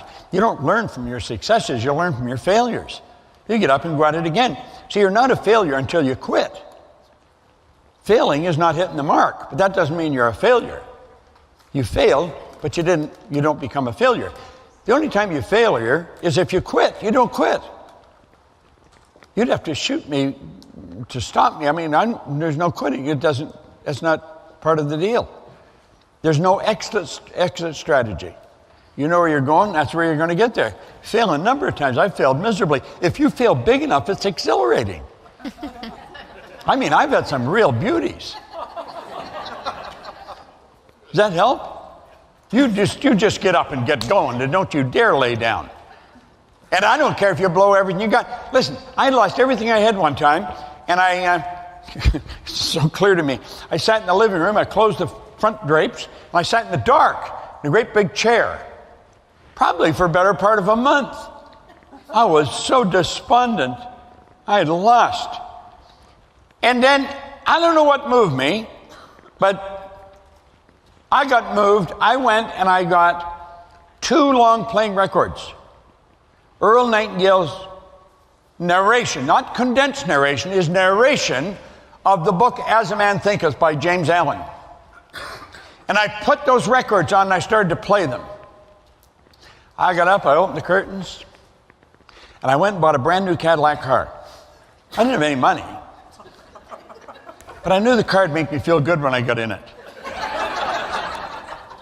And I went to work. That's very clear, man. That was a long time ago. Yeah. Just get up and keep going. If it's big enough, I mean, you'll grow. You don't just grow from your successes. It's the trouble that make you grow. Hi, Bob. Hi. I have a question for Sandy. Hi, Sandy. Hi, Julie. You know how when you first started with Bob and you were doing the law and the business, and he comes to you and he gives you the look and says, are you in or you out? Well, there was a time where you said everything worked perfectly, and he got you in front of some people and said you could have made that decision sooner. Mm-hmm. So does everything happen perfectly, or could I be doing stuff sooner than I'm doing it? Does that make sense? Love it. Of course you could. Yeah, of course you could. I mean, I do believe things happen in the perfect time and in the perfect way. I do. However, when I was that was at a consultant training, and this was after I had made the decision. I did leave my law practice. I was CEO of the companies for 4.5 months before I left the law, and finishing creating thinking into results. And this was maybe a year or even 2 later, and Bob got me in front of the consultants at the training, and he said what he wanted me to say. He said, did you leave when you should have, or should you have left sooner? And he wanted me to acknowledge, yes, I could have left sooner, I should have left sooner, and I didn't. I was still absolutely convinced that it wasn't the right time. And so he called me a liar in front of the whole room. And I didn't think I was lying, but my paradigm was so strong around that I couldn't see it. This is, the paradigm is insidious. And, the only thing worse than an excuse is a good excuse. There's a lot of truth in that, because you come up with these great reasons why you shouldn't do what you want to do.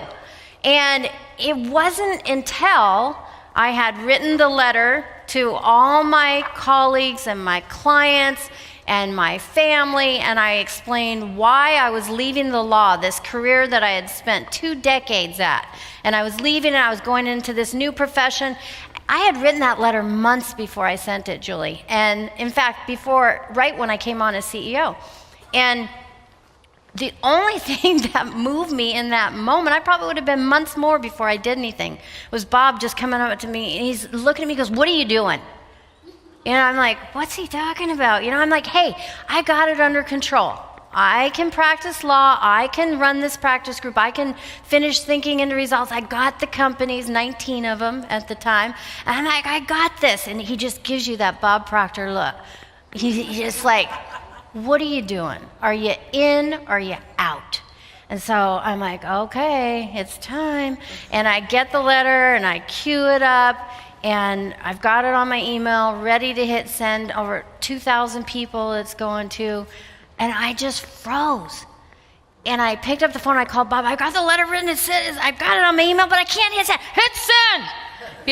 Jump! You'll develop wings along the way, hit send! And his voice was just booming out, boom, and I hit it. Yeah. And I still went to the outbox praying it was hung up in my outbox, and just like freaking out about how people would react and what would happen. And 24 hours later, I think it was 893 replies. And they were all along the lines of, I wish I could do something like that. I wish I had that kind of inspiration. Excuse me. I wish I was going for something big like that. Can I have a sip of that water? And there are 3. I'm the water boy now. And there were 3 that really stuck with me. They were these lawyers that had practiced for like over 40 years. Excuse my voice. And they were so good at what they did. but they didn't want to do it anymore. And they all said essentially the same thing. I would love to do something like that, but I'm going to sit here till the day I die. And I know that's what happened. I know that's what they were going to do. And I just thank God that I had gained enough awareness and someone screaming in my ear that I hit send. That's probably the greatest thing that I think back on and like, thank you, God, for making that decision. You know, ultimately, I think everything happens as it should. I do. I think everything happens as it should. It happens by law. It may not happen as fast as you think it should, but it's the way it's supposed to happen. And we shouldn't argue with that, because I think the law is always working. I think everything is perfect. It only appears that it's not. When something happens, we must understand this whole universe operates by law. And at times like this, you may have a difficult time believing that, but nevertheless it's true. I think Werner von Braun put it very well. He said the natural laws of this universe are so precise that we don't have any difficulty building spaceships, sending people to the moon, and you can time the landing by the precision of a fraction of a second. He also said that after studying the spectacular mysteries of the cosmos for his whole life, he come to the firm belief in the existence of God. The law is God's modus operandi. It's how everything happens.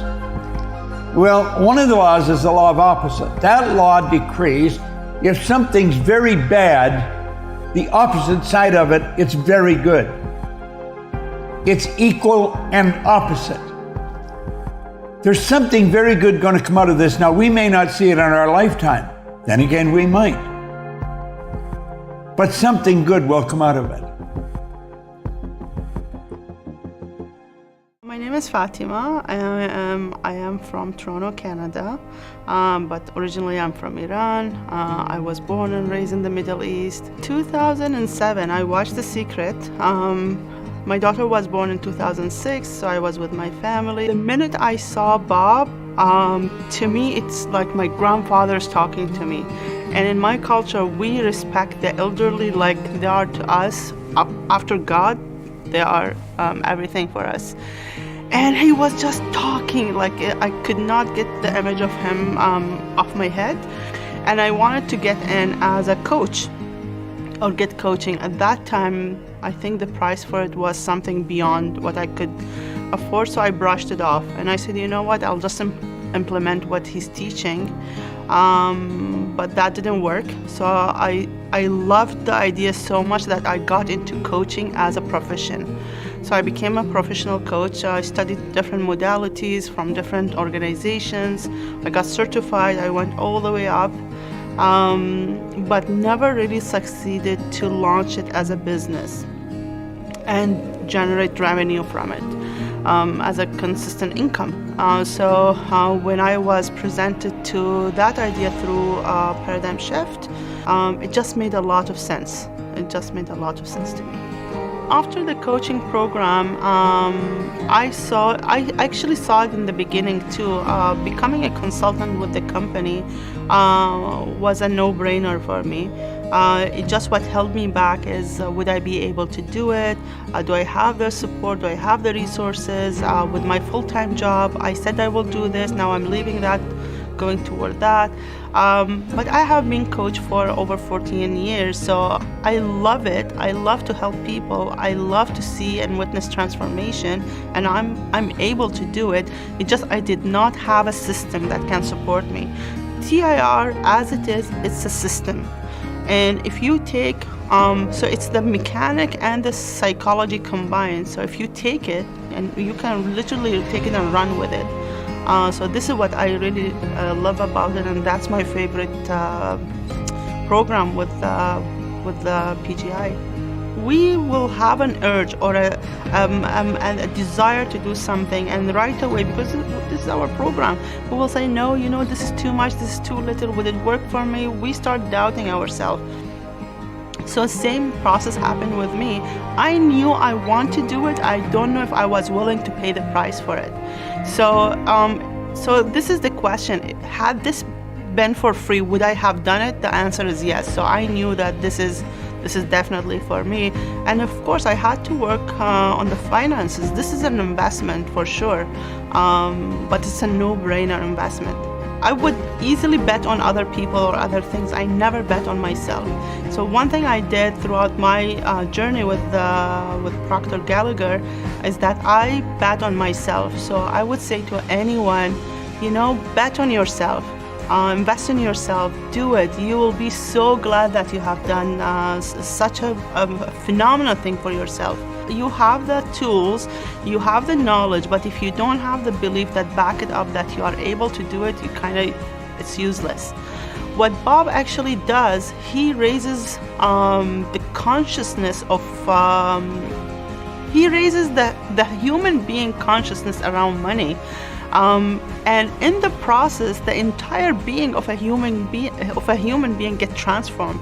So you get the ultimate deal with Bob. So yes, you get the money, which is delicious to have, but also you get major personal transformation as well with it. And I think I'm in perfect alignment with him because what he's doing and what I'm doing, they perfectly match. He's just specialized on the subject of money. I think I'm specialized in the subject of leadership. They are no different. At the heart of it, both are the same. Both of us, we are trying to do a lot of good in the world. And you just wait and watch for it to come. Take all the resentments and guilts. You know what it's doing? Resentments and guilt is simply choosing to build a negative idea here over something that someone did to you, and then letting ourselves get emotionally involved in it, and we move into the same vibration. Now think. I don't care how justified you may feel in holding a resentment. It's a dumb game. Ray Stanford used to tell me it was like throwing dust into a strong wind at someone else. You know where the dust is going to end up. You may feel justified, but I'm going to tell you, a person of understanding will not do it. Will not do it. That is an act, a mental act of ignorance. Love them. The law will see that they get their reward for what they did. You don't have to look after that. And as long as you're holding that resentment in your mind, it's like replaying the same thing over and over again, and the same physical experience is taking place. You're moving into that vibration. I had a good doctor friend of mine that says rheumatism or arthritis is nothing but frozen hate. It's dwelling on things like that. Dries up the joints in the body. What's guilt? I've done things in the past I'm not proud of. I'm quite certain you have. Many of you. And they bothered me for a long time. They really did. And I wasn't able to get rid of it. So I went to see a psychiatrist. And just through a series of right questions, I developed an awareness. It was gone. I have absolutely no guilt anymore. I just will not tolerate it. That's looking back at something you did that you thought was wrong in the past and reliving it. And the same vibration takes place. You see, resentment and guilt are very closely aligned. One's directed towards someone else, the other's directed towards yourself, but you're the beneficiary of both, and neither one of them are positive. Most destructive emotions that you can get involved in. There's a great affirmation at the bottom of the page. And anyone that wants to rid themselves of resentment or guilt or a lot of disease, I would suggest you write it out probably 100 times a day. I willingly release the thoughts and things that clutter my mind. They're all the old ones in there that you're not even aware of. And then say, I release whoever it is. Name them all to their highest good. That means happiness, health, and prosperity. Just release them. The person could be dead. It's not the person that's causing the problem. It's the remembrance. It's the idea. I release them to their highest good and me to mine. And you see them happy, healthy, and prosperous. And you see yourself happy, healthy, and prosperous. And then you say, it is so. What do you want? What do you really want? If you are not reaching for more, you are now all that you are ever going to be. You were meant for more. You want, and I want, greater good here. Positive things to happen. But understand this, I cannot set anything where this lectern stands until I get rid of the lectern. I cannot put anything where that camera is standing until I get rid of the camera. And nor can you put anything where that television set's sitting until you get rid of this television set. You must create a space for the good that you desire. I would hate to guess at the number of people that would love to meet and greet and love and have a meaningful relationship with someone, and they're never going to do it until they let go of that old relationship. Person may be gone, but the idea is still there. You got to create a space for the good that you desire. You just must do it. And if you don't, you're never going to have that relationship. And I like giving things. I really do. I get a lot of satisfaction out of it. I've had people tell me from time to time, you give too much away. You couldn't possibly give too much away. What a dumb statement. You ought to take part of all you get and put it back where it came from. If a farmer doesn't do that, you're soon going to have a poor farmer. Farmer takes part of his crop, puts it back in the ground. And if you don't take part of all you receive and put it back where you got it from, you're not going to get much more. We hold on to old ideas. Why do we do all these things? We're insecure. We're insecure. Remember how physical we are? We got lots of physical things around us. We feel comfortable. Isn't it strange how we feel secure if we've got a few bucks on us? A little bit of paper. So dumb. Security's an inside thing. It's inside. And the more we learn about ourselves, the less we need all these things around us. Some people are real pack rats. You must create a space for the good that you desire. Now, what I'm going to suggest you do is that you test this law. I'm going to suggest you go through your closet, and every piece of clothes or garment you pick up that you do not wear, you get rid of it. You just put it on the floor. Get rid of it. Get rid of it. Completely clean the closet out. Get rid of the shoes. Do you know in a relatively short period of time that closet will all fill up again? You'll say, but where will I get the money? You'll attract it. And you'll get the clothes that you want. There's a young lady sitting right here in the front, Heather. She's just gone through that. James paid.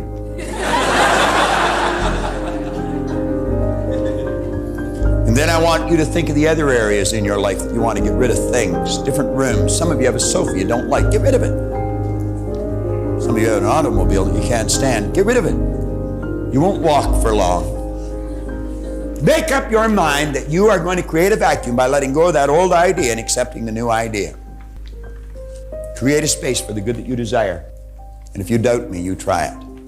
If you doubt me, you try it. George Washington Carver lived an interesting life. If you're inclined to learn from the real giants of history, Carver's life is one you could learn a lot from.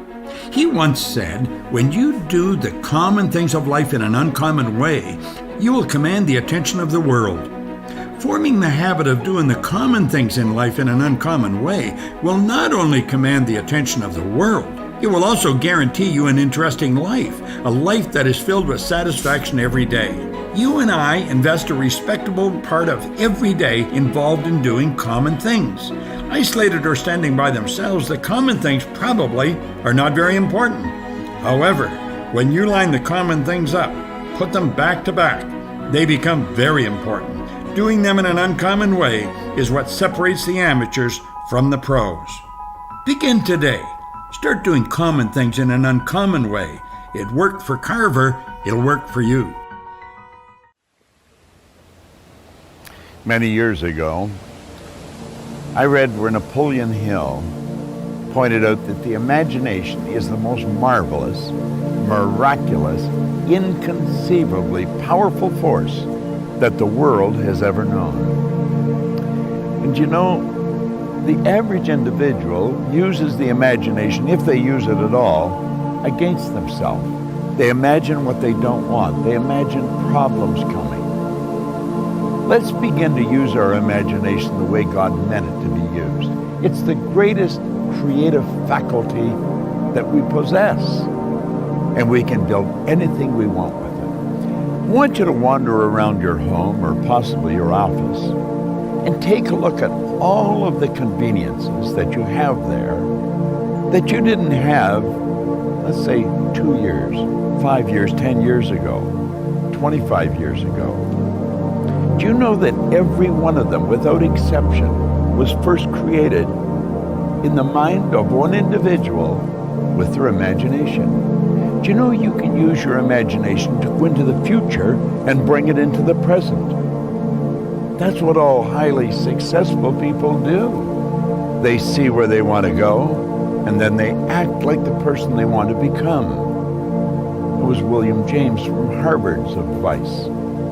He says it's the actor's technique. Act like the person you want to become. How do you do that? Well, you use your imagination, of course. You see, it's a strange phenomena, but the greatest gift we've got is used very well up till the ages of 4 or possibly 5. The little child, we always wonder what's going on in their mind. They're using their imagination. They're building wonderful pictures in their mind. But then they get to school, and wham, like that, it comes to an abrupt halt. It's called not paying attention. Daydreaming. Well, what they were really doing was exercising a phenomenal mental faculty. You see, we can see, hear, smell, taste, touch. They're for our physical benefit. As long as we're living in a physical body and corresponding with the material world, we will use our sensory factors. But you know, I have a couple of little dogs at home that can hear, see, smell, taste, and touch. We've got higher faculties. You have perception, the will, memory, intuition, reason, and imagination. These marvelous tools. We can take our imagination and build an image in our mind of how we want to live. Block out what's going now. Don't let your present results have anything to do with this. Just what you want. And it's with your imagination that you will build it. Everything that we have, the camera that I'm speaking to right now, was first created in the mind of one individual. Think of how our world's changed.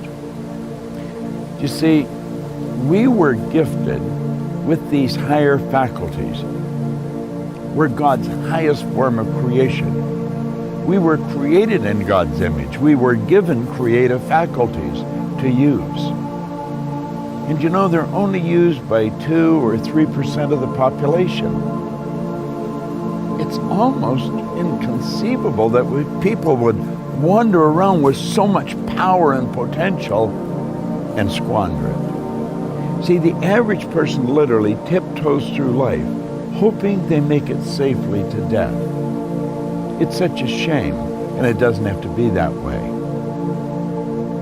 Think we have giant corporations and little wee creative departments. And the primary reason for that is the average individual really does not believe that they're creative. Now think. Everyone's creative, and no one is more creative than another. It's just that some have chosen to use their creative faculties to a greater degree than others. Imagination, your imagination. What do you want? How do you really want to live? Build the picture in your mind. There's a power that is flowing to and through you. A creative, unadulterated power. It can be photographed leaving your body. Way back in the 30s, Semyon Kurlin, the Russian photographer, perfected a form of photography where you can actually photograph a person's body and you will see the energy glowing from them. Well, that energy flows into your mind. And it's the images you build in your mind that's going to dictate the vibration that this instrument you're living in is in. And the vibration on a conscious level is called feeling. Make certain that you exercise your imagination daily. Build beautiful images in your mind of how you want to live, and then hold those pictures there and live that way. The imagination, the greatest nation in the world, the imagination. You've got one. It's a marvelous creative tool. It deals with the invisible side of your personality. You see, no one will ever really see you. They'll only see your body, and they'll see you the great work that you do. make certain that your work is great work. And if you keep your imagination alive, keep it active, you're going to have a phenomenal life. But you know, life can get better every day, and it will get better every day through the proper use of your imagination. What a wonderful idea. This is Bob Proctor. Thank you.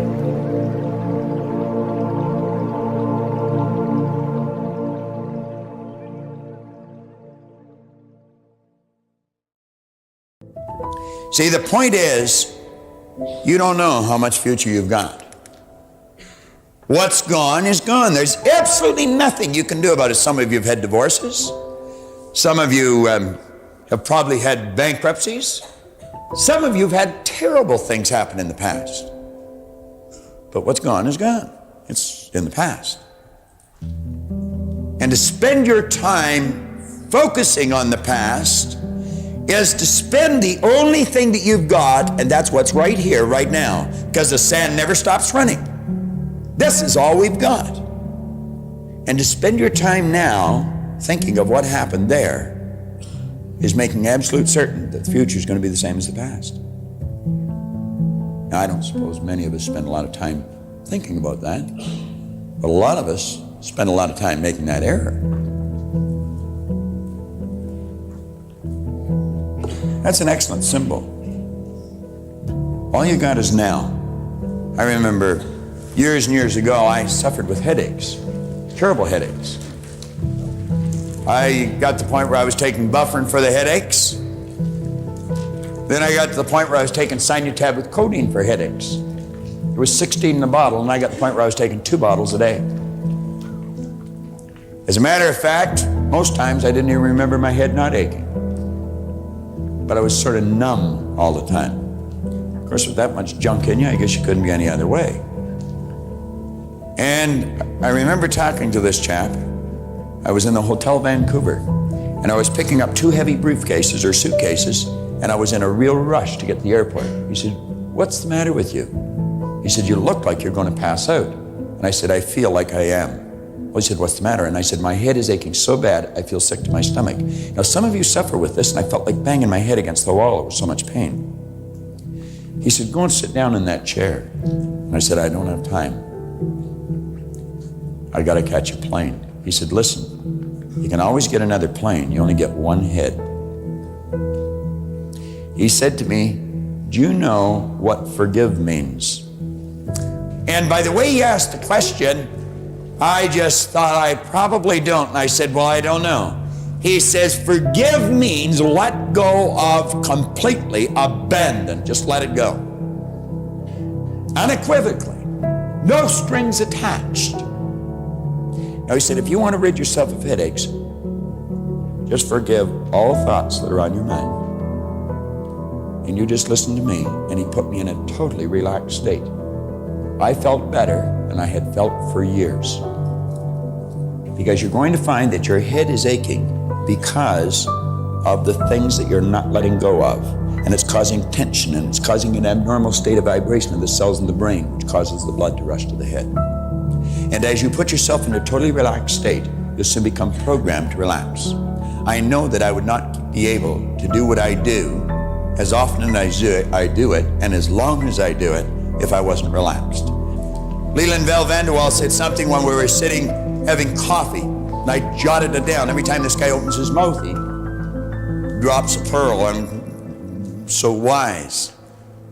He said, "Let us not look back in anger, nor forward in fear, but around us in awareness." Was there ever depth in that? Let's not look back in anger. Let's quit thinking in reverse. Nor forward in fear, but around us in awareness.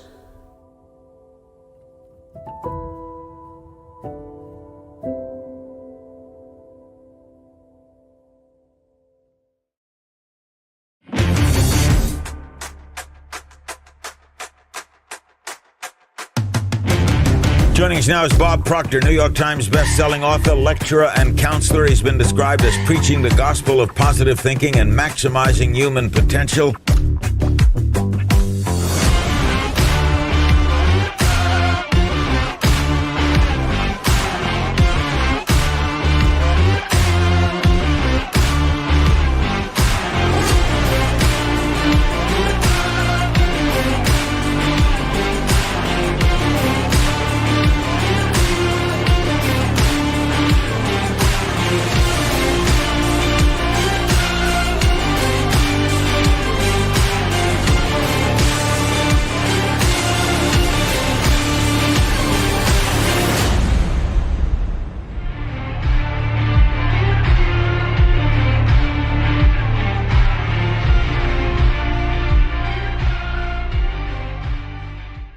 I'll tell you what I've learned. If you write a lie on a card and you read it often enough, you're going to start to believe it.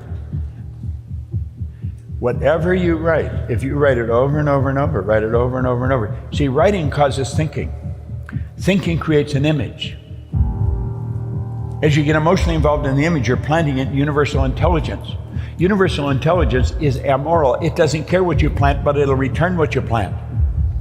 I think I quoted Earl where he said you can plant nightshade, a deadly poison, a 1/16 of an inch away. You can plant corn, a sweet food. One will grow with just as great an abundance as the other. That's the truth. Hitler proved that. Told the people a lie. But in his charismatic way of putting it across, and he kept doing it over and over, the people started to believe it. First he had them burning the books, then he had them burning the people. You know, there's people alive today still believe he was right. Is evil and is wrong. If you build an image and you internalize it, you're planting it universal intelligence. Universal intelligence operates by law. The first law is the perpetual transmutation of energy. It's got to move into form. Quit trying to figure out how it's going to happen. You don't know enough. Just know it's going to happen. And you see, the key there is, are you ready? If you don't believe, you're not ready. You can believe they can do it and not have the foggiest idea how it's going to happen. The moment your belief matches with any state, you fuse with it. What do we mean? You become one with it. You become one with that state. This union results in the activation, projection of the plots and plans and conditions and circumstances. Doesn't matter how it's going to happen. That's the interesting part of the trip. Discovering how it's going to happen. God, I met her, and I met him, and then I met them, and they come and said this. And then I stumbled on this book. This new state of conscious awareness becomes your home. You live there. You may be the only one living there. And that's where you view the world from there. Get your workshop, and if you're observant, you'll see outer reality shaping itself upon the model of your imagination. What wonderful information, my goodness.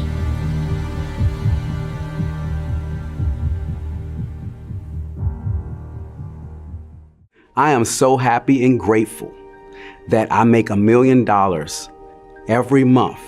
I go where I want to go. I do what I want to do, and I think the way I want to think. I am unstoppable. And I am the multi-million-dollar man. My name is Jabril Wilson, and I'm from Washington, D.C. My wife also really loved Bob Proctor. So that made me again wonder, who is this man, Bob Proctor? We signed up for, it was Quantum Leap. It was saying something about Quantum Leap. So it was on YouTube when I was just looking it up, and it said Quantum Leap, so we want to change your life right now. And I said yes. So I clicked on the button, and it said a webinar is starting in 30 minutes. Once I saw the webinar, I called my wife. I said, maybe Takesha, I said, I want you to, if you can, take a few minutes off at your lunch, there's going to be Bob Proctor. You get to see Bob Proctor live. And she was excited, so she closed her door at work, and we got on there together. And it changed our lives. It shifted our lives. I didn't know this existed. And without this type of infinite knowledge, I wouldn't be married right now. I wouldn't be sitting here right now. But you have to be open, because aren't you tired of living the way you've been living?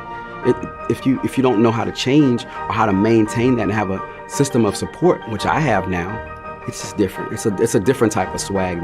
It's an infinite type of swag. They challenge you. You challenge us to be the best and maximize our potential beyond what you can see with the conscious mind. It's just awesome. My intelligence, having an MBA and all that, doesn't even matter, because that intelligence is very, very limited.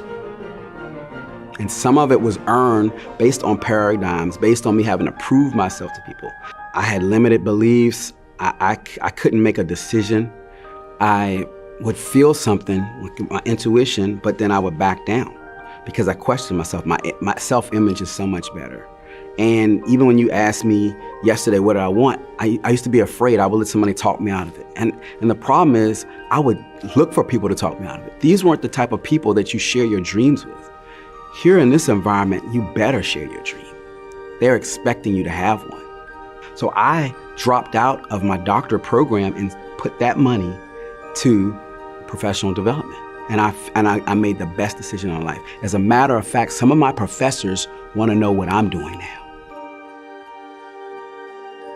And I mean, for the first time in my life, I see a way where I can make $1 million, not just in a year, but in a month. So let's say you start making $1 million a month. They'll take you beyond that. Where some programs in some places, there's a ceiling. There's no ceiling. It's infinite. It's all up to you. But you have to speak it and start walking in it and let people know in this type of environment what you want, and they just give it to you. I mean, it's just that simple. Just follow your dreams, be bold, say what you want, because that is your intuition. That's beyond the how, and just speak it. And you can have anything you want. You just have to ask for it and then walk in it. Walk in it and start doing it from the place that you are right now. Understand you're a mass of energy and you do function on frequencies. Just like your phone functions on a frequency. You function on frequency. And if we could photograph you, this is what you would look like. Semyon Kurlian, the year I was born, perfected a form of photography where you can photograph mass and it'll photograph the energy coming from mass. Like a plant, anything has an energy. Everything moves, nothing rests. Well, you're a mass of living energy, a very high speed of vibration, okay? Now, what we want to do is understand the law of vibration. The law of vibration decrees that everything moves, nothing rests. Listen, a body in a coffin's moving. It is not dead as we understand dead. It is moving. And if it wasn't moving, it would never change to dust. How does it change to dust? It changes to dust because creator disintegrate. It's disintegrating, it's moving. But it's very alive, make no mistake about it. Look at that glass. Now, you've walked on the beach. That glass used to be sand. It's the same energy now as it was then. The difference is it's moving at a different speed, so we put a different name on it. It's called glass. It's energy. You understand it's energy, and because of the speed it's vibrating at, we call it glass. But it used to be sand. If we put it in a hot enough situation, it would be called air, ether, gas. You cannot destroy it, but you can certainly change the vibration. You're dealing with infinite. No beginning, no end. Get it in your head. You are a creative being. No limit to what you can do. There's an infinite number of frequencies. There's no end to it. Wake up to your full potential. We will show you how.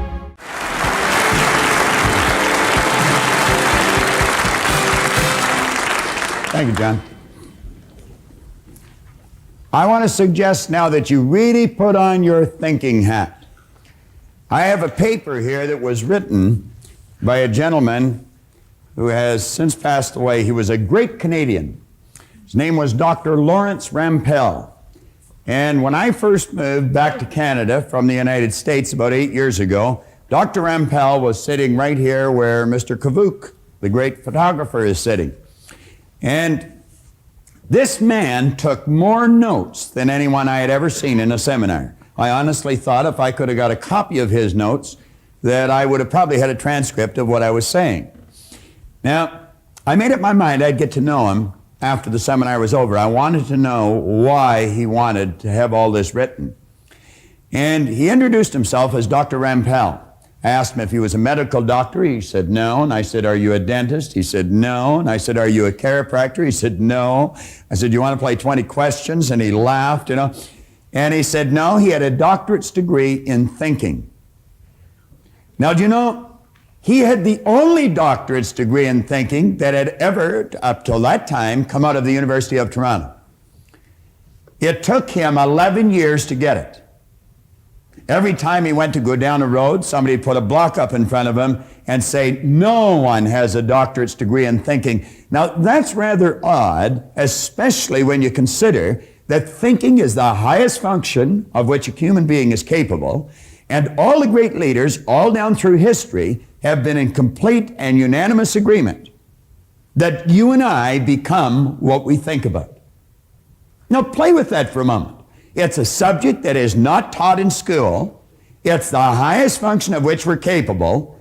And every great leader that has ever lived all told us that you and I become what we think about most of the time. Dr. Rampell wrote a paper, Tools for Teaching Thinking. He said thinking is a skill which can be learned just as we learn skills such as typing and playing the piano. Now, he said few public schools offer courses devoted expressly to teaching thinking. Rather, we are expected to learn and teach thinking as a byproduct of learning mathematics, reading, science, history, trade, and so forth. And he said we do, in fact, learn a lot about thinking in this way. The trouble is we learn our thinking skills in bits and pieces, and we never put it together as an overall picture. If asked to describe what all is required in order to think effectively, most people would be at a loss to give a complete account. Thus, we are unable to assess our own thinking skills or systematically teach the skill of thinking to others. Now, consider this for a moment. When you think in pictures. Check it out. I'm going to suggest that you think of the home you live in, and as you do, realize that an image of your home comes onto the screen of your mind. It's almost as if there's a screen running right through the center of our head, and the second we think of our home, the picture of the home comes onto the screen of our mind. Now I want to suggest that you think of your automobile. And the second you think of your automobile, the picture of the home is gone and the picture of the automobile is there. Think of your kitchen, your backyard. Think of where you work or go to school. And bang, bang, bang, just like that, the picture changes. We literally think in pictures. Now I'm going to suggest that you think of your mind. Now, when most people think of their mind, they get an image of the brain. How many thought of the brain? Quite a few hands going up. And yet, you know, the brain is not the mind any more than the fingernail is. And paradoxically, the fingernail and the brain is the mind. You see, mind is an activity, and body is the manifestation of that activity. And we're going to find out as we go along through the morning and this afternoon that the body is really nothing but an instrument of the mind. Now, your brain is comprised of hundreds of thousands of cells. Into these cells, we impregnate pictures or images. And as we think, we activate that particular group of brain cells, and the picture that's in them flashes on the screen of the mind. Now, I'm going to come back to that in just a moment. Flip over onto page 5 in your exercise book. At the top of the page, it's talking about me and money. Now, when you think of yourself and you think of money, what kind of a picture do you get? Do you know the vast majority of people get a picture of poverty? And what we want to do is take and build cells of recognition in your brain for prosperity. So we're talking about me and money. That's you and your money. Now we say the program was written in the sincere hope that it would lead you. And that's all we could do is lead you. It's like Dr. Billy B. Sharp in Chicago. He said a person will not believe something until they discover it for themselves. So we just actually want to lead you to this new awareness. Well, we want to lead you to the many discoveries that lie within you. And we're going to do that through the repetition of prosperous ideas. What we're going to do is tell you one thing 10,000 times and 10,000 different ways. And we're going to cause pictures to fly on the screen of your mind until you get a clear picture of greatness and prosperity locked up within you, because that's what they're, regardless of whether you understand that or not at this point. Now, we're suggesting that you start to see money. Whenever you think of money, see this stuff as an obedient, diligent servant. You're the master, it's the servant. And don't ever get that equation reversed, or you're going to find yourself in very, very deep trouble. You can use this to provide service far beyond your own physical presence. If you and I had no money, we'd still be able to provide service, but the service that we provided would be confined to our physical presence at any given place or any given time. However, if we had some money, we could provide that service far beyond our own physical presence. So let's make certain that we get that programmed into those cells properly. Now you come down a little further, we're going to say here that lack and limitation can only exist when we make room for them in our mind. But prosperity consciousness knows no lack and it knows no limitation. Now, I want to suggest that you resolve to just completely take the lid off your marvelous mind. Just blow it away. And let the greatness start to flow around in there. Now, flip over to the next page. When we start thinking about money, and we start thinking about ourselves, as I suggested, we get images on the screen of our mind. Now, on page 6, we say throughout your entire Born Rich seminar, your attention is directed at the importance of your mind. The type of thoughts and ideas which occupy your consciousness are of paramount importance in developing prosperity in your life. Your mind is either in an orderly or a confused state. Order must prevail. John mentioned that a little earlier. Order and movement are what necessary. Well, we start with the order. So we say order must prevail in your mind if you ever hope to see it manifest in your material world. Now, you want order in your material world. That means meaningful relationships. That means prosperity and growth in our business. It could mean all kinds of things that are good, but they all have to start in here. Everything starts in our mind. Well, if we're going to have order in our mind, we must have an image of our mind, and most people don't have.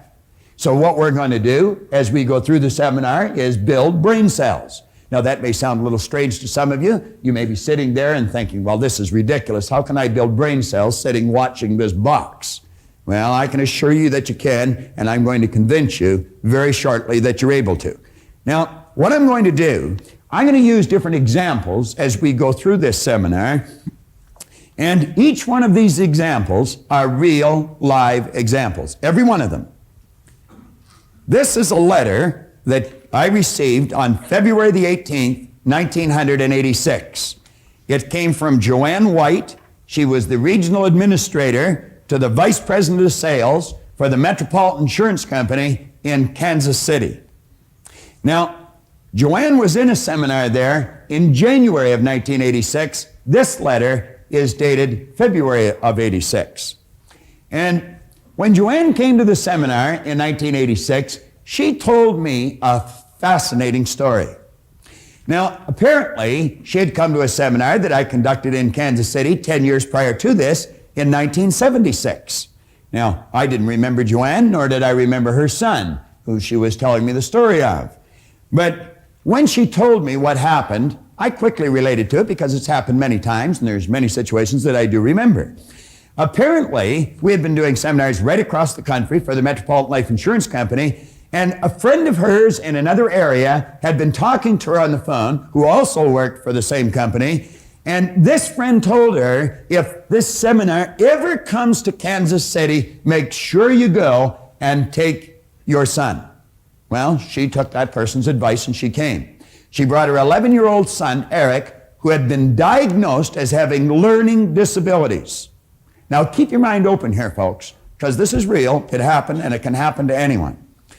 Someone had made a classical error, and someone possibly in a position of authority, in fact, probably in a position of authority, and they told this lady and her husband that their 11-year-old son had learning disabilities and not to expect too much from him. So they didn't. Worse still, the little boy didn't expect much from himself. I told her to bring the little boy to the seminar, and we just built new brain cells, that child could do anything he wanted, that this idea of learning disabilities was an error that someone had made, and they shouldn't believe it any longer. And I said, you bring him, have him sit right near the front, and I said, we'll give him a little special attention, and you'll just watch the change take place. Let me read you the letter.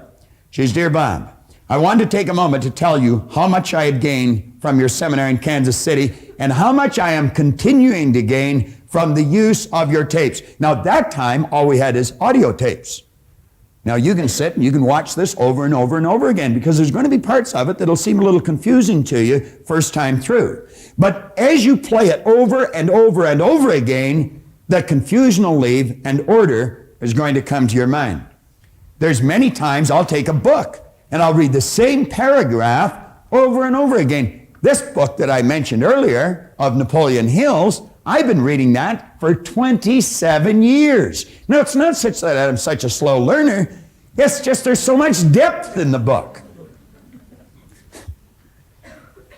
My wife's sitting back there and she's saying, no, it's not the depth, it's that you're a slow learner. And anyway, that's just her opinion. All right. Now, she said, I listen to the tapes each time I get in my car, and I intend to continue to do so. And, of course, you've got the audio cassettes from the seminar as well, so you can just snap them into your car. Remember this, if you only drive 25,000 miles a year, you're spending 13 40-hour weeks behind the wheel of that automobile, all of which your conscious mind is free to travel around and do anything it wants to do. Your body is programmed to drive the car. Well, she says, Bob, I'm sure at times you ponder over the long-range effects of these seminars. Do you merely get people excited and then once you leave town, forget it? Well, I attended your seminar when you were in Kansas City 10 years ago.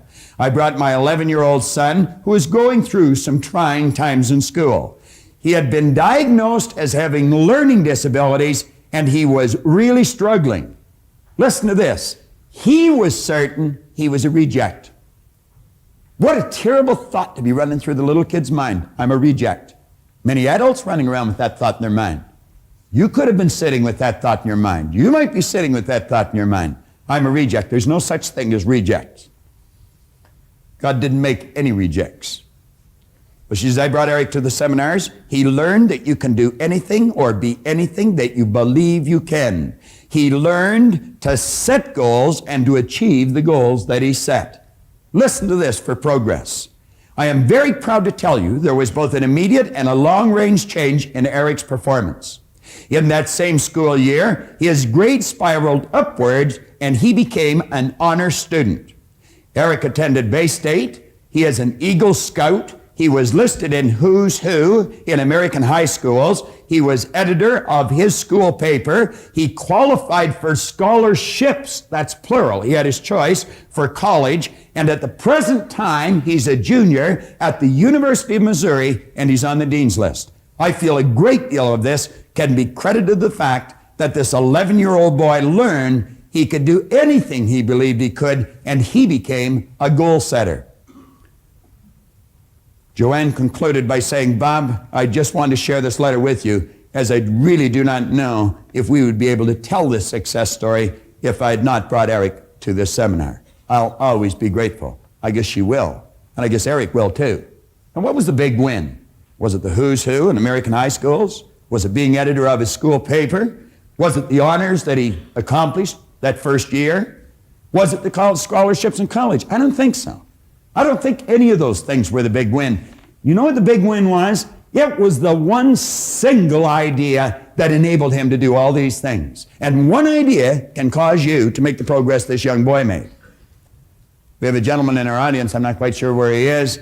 He's a good friend of mine, Grant Sylvester. He's the president of Money Concepts for Canada. And Grant Sylvester hired us to conduct these seminars way back in the 70s for a large company that he was a senior executive in. And right across the country, they had a 53% increase in sales. Now, that's hundreds of people. That's an enormous increase. I want you to think about that for a moment. Here's an idea that gave this little boy honors in schools, gave Grant's company a 50% increase in sales. So you see, I don't really care what you do. It doesn't matter what you're doing. It's you that counts. And the more you understand you, the better your results you're going to get. Now, I'm going to run through a very quick idea, and it's very simple. Don't let the simplicity of this idea deceive you. What we're going to do is run through a concept and explain just how brain cells are built. Now, I'm going to ask someone from the audience, Nino, You're a good friend. Come on up to the front here for a moment.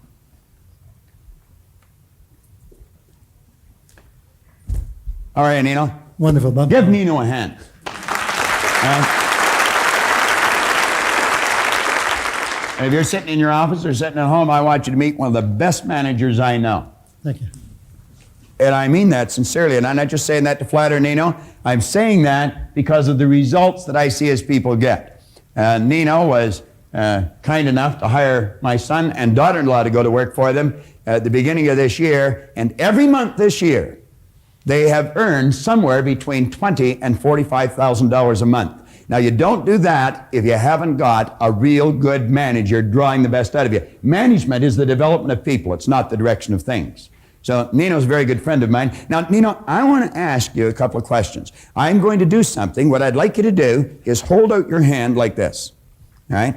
Now, I'm going to ask you to close your eyes. Now, I would like you to look at that. I want you to see what that is. I don't want anybody to say anything. I'm going to put it in Nino's hand. You just close your eyes, Nino. I'm going to put this in your hand, and I want you to feel it. Close your hand and feel it. Now, Nino, tell me what that is. It feels like a piece of metal. Well, move your fingers around it and tell me what kind of a metal. What would you use that for? I would imagine to open the door. To open a door. What do you call a piece of metal that opens the door? A key. This guy's a real ham, and he put him in front of a camera, and I'm telling you, he'll take it away. You guessed it right, Nino. You win one of our cassette tapes. That is a key. All right? Now, what happened there? Let's stop and think of what happened. Nino has sensory factors. He can hear, see, smell, taste, and touch. And when your sensory factor touch comes in contact with something, a light message is sent through a nerve passageway in your body. It strikes a group of cells in your brain. Those brain cells are activated, and the picture that's in the cells flash on the screen of the mind. So although Nino was not looking at this, which is a sensory factor, and it'll work that way too, he was touching the key, and that triggered the image on the screen of his mind. Now what I'm going to do, I am going to show something to Nino, and I'm going to ask him what it is. Nino, I would like you to tell me what that is. A pin. A what? Pin. A pin. You think it is? Yes. You don't know what it is, do you? You're guessing now, aren't you? Now, you weren't guessing when you told me what that is. No. But when I asked you what this little metal object was, you're guessing. Is that correct? Correct. Now, Nino, what you're really saying is, I had cells of recognition when I touched this, but when I look at this, I have no cells of recognition. Now, we're going to build cells of recognition in your brain. I'm going to tell you what this is, and I'm going to do something with it, and as I do that, instantly, in a millisecond, cells will be built in your brain. That, Nino, has a little plunger on it. Now, as I hit that plunger, something's going to come out of here. You see that? That is a toothpick, Nino. That's what your Aunt Marg gives you when you don't need anything, all right? Now that is a toothpick. Now, that's no big deal, and you could miss the whole message here. But you see, Nino didn't know what that is. You know what he was saying? I don't have any cells of recognition in my brain. Now, when you go home, Nino, you can tell Rose that you built some brain cells this morning. She can love more of you, all right? You take more of her home. But that's exactly what that is, all right? And we just built some brain cells. Thank you very much. Thank you, Nino.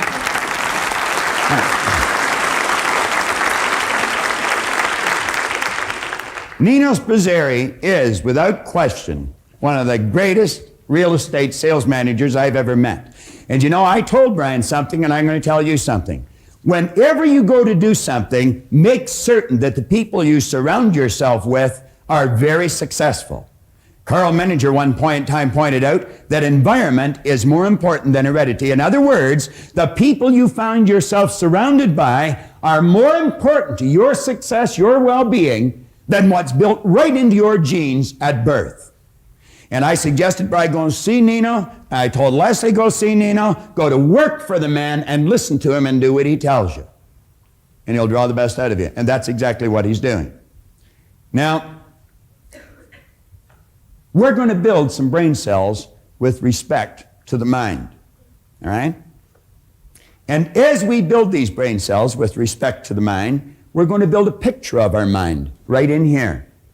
And then as we get that picture in here, we can start making headway and making some of the adjustments that John talked about in the proper use of the program. The points we just covered were simple, but vitally important. And one of the most important points of all was the fact that you and I must have an image of our mind. Without an image, we have confusion. So that's very, very important. Now, I would like to introduce you to someone who I wrote about in Born Rich, Heinz and Donna Dawes. They came to the seminar and their circumstance was doom and gloom. We had bought this house in July of 1975 after being expropriated for the Pickering Airport fiasco north of the city. And almost every evening I would come home and I would be extremely negative, started to take out my frustrations on Donna because the mortgage payments and everything else was more than what we expected. And after you buy a home, you have to buy curtains and things like that. From 7:30, I believe, until 10:30 at night, I would probably say during those 3 hours my life changed totally. Because from an almost decision to having to sell this house to 3 hours later to having a target of having a Cadillac paid for in 3 weeks, that is a tremendous change.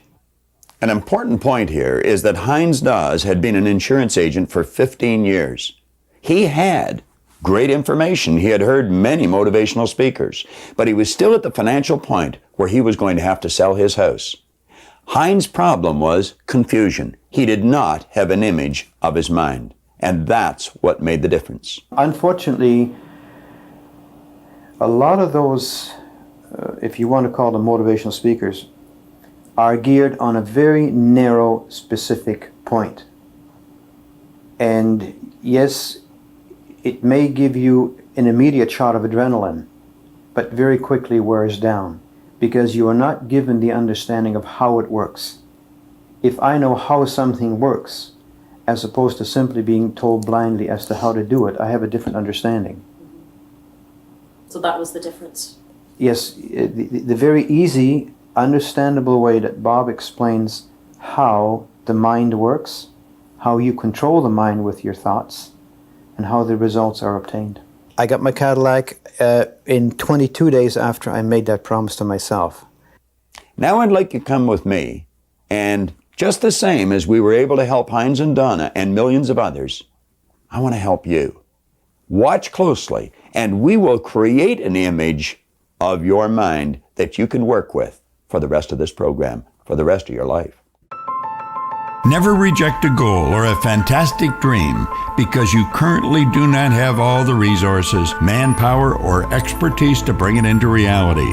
Hold on to a magnificent goal even if it seems impossible to attain at the time. Airplanes would not exist today if the Wright brothers had foregone their incredible idea because they didn't know how the idea would work or where they could get the money to finance the project. Set clear objectives for your life and don't worry about how everything will come to fruition. If you can set a goal and create the picture of the end result and lock onto it, the method of how it will be accomplished will come. Don't concern yourself at the time with whether you're comfortable with the idea or not. The belief and method of accomplishing it will come as you proceed, providing you persist.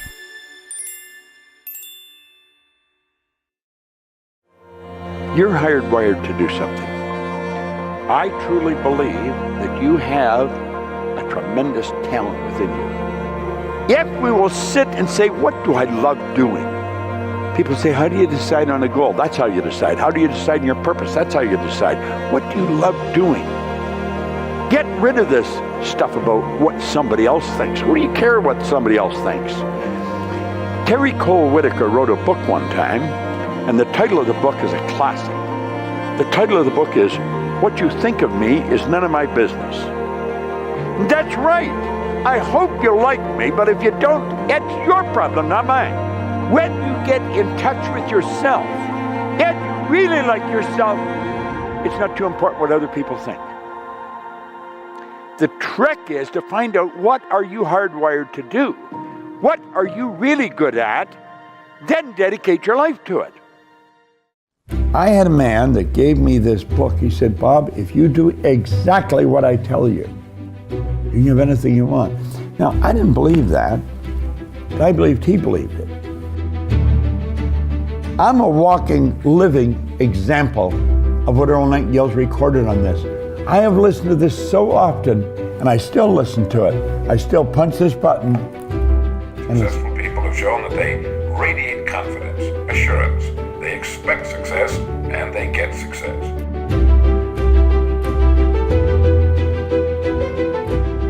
And I take you through a series of various programs that I followed myself. It's organized and it's intelligently directed. These are all based on universal laws. Follow the lessons to the letter, because it's all based on you. And I found out when we change, everything we touch changes. Get in the coaching program right away and let me work with you. Hello there and welcome. I'm Bob Proctor. I've done seminars all over the world for a long, long time. But a little over 10 years ago, when The Secret hit the street, almost every seminar I went into, a man or a woman would come up to me and they would try and pull me off to the side. It was like they wanted to talk to me, but they didn't want anybody to hear them. And they'd say, the law of attraction, does that work for people? And I knew exactly where they were going. They said, what do you mean? Well, could I attract a person into my life? And I said, absolutely, absolutely. So I thought there's a lot of people want to know this, and this actually is the way it works. So let's take a look at this. I'm going to put a visual here, and take a look here for a moment. This is how you attract the person you want into your life. Now you take a sheet of paper or a card and you put a circle on it. And in that circle, you write my man or my woman, whichever it is you want to attract. And then you take and you put sort of a starburst on it with a bunch of lines coming out. And then you start to fill in. And here you want the kind of person you want, the qualities that you want to have. And the first thing you want that person to be free, because if they're not, you're not going to be. And as well as that, you also want the person to be happy. Who wants to be with a sad face all the time? Now, this seems preposterous to some people, but if you understand the law, understand that we're all an expression of exactly the same power, and as power operates by law, vibration is one of the laws. Now, vibration is the primary law, attraction's the secondary. You can only attract to you what you're in harmonious vibration with. You want to attract a kind person. You want somebody that's kind. And you will find that you can live a pretty good life with some of these qualities. You want somebody that's caring. Now you think of all these things, you think of, what do I want the person to be like? Well, you want them to have these qualities. Understand this, you do not put a face on the person. Oh, I know you got your eye on somebody. You have no right to mess with their mind, and that's what you would be doing. You'd be transmitting images to them. Now, you just send this to the universe. Now, I'm going to tell you what will happen before we're finished here. You got to go back and you keep thinking of the qualities. You want them to be in good health. You want a healthy person. You want somebody that's vibrant, alive, you know. You want somebody that has a good appearance. Somebody that has a good appearance, looks sharp, you know. You also want a person that's financially independent. You don't have to keep this person. You want somebody that's financially independent. And then, you know, there's no hang-ups about money. You want somebody that's into personal growth. If you're into personal growth, you certainly want them to be. Now, remember what I said, you do not put a face on this person, because then you're messing with their mind and you don't have a right to do that. You start to see yourself with this person. Now, if there's not enough there, you put some more lines out. You just set some more lines and you start to fill them in. And you think, just keep adding the qualities, everything you want this person to have. And then, mentally, you start to live with this person. Don't tell anybody you're doing it. You go for a walk with them. You talk to them. You have dinner with them. And you mentally carry on a conversation with this imaginary person. Now, what are you doing? When you're thinking of a person with all these qualities and you see that in your mind, you're putting yourself in that vibration. And you keep doing this, and you do it on a regular basis, and understand the universe is going to send to you exactly what you're in harmony with. If you're attracting what you don't want, you better take a look at you, because you're the only person you can change. You can never change another person. In fact, when you really start to understand how difficult it is to change yourself, you don't even want to try and change another person. Now you do this, you make love to this person, you go for a walk, you have dinner with them. Everything that you would be doing, you do with this individual. And you're going to find that that person goes, boom, walk right into your life. Try it. You'll like it. The moment your belief matches with any state, you fuse with it. And this union results in the activation and projection of its plots, plans, conditions, and circumstances. That's what we're talking about with visioneering. And here's what we're doing when we're visioneering. We are shutting off the senses. Why are we shutting off the senses? Because if we are sitting there using our senses, we're looking at the bank account balance. We're looking at the number on the scale. We're thinking about our current relationship, which is not good. Whatever the case is, if we're using our sensory factors, we're holding ourselves down. We want to shut those down for purposes of this exercise. And then what do we want to do? We want to tap in to two of our intellectual faculties, the will and the imagination. So with the imagination, we build the big, beautiful picture. And then we hold it on the screen of our mind and we impress it over and over and over until we feel it, until we experience it. And then what it does is it changes the vibration that we're in. The law of attraction is a secondary law to the law of vibration. So we shift the vibration so it's in harmony with the good we desire. And then the law of attraction attracts back to us everything that we need. And we don't get it all at once. It's not here, here's everything you need. Little by little we get it. And then we move forward and we take action on that. And we get a little bit more and we move forward and we take action. It's your workshop. And if you're observant, you'll see the outer reality shaping itself upon the model of your imagination. You visualize it, you've become so emotionally involved with it, you move through that fear. When your understanding grasps the power to visualize your heart's desire and hold it with your will, it attracts to you all things requisite to the fulfillment of that picture by the harmonious vibration of the law of attraction. This new state of conscious awareness becomes your home from which you view the world. I would probably say that being a Proctor Gallagher consultant has saved my life rather than having changed it. A lot of people come into this, for lots of different reasons. I personally just knew that this was my purpose. If I hadn't made the decision to join this company, there is no doubt in my mind I would still be sitting in the same office, in the same chair, looking out a window, wondering what could have been. People believe that getting the car, getting the title, having the money means that they're going to feel better in the having of it, but that's not really where fulfillment comes from.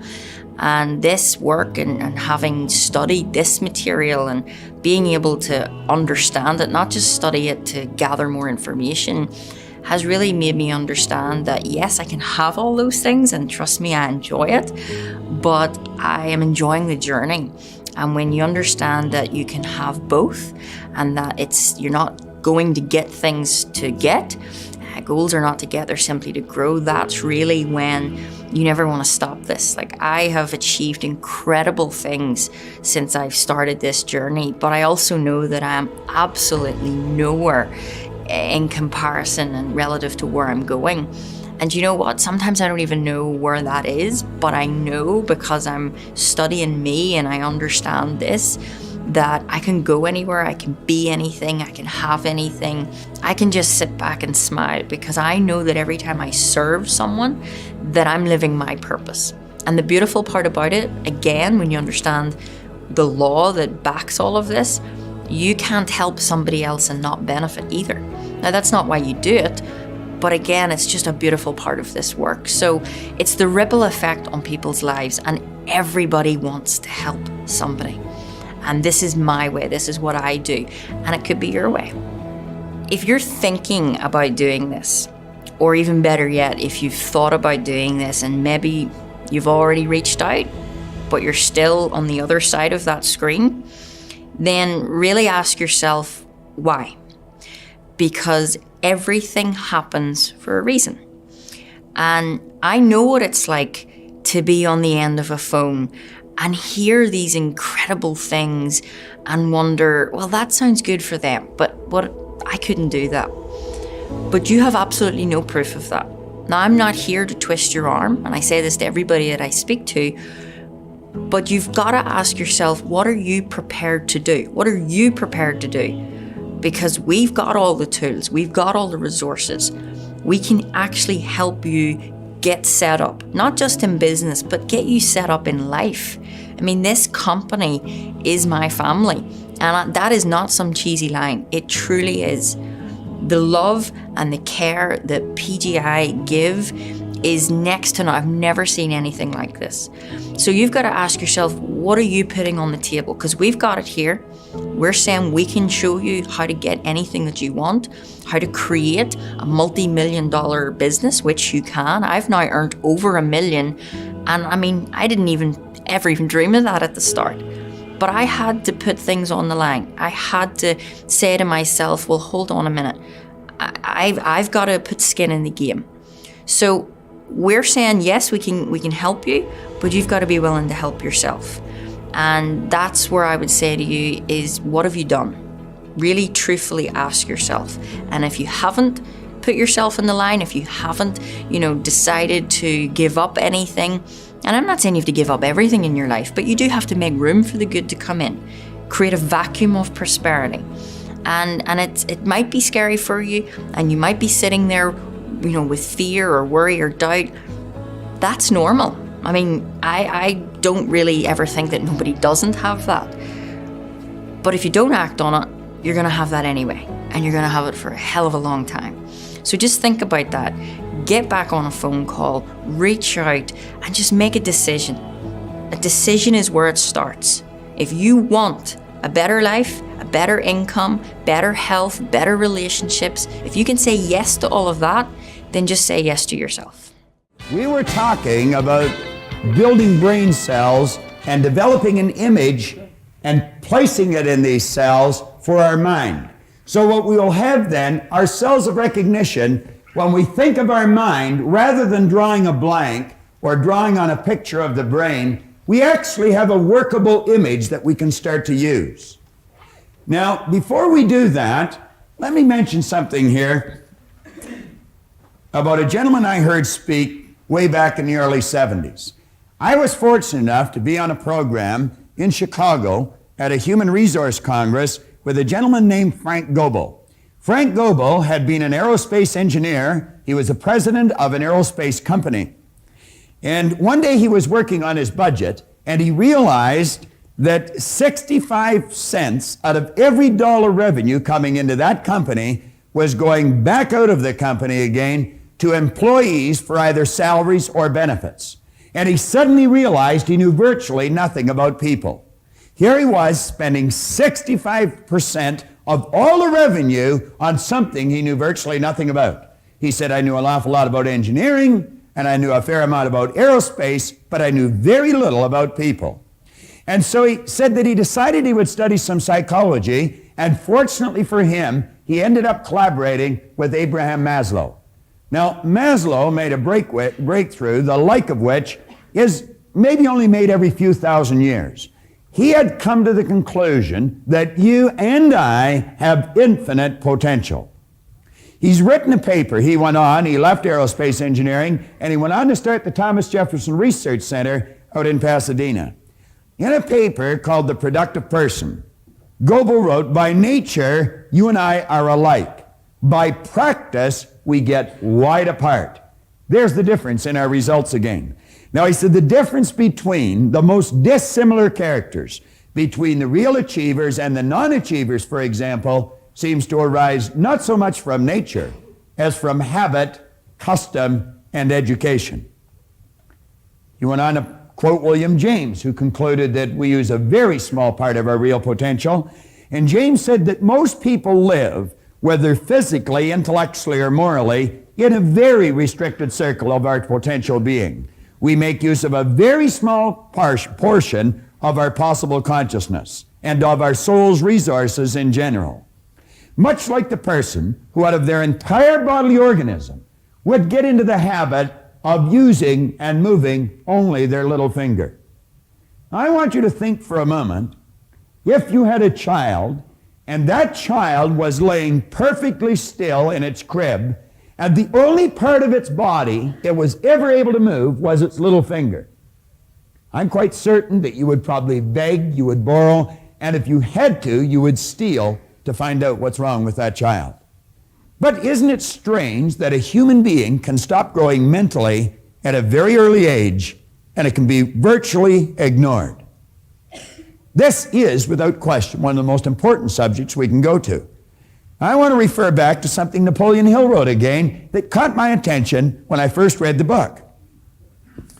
He pointed out in here, somewhere in your makeup, there lies sleeping the seed of achievement, which, if aroused and put into action, will carry you to heights such as you may have never hoped to attain. Do you know, as I think of this and as I read it now, I'm doing things today that 27 years ago, if anyone had suggested, I would have thought they were hallucinating. I take a look at my paycheck today. It's so completely different than it was when I first started to study this. In fact, the same people that used to pay me $4,000 a year are now paying me $4,000 an hour. And the only thing that's really changed is what's going on inside. Everything was already there. It's just a matter of learning how to use it. Now, he said, just as a master musician may cause the most beautiful strains of music to pour forth from the strings of a violin, so may you arouse the genius which lies asleep in your brain and cause it to drive you upwards towards any goal you may wish to achieve. Now, I'm going to put a couple of marks on the board, and I want you to really think seriously about this. You know, human organizations, as we know them today, are not going to last much longer. And that is because we have built them on a false premise. These organizations have been built on the premise that you and I are physical beings, and we're really not. We are spiritual beings living in physical bodies. And we've been gifted with something called an intellect. And by learning to use the intellectual factors in our personality, we can tap into the higher side of our own nature and improve anything in our physical world. But you know, to the average person, that doesn't really make a whole lot of sense. And it may not make a whole lot of sense to you, as I just said it. But you're going to find as we go along with this, and as we keep working with this idea, it's going to make an awful lot of sense to you. Now, I have found when we start to study ourselves, there's only 2 points of reference we can go to. One is science, and the other is theology. There doesn't seem to be anywhere else to go. I have found that there are only 6 basic religions. Now, I spent quite a bit of time living and working in California. I think there's something like 4,000 religions in California, but everybody starts their own out there because there's tax breaks, you see. But you're still going to find there's just 6 basic religions, and they all teach us essentially the same thing.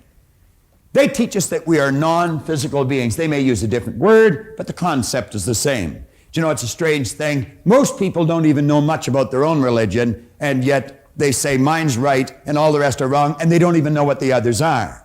I have found that every one of them has the truth in it. We are non-physical beings. See, the truth is something like the center of town. It really doesn't matter which side you approach it from. When you get there, you're in the same place. Now, the other area that we might want to look at is science. Science tells you your energy. As a matter of fact, a DuPont scientist many years ago said that the electrons and the atoms of your body contain a potential energy of more than 11 million kilowatt hours per pound.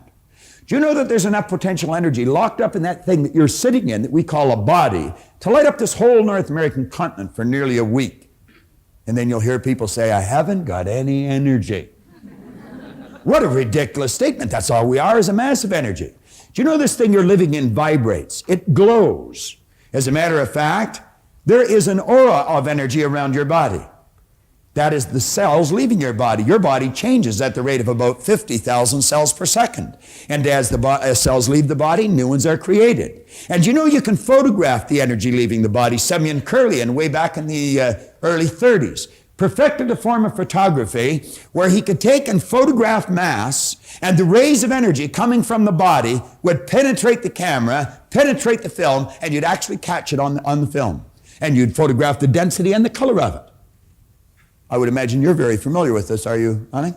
That's right. And you know, as the image in a person's mind changes, the vibration of their body changes, and the density and the color of this energy changes, and changes dramatically. Do you know you've even got a mental faculty where you can start to feel that energy coming from a person, and you can determine the mood they're in very, very quickly. You can virtually read what's going on inside an individual. Now, as we study this, we're going to find that this side and this side is actually all hooked up. Think of this for a second. You see sitting here on the lectern a glass of water. Now, let's stop and think about this for a moment. We call that glass. It's actually energy. Because of the speed it's vibrating at, we call it glass. We call this water. That's what it is. It's water. But it's actually energy too. As a matter of fact, the ring that's hitting it is energy, and the finger that the ring is on is energy. Everything's energy. Everything vibrates at a different speed. But stay with me here for a moment. What we're talking about here is energy. Now, while the energy is in the vibratory rate it's in that glass, we're going to call it water. And we call it water because it's vibrating at a physical or a corporeal state. If you were to add heat to that energy that we call water, you wouldn't call it water anymore. Then you would change the terminology that you would use. It'd be the same energy, but it would be moving faster and a higher speed of vibration. Then we would call it steam or vapor. And we would call the energy steam or vapor because it's not in a physical vibration. It's now moved into what we call an astral vibration. If we were to continue to add heat to that energy that we now call steam, you wouldn't call it steam any longer. You would call it air, ether, or gas. And that's because it's not in an astral vibration any longer. It's moved into now what we call an etheric vibration. But every level, it's the same energy. Now, as we take a look at this, we're going to let these lines represent levels of vibration, or, as we more commonly refer to them, as frequencies. And you know, each frequency is hooked up to the one above and the one below. There's no line of demarcation where one stops and the other starts. See, every frequency, it's like the colors of a rainbow. As they fit together, there's no place where one color stops and the other starts. They're all joined together. Now, you're never going to see that with something you call sight. Sight is a physical sensory factor. You have to go to one of your higher faculties, and you develop this through understanding. You start to understand. So you see, the part of us that we cannot see and the part we can see is all the same. This is just the flip side of the coin of this. Spirit always manifests through its polar opposite. We have the ability right here to tap in to this great power that I choose to refer to as spirit, and we can tap in with an intellect, and we can cause this power to literally move into form, into something we call an idea. That idea must literally move into something we refer to as results. You see, both science and theology clearly indicate nothing is created or destroyed. The only thing you can do is cause it to change. Now, this particular program is about prosperity. And when we think of prosperity, money plays a very large role. But of course, so do relationships, and so does the health of our body. But let's go back and think about money for a moment.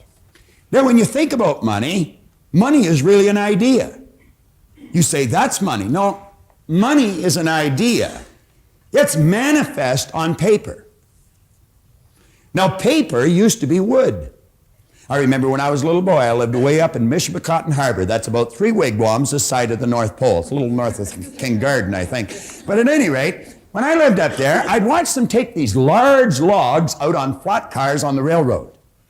And I remember people telling me that they were going to make paper out of it. I thought, how do you make paper out of a tree? It didn't seem to make sense. Well, you alter the vibratory rate of the energy that's called wood, and pretty soon it's called paper. And then you put ink on it, and now we call it money. Now let's think about this money for a moment. If it can be neither created nor destroyed, it must already be here. If we can't destroy it, if heat will cause the energy that we call water to move into an etheric state, I would imagine heat would cause what we call money to move into an etheric state.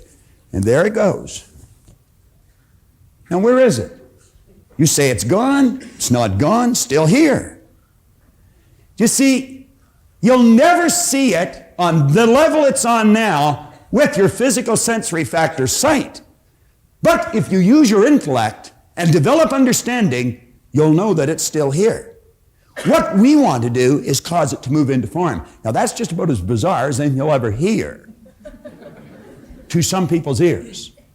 But I'm going to tell you, it's just as true as anything you'll ever hear if you understand natural laws. And what I'm talking about is moving your mind into a higher vibration, developing a higher consciousness, and you can literally attract all the good that you want. You see, money is literally attracted to us, or it's repelled. Now, in the first 27 years of my life, I can assure you that I was not magnetized to that green energy. It used to stay away from me, and now it just keeps coming to me. What did he say in this book? Right in the start of it. He said, when money starts coming, it'll come so fast and so furious, it will literally make your head spin. Now, let's take these simple concepts that have deep meaning, and let's take this other board here and build a picture. One of our intellectual factors is imagination. Another one is reason. Now, with reason, we have the ability to think. John's going to be talking about that a little later on. With our imagination, we can tap into this infinite power and we can build beautiful pictures in our mind. Now, since no one has an image of the mind, we have to make one. It's like the little boy in school. He was sitting there doodling away, drawing the picture, and teacher says, what are you doing, son? Kid says, I'm drawing a picture of God. Teacher says, nobody's ever seen God. Well, he says, wait till I finish the picture, you know.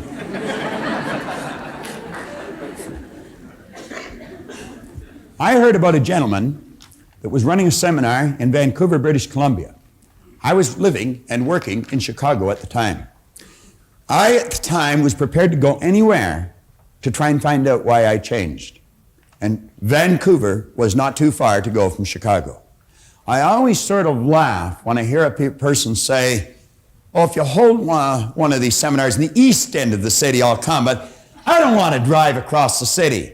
I'd walk across the continent if I thought I could get something that would help me understand me better, because I know it's my understanding of me that's going to determine the results that I get in my life, in my happiness, in my health, or in the area of wealth.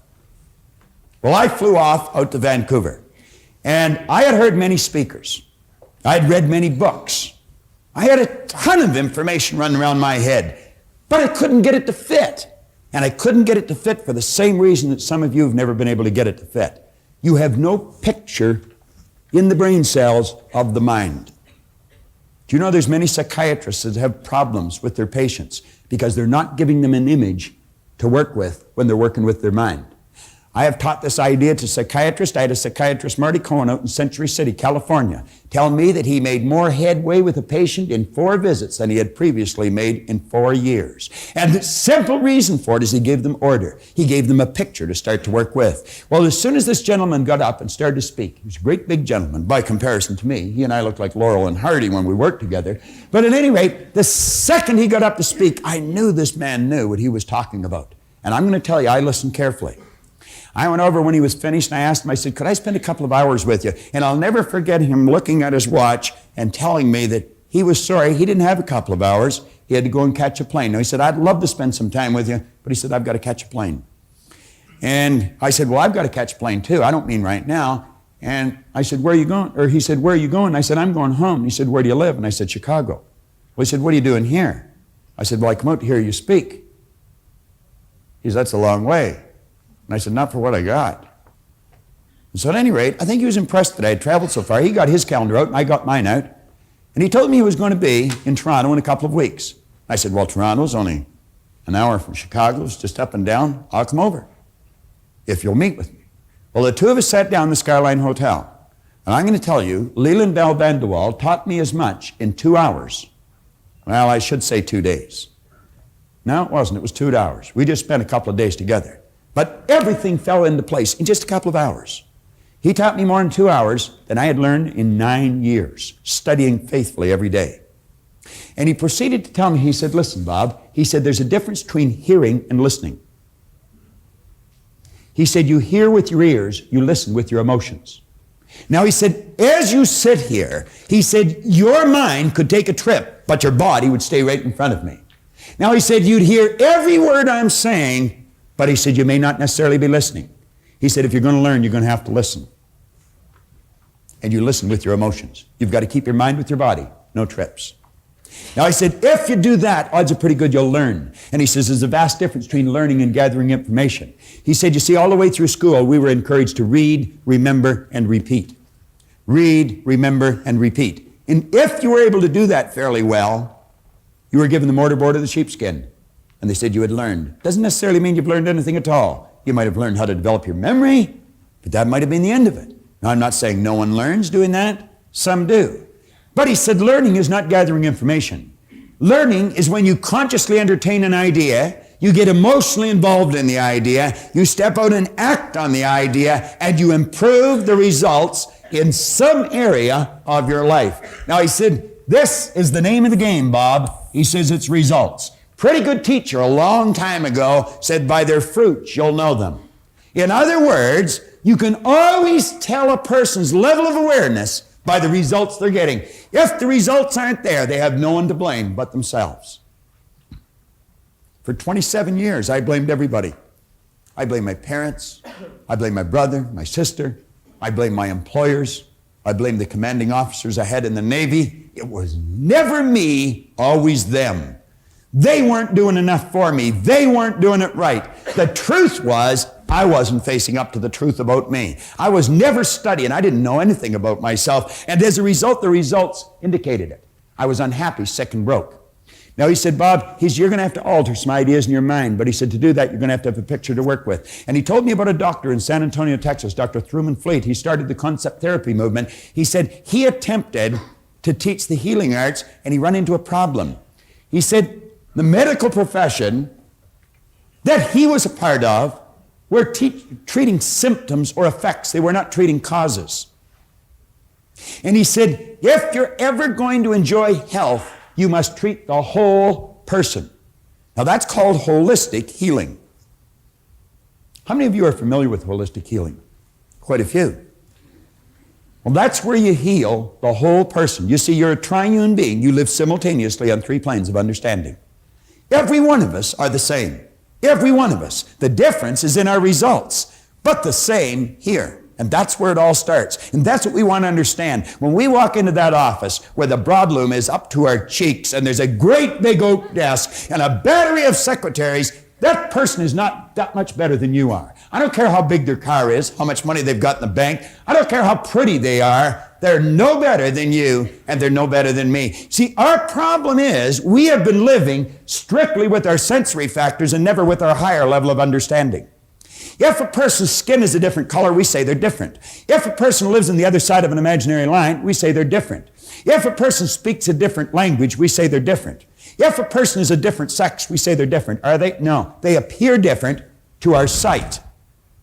But when we develop a higher understanding, we're going to find out that we're all the same. And when we start to grasp that, then we can start to take action on the results we want. As we see a person getting better results, we can watch and see how they're getting them, and then we can do what they're doing. Napoleon Hill says it pays to know how to buy knowledge. I'm going to tell you the best money you have ever invested is in this seminar. And I'm not saying that because I'm selling it or I'm doing it. And I'm not saying that because John's telling it or John's done it. I'm not saying that at all. I'm saying that because I've studied thousands of seminars, and what we've done is take the very best out of them all and put them in this.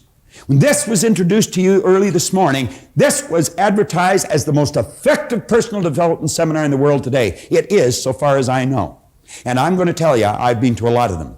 And it is because we give you a picture and then we show you how to change things. Well, Dr. Fleet said if we're going to see health, we're going to have to give a person an image of the other side of their personality. And he said, since no one's ever seen the mind, I'm going to make a picture of the mind. Now he said, let this represent the mind. Then he said, let this represent the thing that we've given all of our attention to now, up till now, the body. And he says it's this thing here that moves into action and causes the results that we get.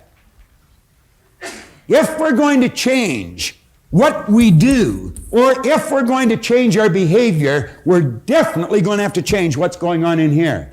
If we're going to change what's going on in here, we're going to have to understand how it functions. And as he pointed out, there are two sections to the mind, joined together, but different in their method of operation. And he referred to this as the conscious mind and this as the subconscious mind. Now, if you look on page 6 of your action planner, you'll see that drawing. The day Leland Bell van der Waal drew that on the opposite side of a placemat in the coffee shop of the Skyline Hotel on Dixon Road in Toronto, Ontario, Canada, I'm going to tell you my life changed.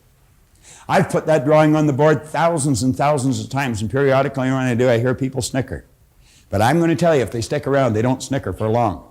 Because what it does, it starts to trigger all kinds of light in their mind. You've heard, let there be light, let there be a higher consciousness, let there be an awareness. Well, what we've given you here is a picture to start working with. It's not my picture. It's not even Truman Fleet's. It's our picture. The second you've got it in your mind, it's yours. No one can lay claim to something like this, but we can all use it. And we are all the same. I don't care how different you may appear to be to the person beside you, you and the person beside you are exactly the same. Now, it's understanding of how this functions that makes it different.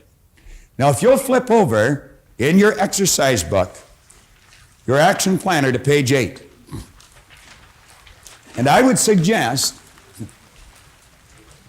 that you follow this really closely.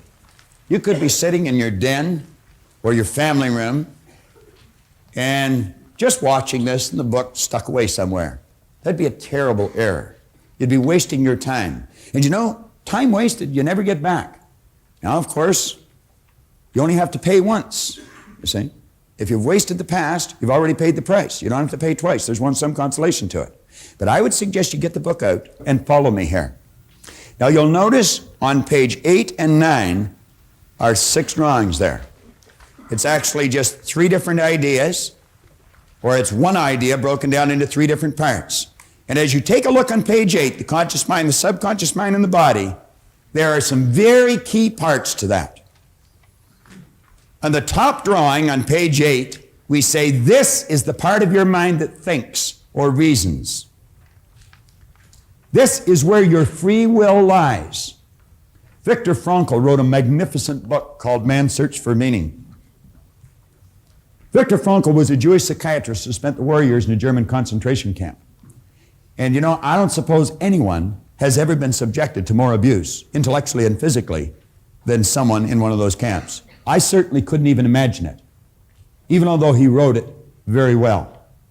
But he pointed out, he said, regardless of how they chained us and abused us, they could never take control of our mind unless we chose to let them. He did not choose to let them. Viktor Frankl was a courageous man. He's lived to talk about it. He's lived to teach about it. And I'm going to tell you, he's a wise person. That's where your free will lies. You don't have to follow anybody else. We say the conscious mind can accept or reject any idea. Now, there is no person or circumstance that can cause you to think thoughts or ideas you do not choose. They are the most important lines that you might find in this entire program. Now, what I'm going to do is run over a few ideas, and as I do with each part on page 9, jot some of them down. Not what I say, but what it means to you. Now, let's understand this right away.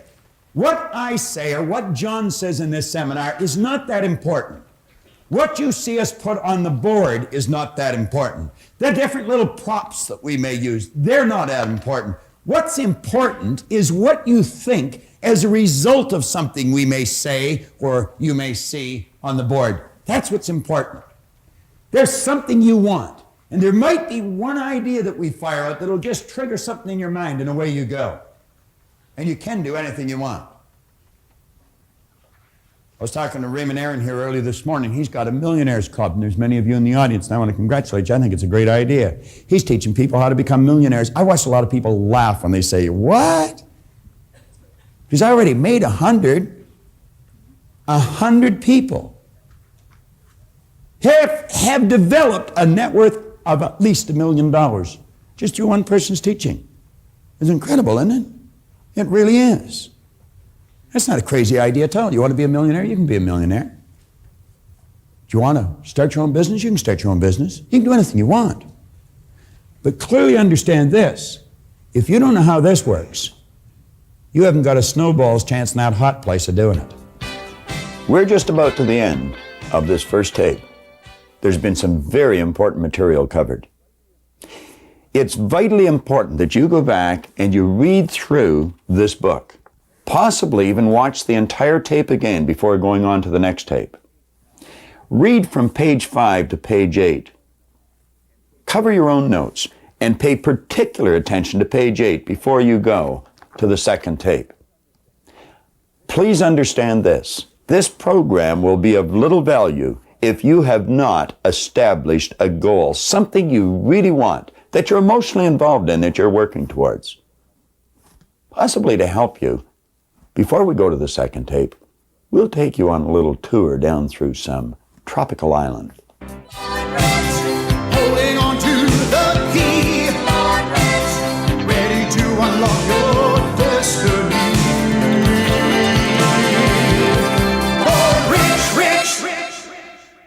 Most experts agree that you are probably using less than 10% of your mental horsepower. What would your life look like if you unlocked your full potential? Unleash your marvelous mind. We will show you how. You know, finding a purpose is, it shouldn't be rushed, first of all. A lot of people are rushing, hurry, I got to get a purpose, I got to get a purpose. And if they do settle on something, it's usually not meaningful, and it's not real, and it's not really their purpose. Our purpose is what we love to do. And too many people, they think they love to do something, but I couldn't earn any money at it. I'll give you a good example. I was talking to a doctor in Phoenix, and he was telling me he was thinking of leaving the profession. He was going to quit. And I said, why are you going to quit? Well, he said, you can't earn the money at it. He said, we're putting in more time to earn less money. He said, the medical profession's in a bit of a mess. And I said, well, why did you become a doctor? Well, he said, I love it. Well, I said, why would you want to quit it? You see, I think he got the idea that you got to earn money at it. You don't have to earn money. Let's set the money aside for a moment, and that's another subject. How do you select a purpose? You find out what you love to do, and then you dedicate your life to it. Now, I'm very fortunate because I can earn a lot of money living my purpose, because my purpose is in a very profit-oriented type of service. Not everybody is. The doctor couldn't do that. But I said, if you wake up every morning and you love what you're going to do, you're a rich person. And I said, you can earn money at something else. I said, your purpose is spending your days doing what you love to do. That way you get satisfaction from how you spend your days. And we should get a lot of satisfaction from how we spend our days. And I said, you can set up multiple sources of income. You don't earn money from working. Working is the worst way to earn money. In fact, Hill put it very well, Napoleon Hill. He said, if you're one of those people who believe that hard work and honesty alone will bring riches, perish the thought is not true. He said, riches, when they come in huge quantities, are never the result of hard work. Riches come, if they come at all, in response to definite demands based upon the application of definite principles and not by chance or luck. So it's a matter of providing service. I was providing service last night when I was sleeping. Therefore, I was earning money last night when I was sleeping.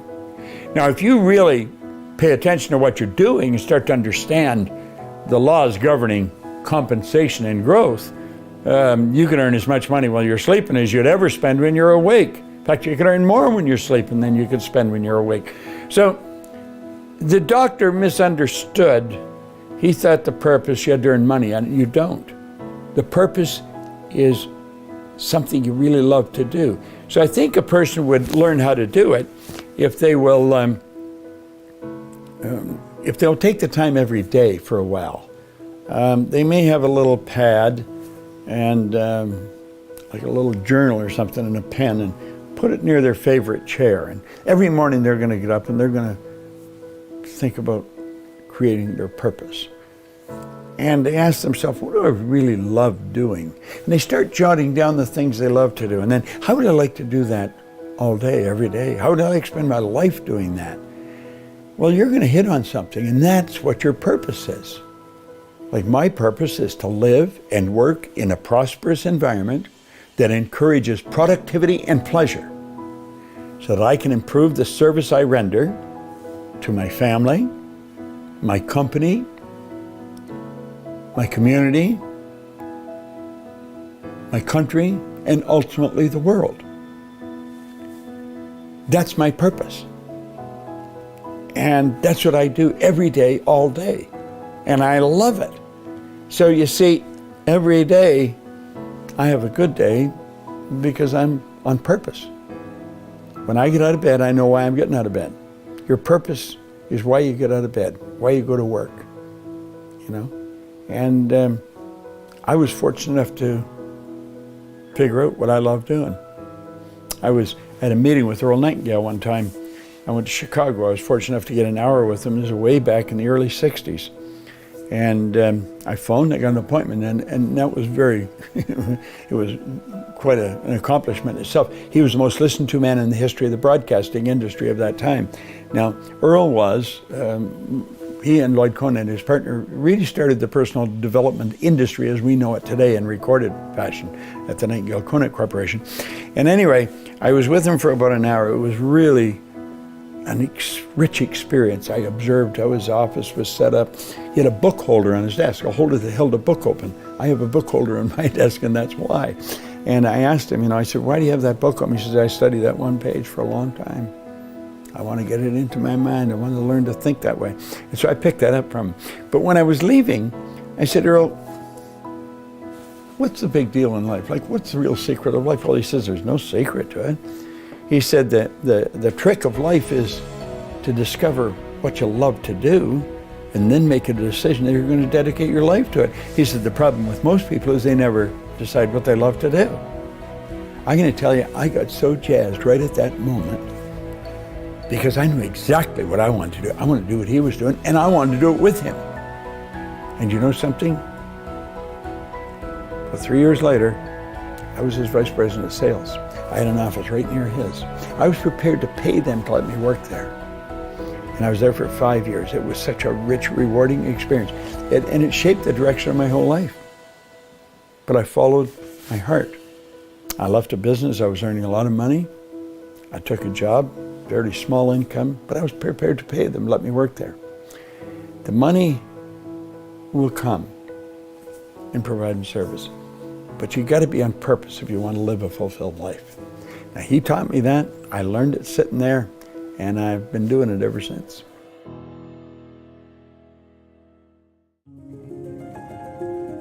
You have the ability to create your own economy.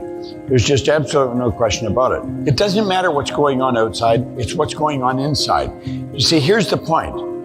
We're not talking about a government. We're not talking about government individuals. We're not talking about Caesar's force. We're talking about a universal law. Primary law is vibration. And of course, the only thing you can attract are the things that you're in harmonious vibration with. So whatever frequency you're operating on, that's what's going to dictate what you're going to attract. Well, you can create your own economy. Now, let's say economy is not necessarily dollars and cents. We'll take economy as a word for our lifestyle, how we want to live. We can create the lifestyle we want. We're all the same. The only difference is the frequency that we're operating on. It's not how much money you've got. It's not who you know. It's the frequency you're operating on. You've got to get that straight. Some people say, yeah, but look at all the people you know. It doesn't matter if you know anybody. It just happens. When you get on the right frequency, you start attracting it. And you cannot stop it coming to you. It's like turning on a radio station. Whatever's on that frequency is what's going to be broadcast through your radio. Well, whatever's on the frequency you're on is what's going to be broadcast through your life, like the actions and the results. It's all an expression of that. Everything you need to live any way you want to live, it's already here. But you've got to become aware of its presence. You've got to get in harmony with it. Well, hello, everyone, and welcome to today's interactive call with Bob Proctor. Good afternoon or good morning or good night or whatever it happens to be wherever you are. And I want to welcome all of you here.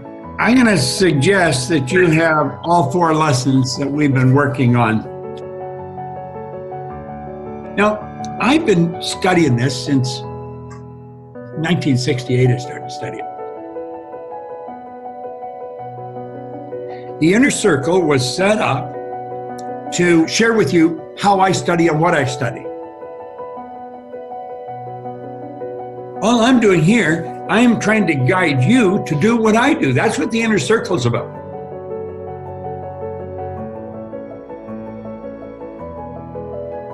If you have a couple of questions on that, let's deal with those. Who has a question on this? Anybody?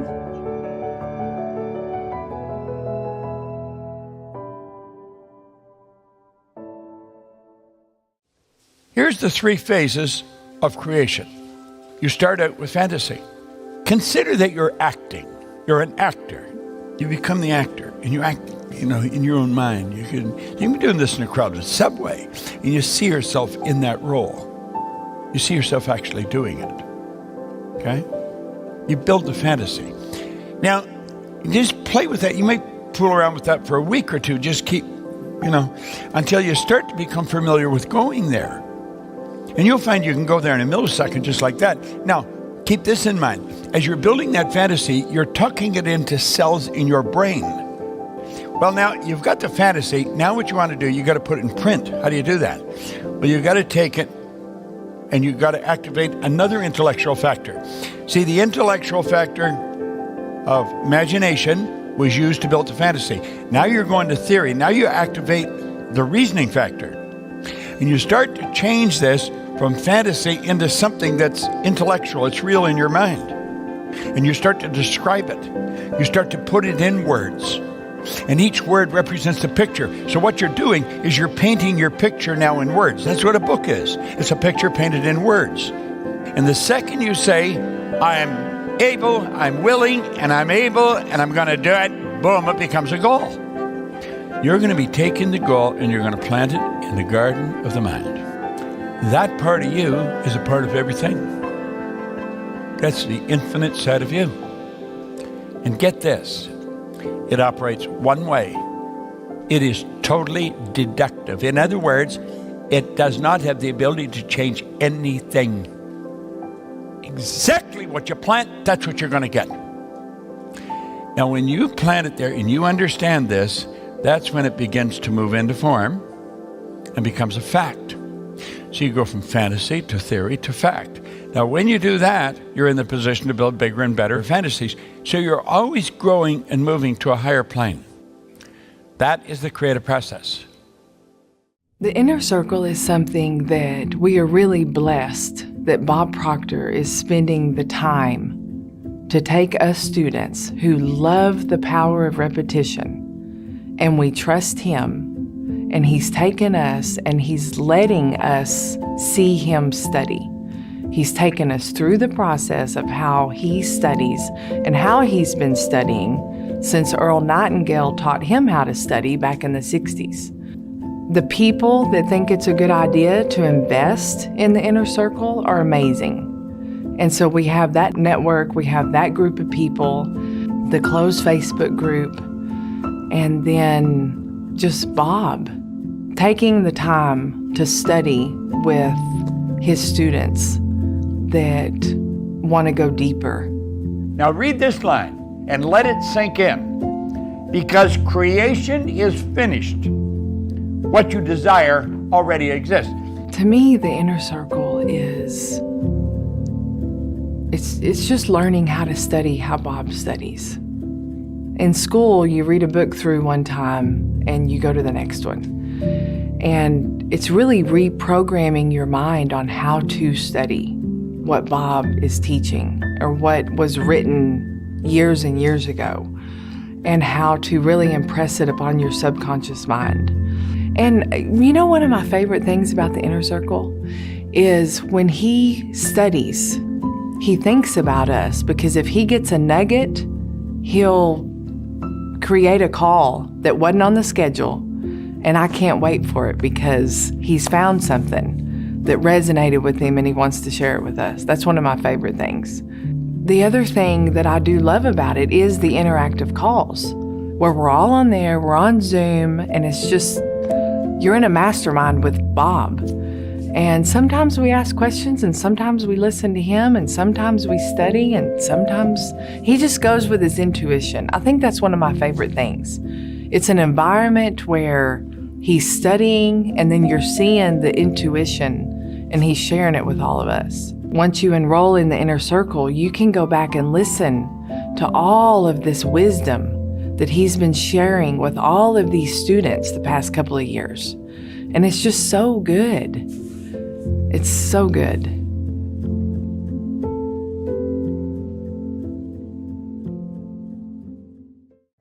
This is how you attract the person you want into your life. Now you take a sheet of paper or a card and you put a circle on it. And in that circle you write my man or my woman, whichever it is you want to attract. And then you take and you put sort of a starburst on it with a bunch of lines coming out. And then you start to fill in. And here you want the kind of person you want, the qualities that you want to have. And the first thing you want that person to be free, because if they're not, you're not going to be. And as well as that, you also want the person to be happy. Who wants to be with a sad face all the time? You want to attract a kind person. You want somebody that's kind. You want somebody that's caring. Now you think of all these things, you think of, what do I want the person to be like? Well, you want them to have these qualities. Understand this, you do not put a face on the person. Oh, I know, you got your eye on somebody. You have no right to mess with their mind, and that's what you would be doing. You'd be transmitting images to them. Now, you just send this to the universe. Now, I'm going to tell you what will happen before we're finished here. You got to go back and you keep thinking of the qualities. You want them to be in good health. You want somebody that's financially independent. And then, you know, there's no hang-ups about money. You want somebody that's into personal growth. If you're into personal growth, you certainly want them to be. Now, this seems preposterous to some people, but if you understand the law, understand that we're all an expression of exactly the same power, and as power operates by law, vibration is one of the laws. Now, vibration is the primary law, attraction is the secondary. You can only attract to you what you're in harmonious vibration with. Just keep adding the qualities, everything you want this person to have, and then mentally you start to live with this person. Don't tell anybody you're doing. You go for a walk with them, you talk to them, you have dinner with them, and you mentally carry on a conversation with this imaginary person. Now, what are you doing?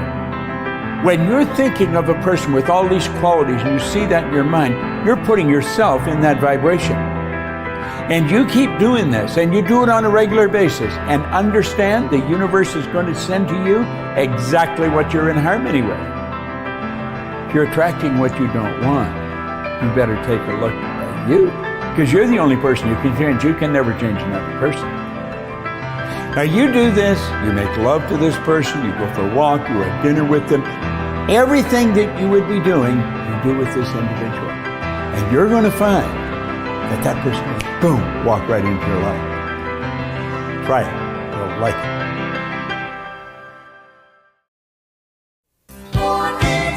Holding on to the key, ready to unlock your destiny.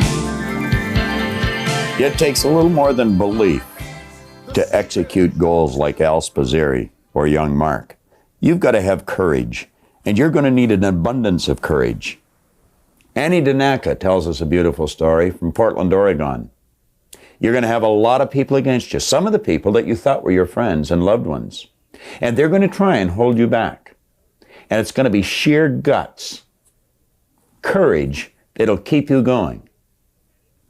Al did it, Mark did it, Annie Danaka did it, and so can you. Listen to this. Now, you've got to have courage tacked on the idea. In the vernacular, it takes a lot of guts. We were fortunate enough to have Paul Hutsey share his experience with us yesterday. Do you know, in that same meeting that I met Paul Hutsey in, I was living in LA at the time, and I had come into Toronto to work the conventions for that company. There was another gentleman, and that man changed right in the meeting. He changed right in the meeting. He went back. He lived in a neighboring town to Paul. I believe he was in Hutchinson, Kansas. At that time, Paul was in Wichita. And I remember Paul telling me one day, he said, you know, he changed so much, he appeared to be phony. He said, I almost told him. But he said he never changed back. Well, I was out working in Paul's company. I was working up and down the west coast of the United States. I was in Portland, Oregon. And there was a young lady in the seminar there, and I'm going to tell you, she had her act put together. You could say she had her head screwed on right. Physically, she was quite an attractive lady. She did some of the work that you do, Scott. She worked on stage. She did commercials. She raced cars. I'm talking about those great big long things with little wheels on one end and big ones on the other to go about 5,000 miles an hour for a second or two. You know? And she won the races. She was a salesperson in Paul's company, and she did very, very well. Her name was Annie Danaka. The following Christmas, Annie sent me a calendar. And on each month was a beautiful philosophical quotation, contained beautiful truths about life. Rather than write to her, I gave her a call and thanked her for it. One thing led to another, and we got around to the point of talking about something John was talking to young Mark about. He was saying some of your peers are going to attempt to knock you off course.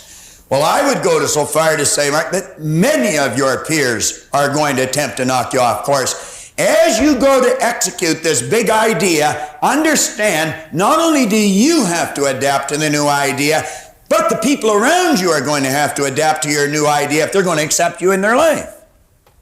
And it's highly unlikely that they are going to adapt. You see, the people you've been associating up to now, they've been earning $18,000 a year, Al. And I would imagine some of those people probably have quit talking to you. Yeah, Marge's sitting there, his wife, saying, yeah, that's right. Yeah, they've quit talking to us. I experienced this. When my income took off, some people I thought were my friends quit talking to me. Of course, you're earning this money. What are you going to do with it? Well, I like spending it. My wife gets a bigger kick out of it than I do, but you buy a nice new car. They say, oh, you're a big shot now. And, of course, you probably want to live in a nice new home. What was the matter with the old one? Not good enough for you? You've got to be prepared for this, and you've got to develop mental strength, because I'm going to tell you, at first it hurts. It bothers you. They try and pull you back to where they are. Annie was telling me about a time she went down on a call for a play, and she went with a couple of her what she thought were her girlfriends. She got the leading role in the play, and the friends didn't even get in the supporting cast. I have never been in a play, but my daughter has, and one that Scott was musical director of, and I watched them rehearse. I went over and I got to know the cast. And they work hard. They work long hours. This is before it ever goes on stage.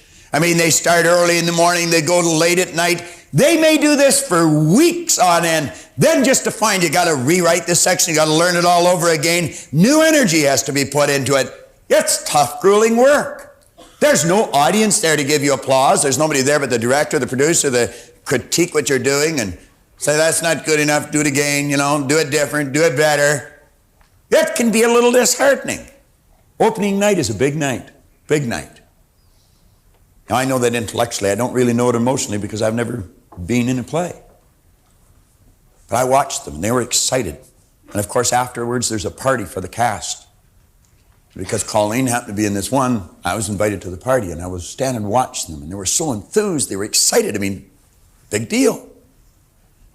Well, opening night of Anne's play, her girlfriends didn't come out to support her. And that's usually a time, I know that one that I'm referring to with Scott, that Colleen was in. There were members of the cast where their families flew in from the United States. Yours did, as a matter of fact, Scott. I met his mother and his sister. In fact, I had breakfast with them after. They had flown in from Colorado. Another chap had his family flow in from Alberta. They come out to support them on opening night. Well, these girls never even come out to support Anne, and it bothered her. It really bothered her. And she was talking to an old friend of her dad who has since passed away. His name was Hap.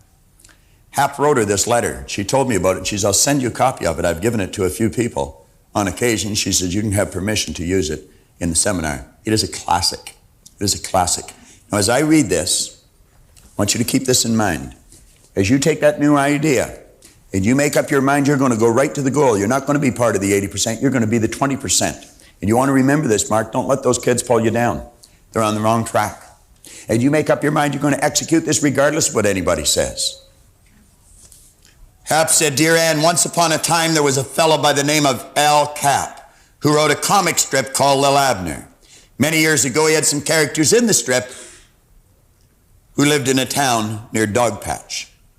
They were the town bums, the ne'er-do-wells, the failures whose whole aim in life was to pass judgment on others.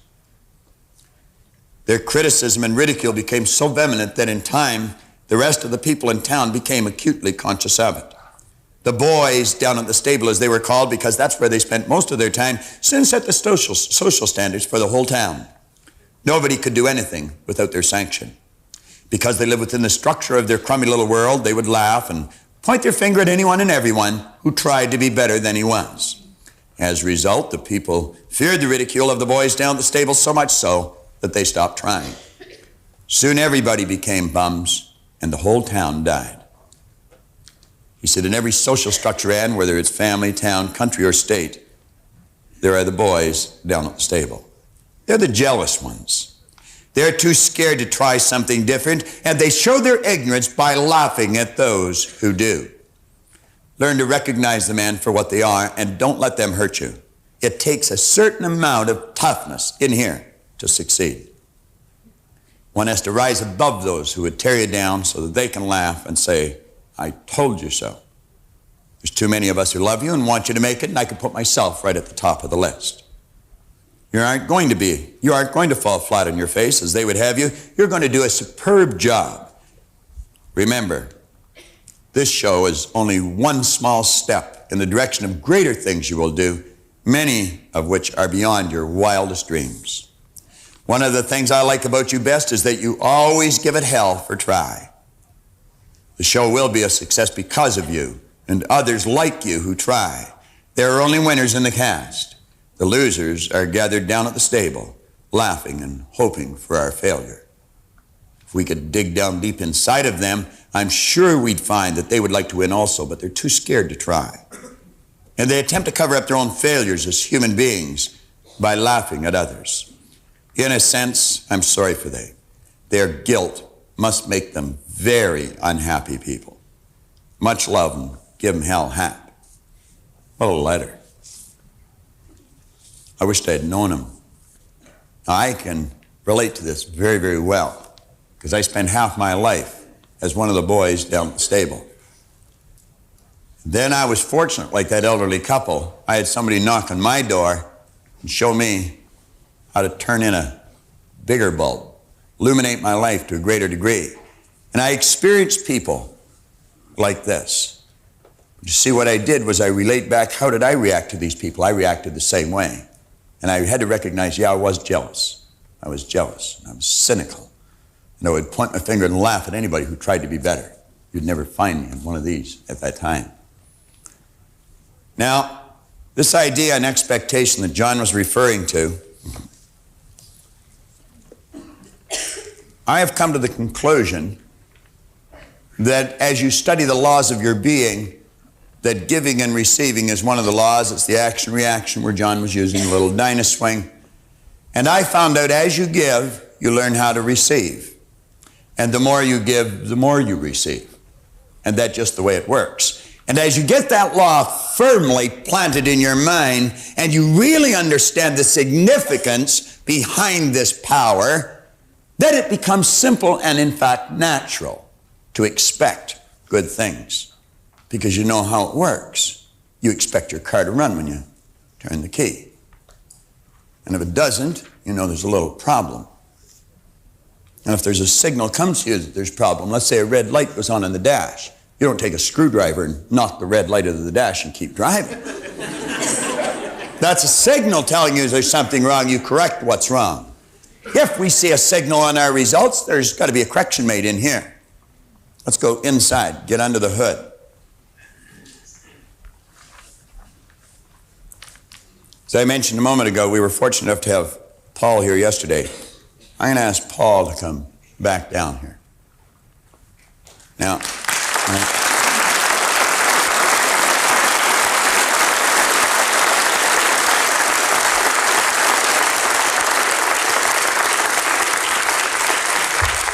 Paul, maybe we could just stand over here, all right?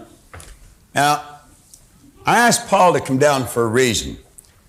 John and I come up with an idea some time ago, and we've been working on this idea for a long time. Last night, having dinner with Paul talked about changing the number 2 to a candle, because it represented light, and light comes from inside. And I got thinking about this, and I was thinking of a quote that I guess you could say both John and I fell in love with quite a long time ago. And the quote kept playing on our mind and playing on our mind, and so we decided to develop an idea around it. And it is it's actually not a quote, it's an epitaph that Theodore Roosevelt wrote many, many years ago for his son, who had passed away or died in battle 6 months before his own death. And Roosevelt said, "Only those are fit to live who do not fear to die, and none are fit to die who have shrunk from the joy of life. Both life and death are parts of the same great adventure." He said, "All of us who provide service and stand ready for sacrifice are the torchbearers. We run with the torches until we fall, content if we can pass them to the hands of the other runners." Let me review part of it. He says, all of us who provide service. I think Paul provides a lot of service. I don't think he does. I know he does. And if you go throughout Texas, Missouri, Louisiana, Kansas, you're going to say, hundreds of people, they'll say, yeah, Hutsy sure does provide a lot of service. And then he said, and stand ready for sacrifice. Well, you know, he's already told us he's got 60 salespeople down there. He's got 8 managers. He's got 5 kids. He's got 19 grandkids. He's got a wife that's just a beautiful lady. And, I don't think he has to look for something to do on a weekend. When I asked Paul if he'd come up and share his experience with you and with all the people that are watching this, sitting in their home or at work, he didn't even say, let me think about it. He just said, sure, I'd be glad to. You know. Now, most of us look at sacrifice as losing something. The true meaning of sacrifice is giving up something of a lower nature to receive something of a higher nature. I don't know what Paul would have done this weekend, but I do know last night he said, boy, that was just a great day. He said, what a great audience. He said, I had a wonderful time. So he gave up something of a lower nature, he received something of a higher nature. Now, John and I had an idea some time ago, and we had someone design and make a little pin out of gold. Now, it's a little gold pin. It has a wreath. It has a hand holding a torch. It's a torchbearer's pin. And we had decided we would make a lot of people torchbearers, show them that there is compensation in service and sacrifice. And we only had 2 of these pins made, one for John and one for myself. But we thought the first guy that we should make a torchbearer is Paul Hutsey. You know? Right here. All right. Thanks, Bob. Thanks a lot. Good hand.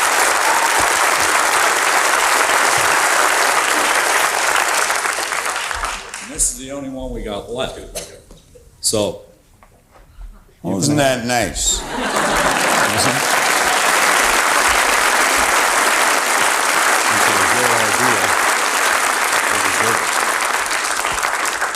See how fast you get it back when you give it out? And I'm going to tell you, that was spontaneous. We were talking last night, and I said the only time you give is when you don't think about it. It's just automatic. It's got to be spontaneous. If you have to think about it, you're trading. I know that John didn't even know I was going to do that. We talked about making Paul the first torchbearer, but he didn't know I was going to do that then, nor did I know he was going to do that. Now, you get locked into this idea. What you want to do is fall in love with what you do. The results you get are the compensation you receive for what you do. Now, there's a difference between expecting something and wanting it. Don't see this as a difficult task. On page 33, what I want to suggest you do is take and write down the left-hand side of page 33, about every third line. Put family life right at the top on the left-hand side. Right on the left-hand side of the page down here, on the first line, put family life. Drop down 2 or 3 lines, put social life. Come down 2 or 3 more lines, staying on the left-hand side, put business life. Come down a little further and put income. Come down a little further and write health. Now, they're just some suggestions of areas of your life. I want to suggest you pick out some more and then ask yourself, have I just been wanting these because wants are here in the consciousness? Expectation is in here. And you can want things, you can see them, and you can have them in your consciousness. If you don't plan them in here, you're not going to get them. And I want you to take some time and really think about that. And don't just pass this lesson over and go on and do whatever you're going to do. This is the lesson. It's important that you get them. This is how you get yourself involved. You develop the understanding. It motivates the action, which changes the results. And that's what we said. It's the understanding and application. On page 34, quote at the top of the page, I believe John did that much better than I could do it here with young Mark over here. So desire is the effort of the unexpressed possibility within, seeking expression without, through your action.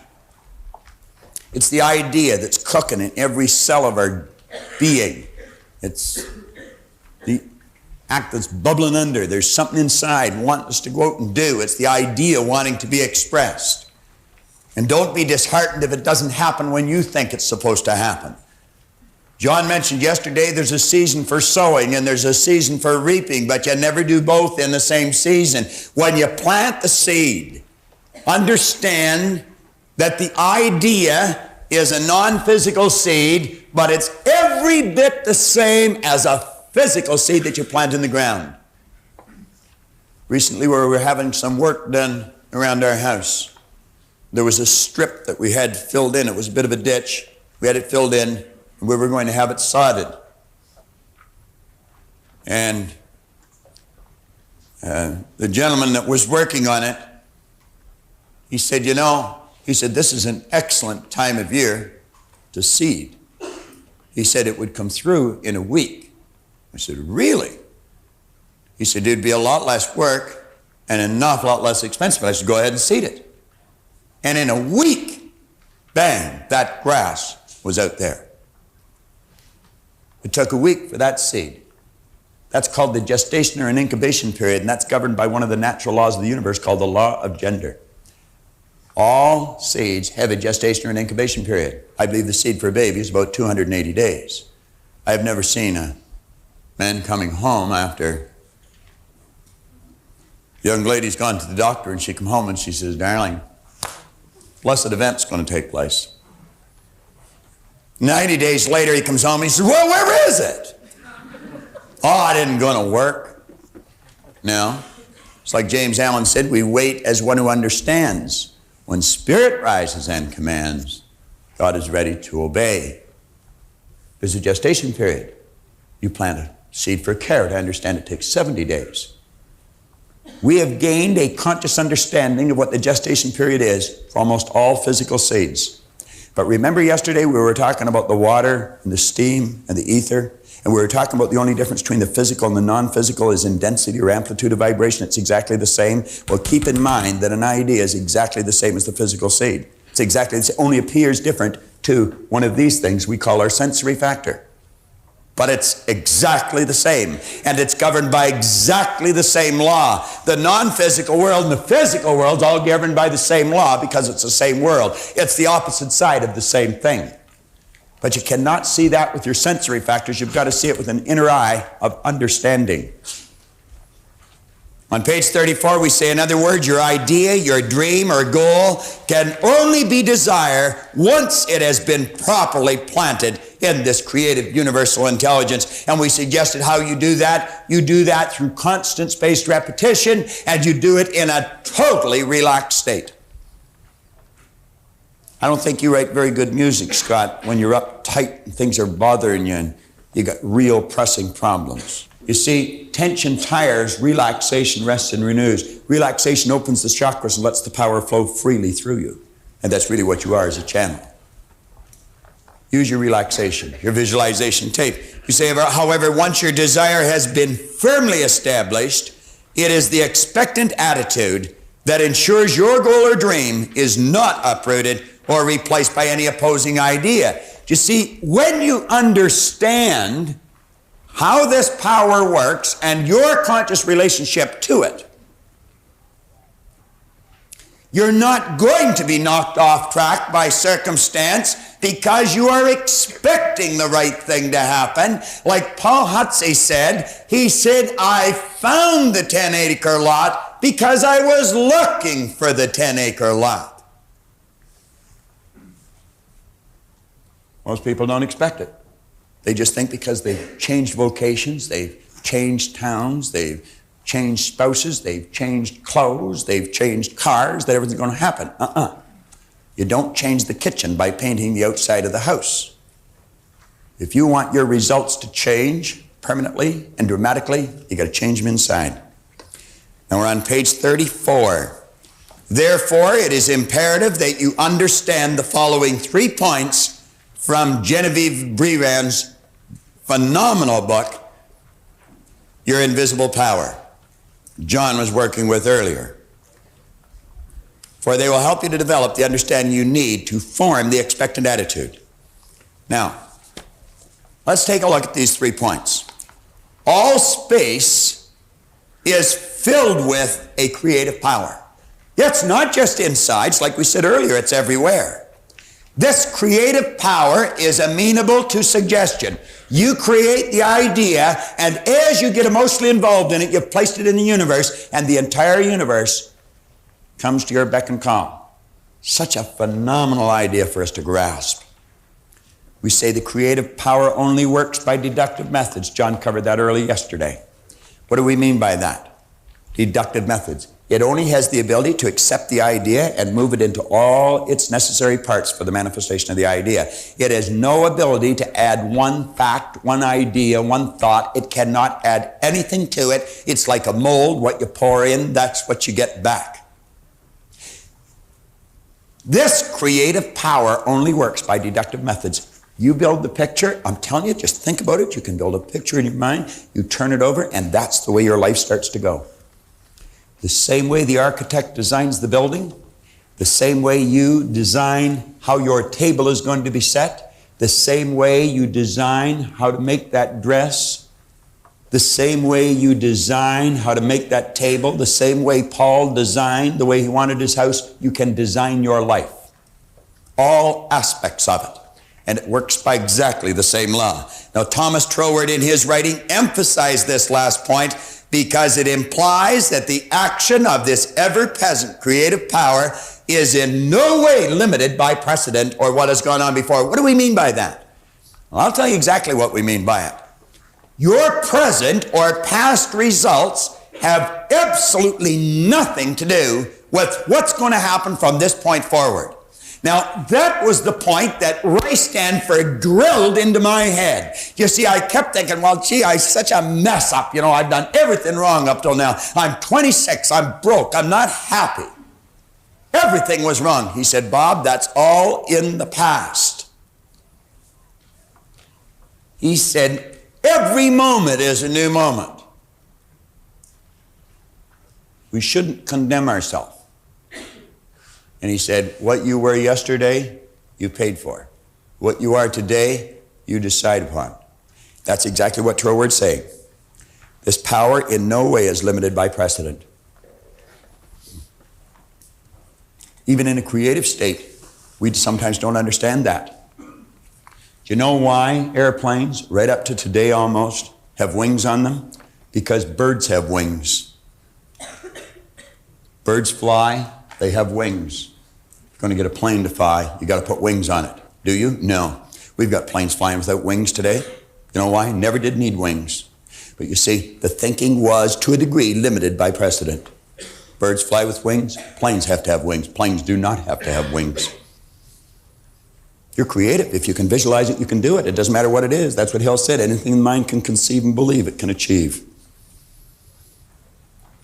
Said in other words, this universal creative power creates a creative direction from the idea or image that you impress upon it. It's just sitting there and it's waiting and saying, whatever you ask for, I'll give you. Before you speak, I'll hear. Is that just a nice little piece of scripture? Before you speak, I'll hear. Well, let's analyze it from a logical point of view. What precedes the spoken word, the thought? What's the thought set up? It sets up the vibration. What is this work by? By vibration, movement. See, one of the laws of the universe is vibration. Everything vibrates, nothing rests. Everything from the electron to the universe is in a state of movement. Before you speak, I'll hear. Sound of God evolves around the law of vibration. I don't know if the book you've got has nothing on the next page, but my page is blank. If you want to take and number the next page, both sides of the next page, would you take and number that?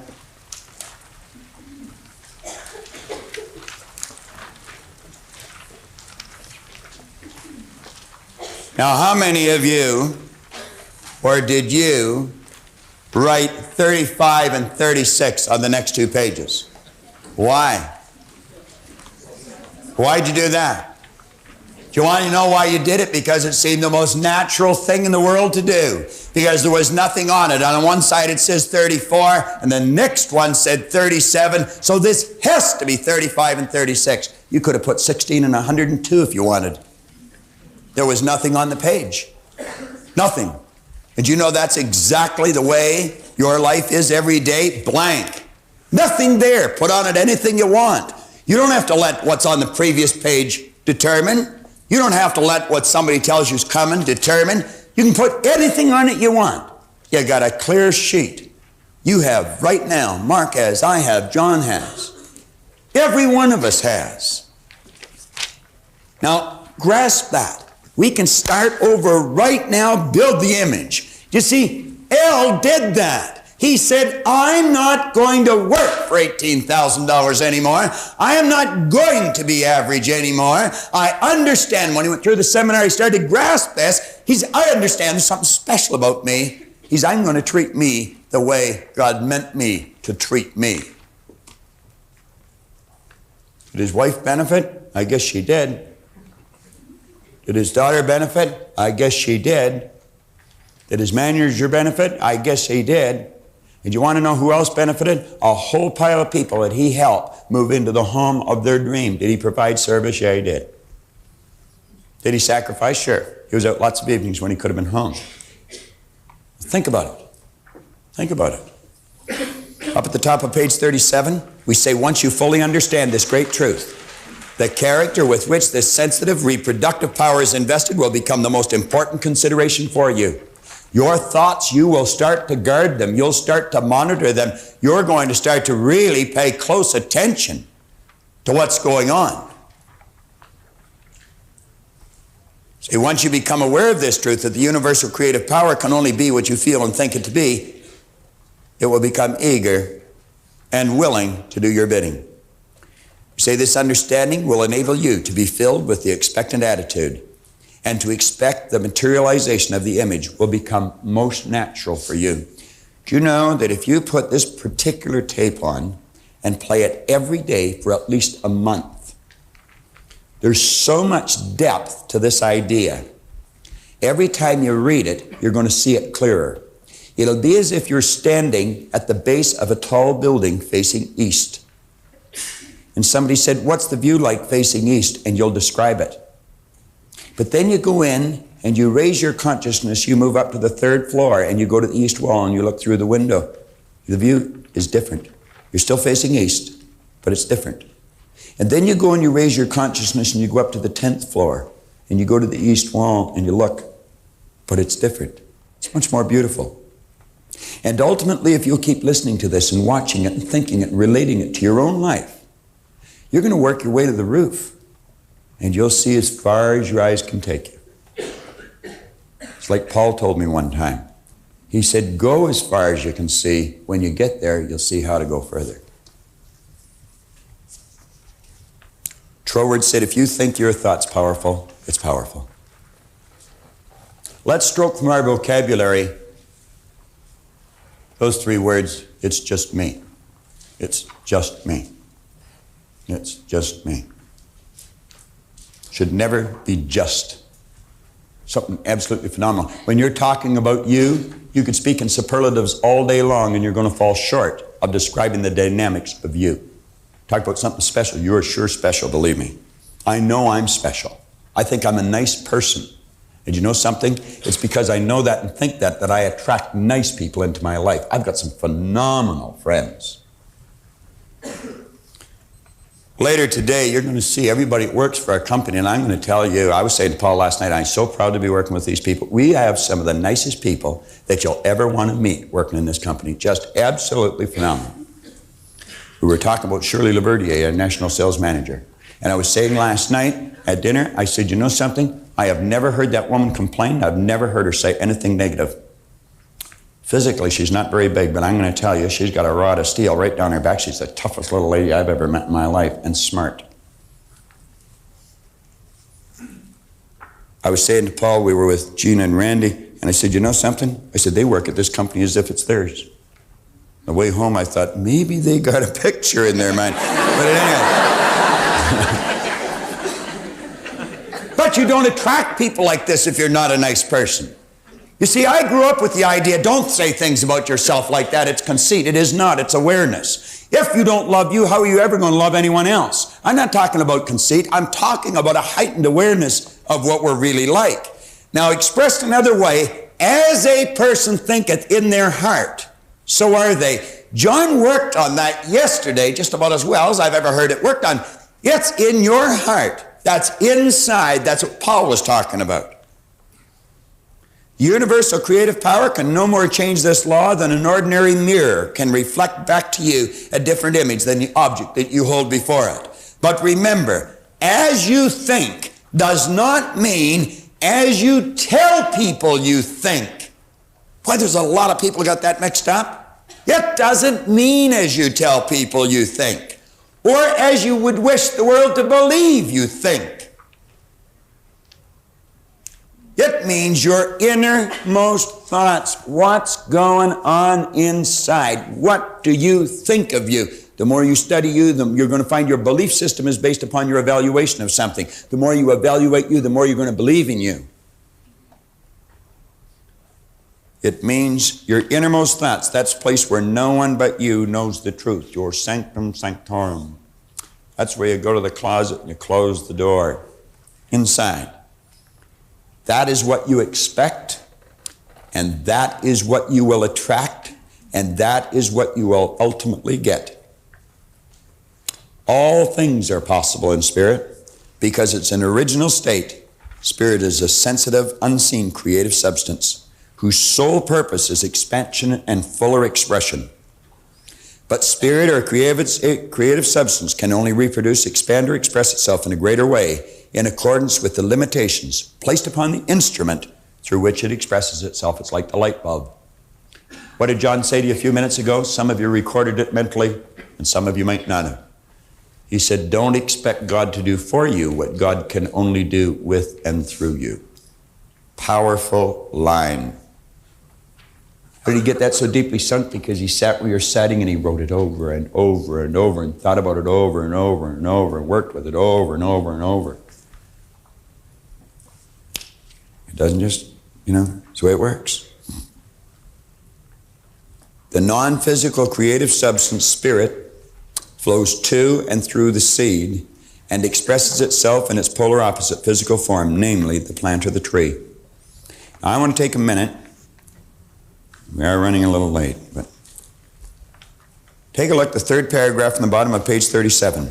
Spirit can only express itself through the medium of an acorn in accordance with the limitations placed on the acorn. And the medium of the acorn is limited by the pattern plan or the nucleus in the seed. Now, I want you to really think. I want you to imagine that that's an acorn. That acorn is not solid. It is moving. It is actually moving. That acorn is a mass of energy in a high speed of vibration. And at the present time, that acorn would be disintegrating because it can only do one of two things, create or disintegrate. It's disintegrating because it's not in an environment that's conducive to its unfoldment. Why do you think I suggested to Brian to get in with the big hitters? Dr. Livingston proved that from Harvard way back in the 60s. He took a person that wasn't doing well and he placed that person with people that were doing very well, and that person's productivity went up. Get into the right environment. That acorn, if we took the acorn and we planted it, let's say that's the acorn, and we plant the acorn below the earth's surface. Instantly and automatically, that acorn would start to attract particles of energy to it. If I took 2 drops of water and I moved them together, what would happen? They'd become one. If I took a drop of peanut oil and a drop of water and moved it together, what would happen? They'd repel. Why? Because they're not on the same frequency. They're both massive energy, but not in harmonious vibration. There's all kinds of particles of energy in the earth that are not in harmony with the vibratory rate of the acorn, but they won't be attracted because they're not on the same frequency. Now, that acorn has a pattern plan or a nucleus in it. You'll hear many people say the oak sleeps in the acorn. That's not true. You'll never find an oak tree in an acorn. You can dissect it with the most powerful microscope you'll ever get your hands on. You'll never find an oak tree in it. Do you know why? There isn't one there. The oak tree's in the universe. Where does everything come from? Everything just is. Everything's an expression of the same thing. Everything, all supply comes from one infinite source, a non-physical source. Same as your money, your health, and everything else. This acorn has no ability to alter its state of vibration, so it keeps attracting little particles of energy, just like a magnet. And as they join with the acorn, it's like the drop of water. Keep adding drops to it, and pretty soon you're going to have a big puddle. This thing has to what? Expand. We call that growth. And a shoot comes out of the bottom, and another little shoot comes out of the bottom. Pretty soon a shoot comes out of the top, and it bursts through the earth into the atmosphere. And from the atmosphere, particles of energy, unseen to the physical senses, but not unseen to this power, and it's attracted, and that thing starts to grow, and pretty soon it has roots, and it has a trunk, and bark, and branches, and twigs, and leaves, and it has the whole thing. Do you know why? It cannot change its state of vibration. It's locked in.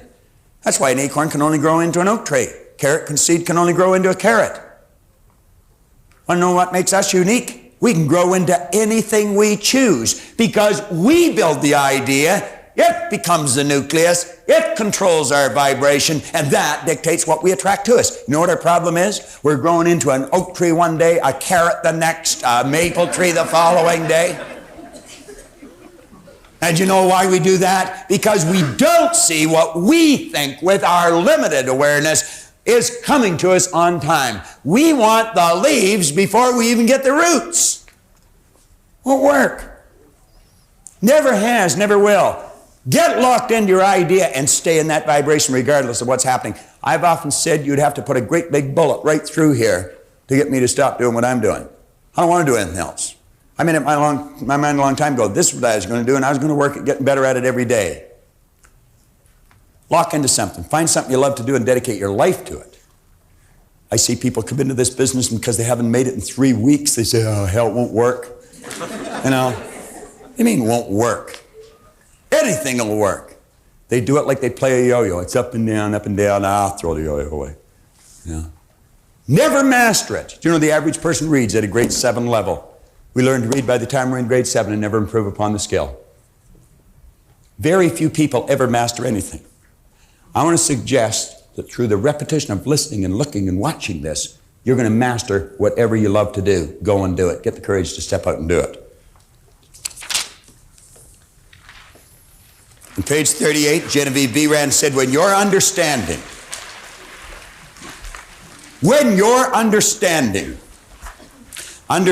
comes from knowledge, it's the polar opposite of ignorance. When your understanding, and remember knowledge, the only way you can get it at is through study. Unfortunately, study seems to be something like taxes. People only do it if they have to.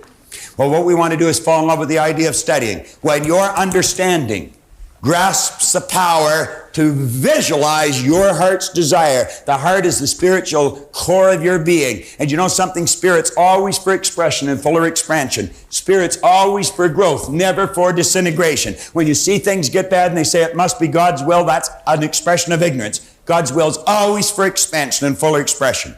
Greater ways, greater things. That is God's will for you, for me, for everyone else. Never for hard times. Abundance is our birthright. We've been conned, folks. She said, when your understanding grasps the power to visualize your heart's desire and then hold it with your will. Don't let some peon suggestion knock the idea out of your mind that you can't do it because you never have up till now. Hold the idea with your will. Concentrate. Do like Napoleon. He said, I see only the objective. The obstacle must give way. Do like he did, but don't be like he was. He wasn't a nice person. She said, when you do that, it will attract to you all things requisite to the fulfillment of that picture, and it'll attract it by the harmonious vibration, the law of attraction. You know what you have to do? If nothing's created or destroyed, you've got to get on the same frequency as the good that you desire is on. There's music in this room right now. You don't hear it, but it's here. If I brought in a little transistorized radio and turned it on, you'd hear the music. Did I invite the music in, or did I tune into something that was already here? And all I have to do is change the dial and I get different music, and change it again and I get different music. And what am I doing? I'm tuning in on different frequencies. And as you get the image and get involved, you alter the frequency you're on. Therefore, you attract whatever's on that frequency. Do you want poverty? Tune into it. be delivered right on schedule. Me, I've never liked poverty. Never. Even when I lived in it.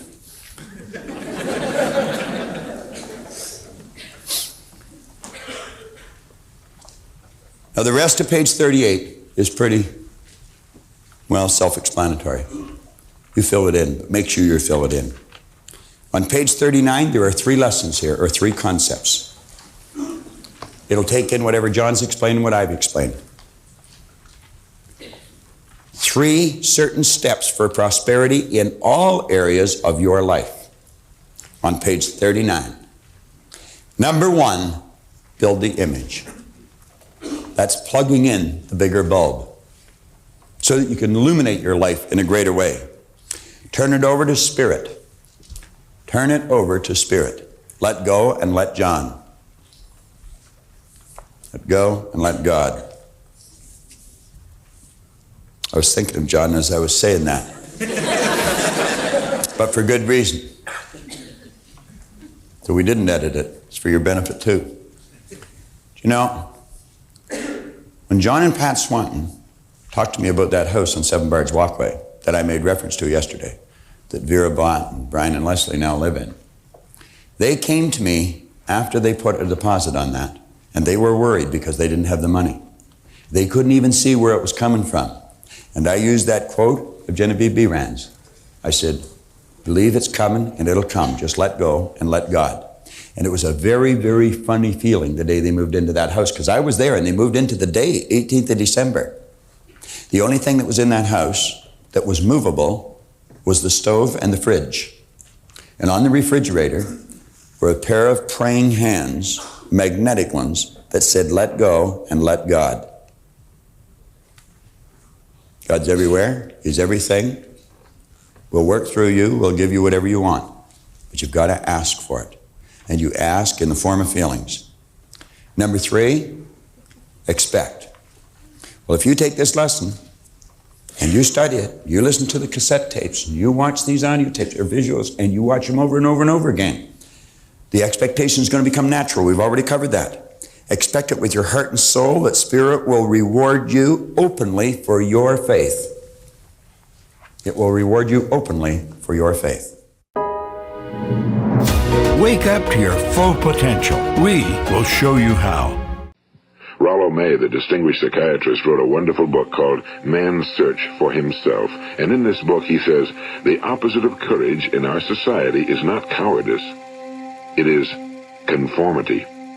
And there you have the trouble today. It's conformity. People acting like everyone else without knowing why, without knowing where they're going. Most people have no idea where they're going. They really don't. And you don't have to be much of a genius to figure this out. Stand back and watch the way most people live. Watch the way they operate.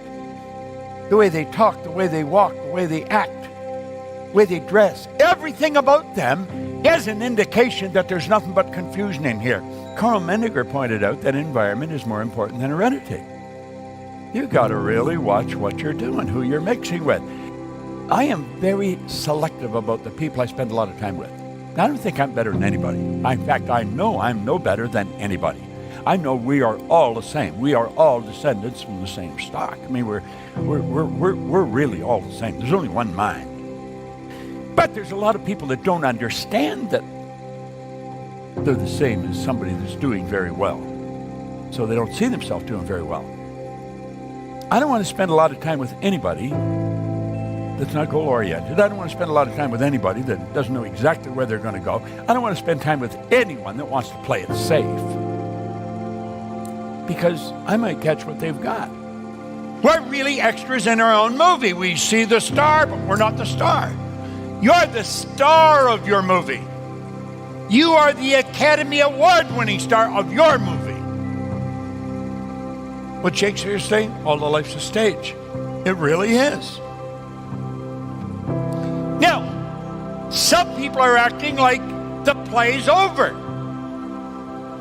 And they're just going to sit there until the lights go right out. You can't see what has to happen. You've got to trust. You've got to act like the person you've got to become.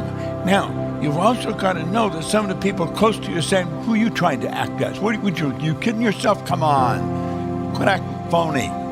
People are laughing at you. Why are you doing that? I experienced this. When my income took off, some people I thought were my friends quit talking to me. Of course, you're earning this money. What are you going to do with it? Well, I like spending it. My wife gets a bigger kick out of it than I do, but you buy a nice new car. They say, oh, you're a big shot now. And of course, you probably want to live in a nice new home. What was the matter with the old one? Not good enough for you?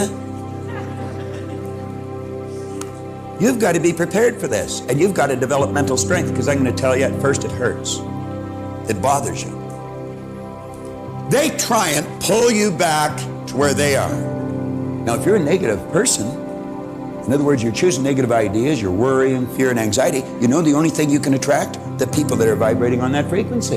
You're going to attract other negative people. Misery loves company. That just isn't a cute saying. Birds of a feather flock together.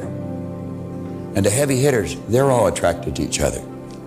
They go to the same clubs. They take the same kind of vacations. They drive the same kind of cars. They live in the same neighborhoods. Now, if you're not one, how do you become one? Mix with them. You choose your environment. That's exactly what I did. 27 years ago, I was sitting in a bar here in Toronto. That's where I used to spend most of my time and all my money that I could beg, borrow, and steal. I very rarely earned very much in those days. One day I picked up a glass and I looked at it and I looked around and I thought, they're all bums in here. They were. Then I thought, geez, I must be a bum too, because I'm always here. I'm one of them. They're one of me. You know what I said? I put the glass down. I said, I'm never coming back as long as I live. And I never have. I never have.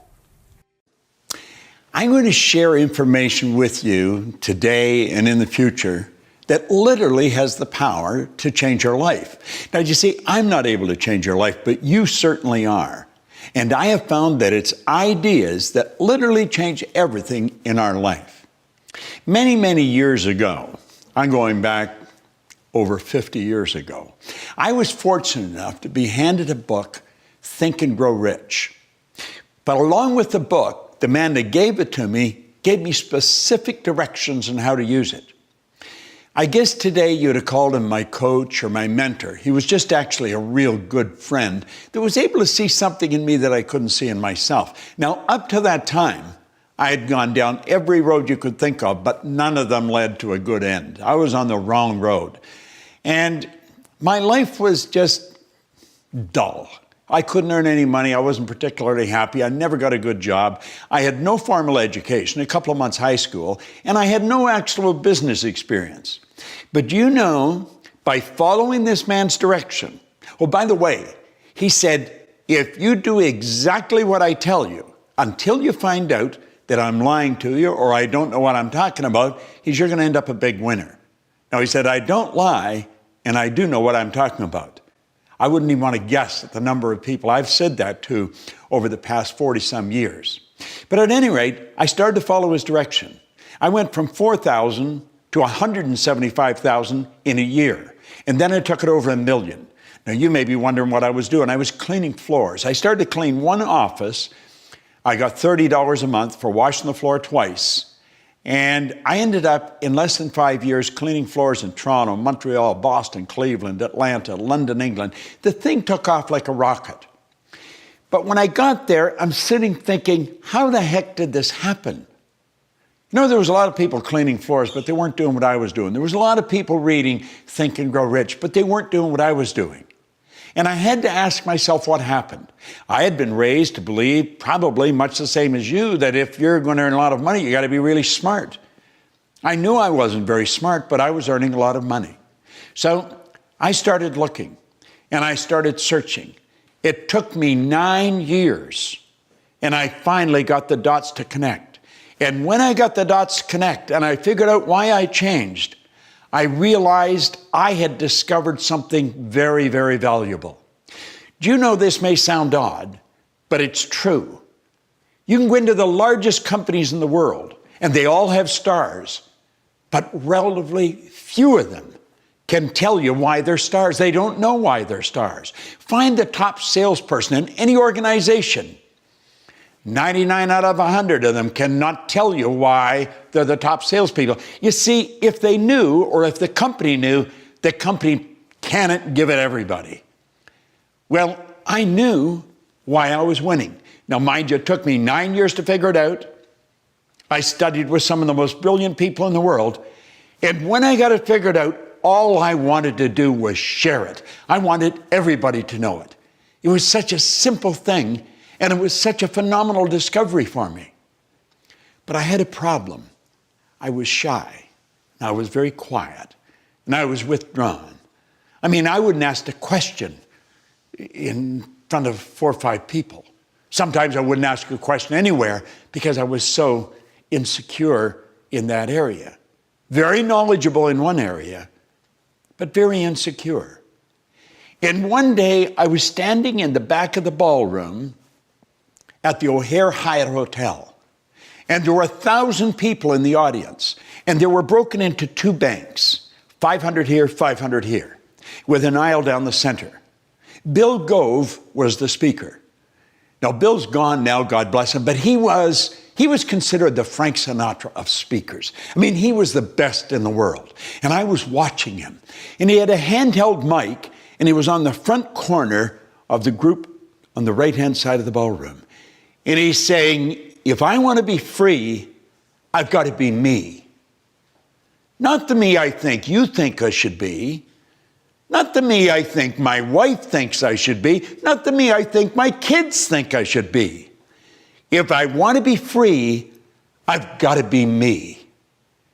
Now he said, I better know who me is. Now I'm standing in the back of the room watching him. And I was thinking, if I could only do that. I wanted to share this information so much, but I was shy. Now, let me digress for a second. I had listened to Earl Nightingale for years. I burned Earl's messages into my mind.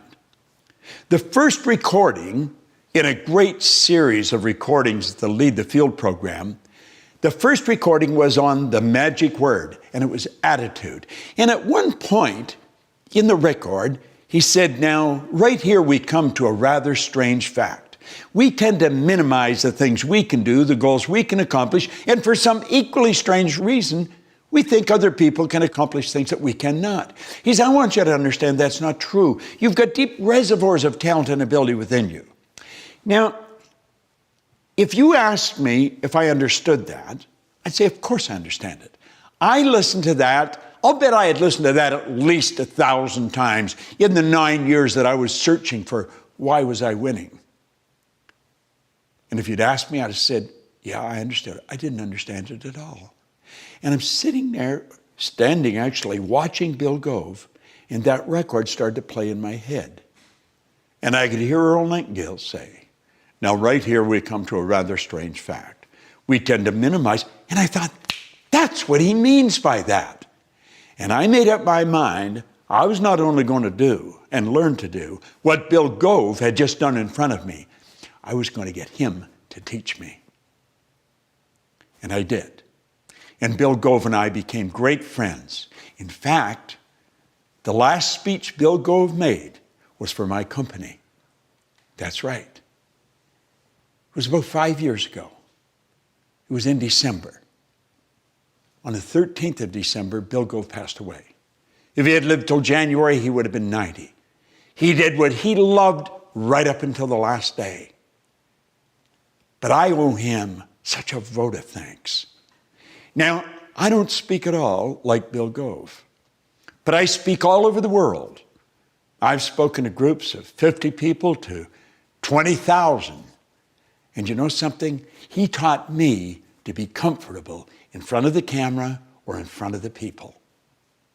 And he said, Bob, if you want to be effective, just think of the people you're talking to. Just fall in love with the idea of helping them. And he said, and you can help them because you've got valuable information. Now, that was 46 years ago. I didn't lose the shyness like that. It took a little while. But with the proper coaching, it left me. I didn't lose the good side of shyness. I can enjoy being by myself. I spend a lot of time by myself on the road. But the bad side of it is I was afraid to express myself freely in front of other people. And I got over that. I got rid of the doubts. Now, I would imagine you have doubts in a number of different areas, and possibly in an area you really don't want them, and they're certainly not serving you well. You're going to find 6 Minutes to Success is a program that's designed to show you how to eliminate the doubts and how to get results. We get results that stick, and that's so important because I've studied a lot of material. I've watched a lot of people working, and you can read a book or listen to some recordings or go into a seminar, and you'll find that right away there's a blip in your results. They get better, but they come right back down. They don't stick.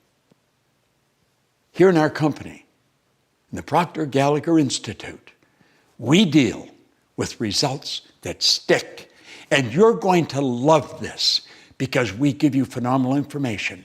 Now, the one point that I want you to burn into your mind right now, and it may be totally illogical at first. Watch this over and over and over and over again. It's the repetition that fixes it in your mind. And when it's fixed in your mind, baby, you got it. And you know you've got it. We're going to give you results that stick. You see, we are created in a magnificent vibration. In an absolutely magnificent vibration. Born risk takers. Free. That conditioning takes place after birth. You can change it. It takes guts. It takes goals. Now, do you know something? You're sitting there watching this and you're thinking, my God, I'm going to change something. Now we say, keep reminding yourself that you have tremendous reservoirs of potential within you. And therefore you are quite capable of doing anything you set your mind to. You really can. I don't care what the cynics tell you. Quit listening to some of your peers. Now all you must do is figure out how you can do it, not whether you can or not. When are you going to do it? When are you going to do it? You've got to create a sense of urgency. I'm going to do it right now. If you can see it, you can do it. But the beautiful truth is you can do anything. We got to know there is a place. There is a specific frequency. And if you get on that frequency, you're going to attract what you need to you. This is what it's all about. Why have you been endowed with such awesome powers? If you'll make a committed decision, this I'm going to do. And you don't have to know how. You do not have to know how. The second you make the committed decision, you flip your brain onto the frequency that you have to be on to attract what you have to attract to manifest the thing that you want. If you can see it, you can do it. It's got to be something you want. Wants come from inside. Act like you're already there. Walk, talk, speak, live like you're already there. Don't set a small goal. Don't set something that doesn't really wind your step. Set it so big it jazzes you. It really gets you going. When something of a very high nature resonates with the very high side of you, you'll know it. You'll know it. You will feel it. Feeling is conscious awareness of vibration. The only prerequisite, do you want it? Not do you need it, not could you do it. The only prerequisite is, do you want it? Take the lid off your marvelous mind and dream. For goodness sake, give yourself the right to do that. Get your analytical mind out of the way. Put it in your pocket for a while. All you're doing is exploring, daydreaming. What did Lawrence say? All men dream, but not equally. Those who dream by night in the dusty recesses of their mind waken the day to find that it was vanity. But the dreamers of the day are dangerous men, for they may act their dream with open eyes to make it possible. This I did.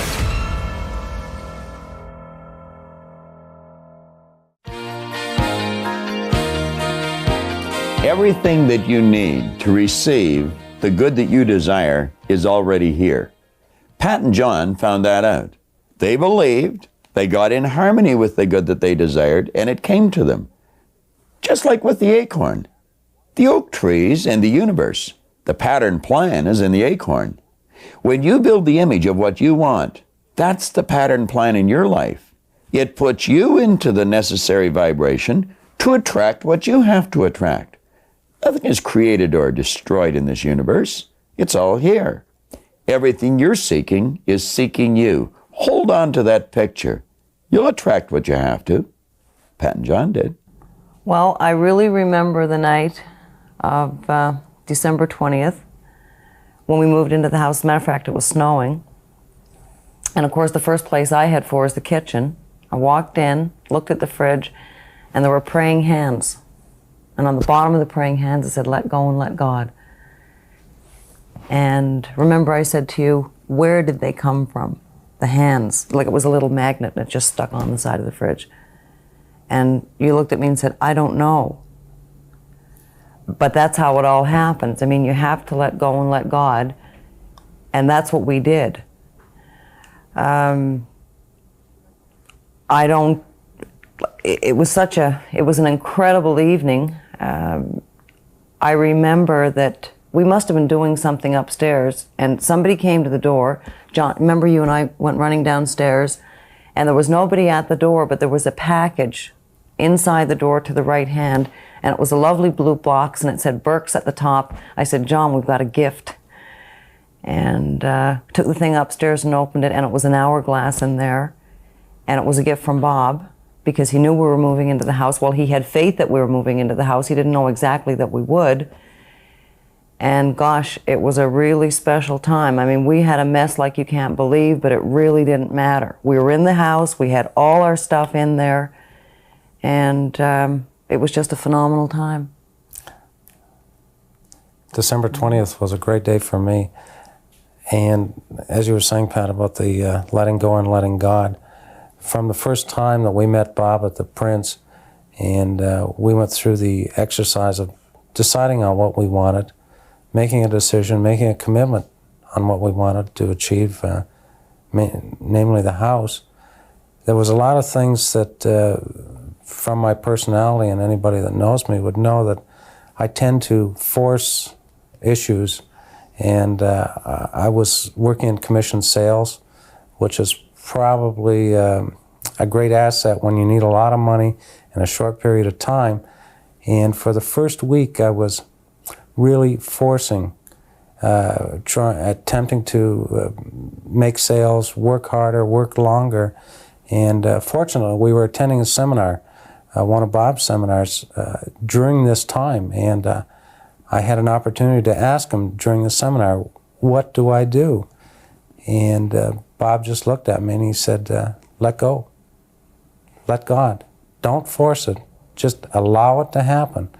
And from that point on, I just went ahead, did my work, and allowed myself to receive the good that we wanted to desire.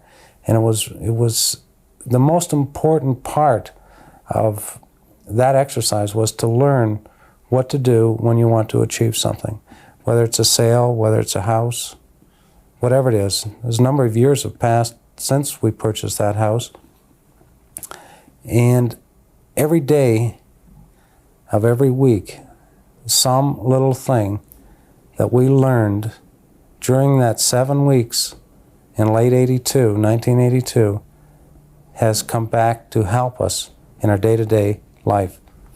And it's been important to both Pat and I. It's been important in our relationship. It's been important in building our financial stability that we have today. We feel that what we've learned has helped us achieve everything that we have now. And we had to let go and let God to achieve that. And we still do. And we still do. Now, we've covered this concept of expectation and expecting abundance. What we really want to do is raise our level of awareness so the expectation becomes a natural state for our mind to be in. And we've already mentioned that expectation is a mindset. It's a mental state. And you're going to find that that state comes to you with an increase of awareness.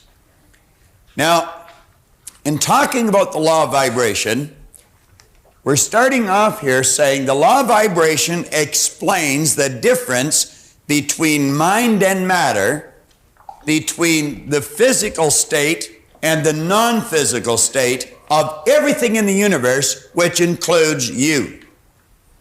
So we're talking about the non-physical, and here we're talking about the physical.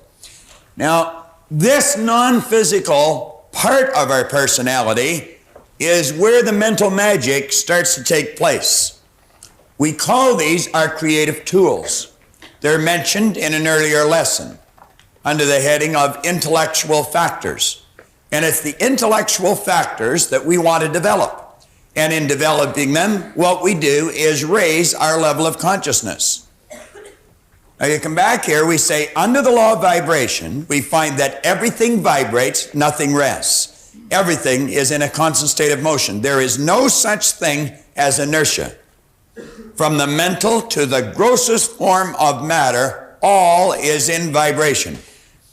This lectern is made of, I suppose we would call it lucite. However, it appears to be solid, but it's really not.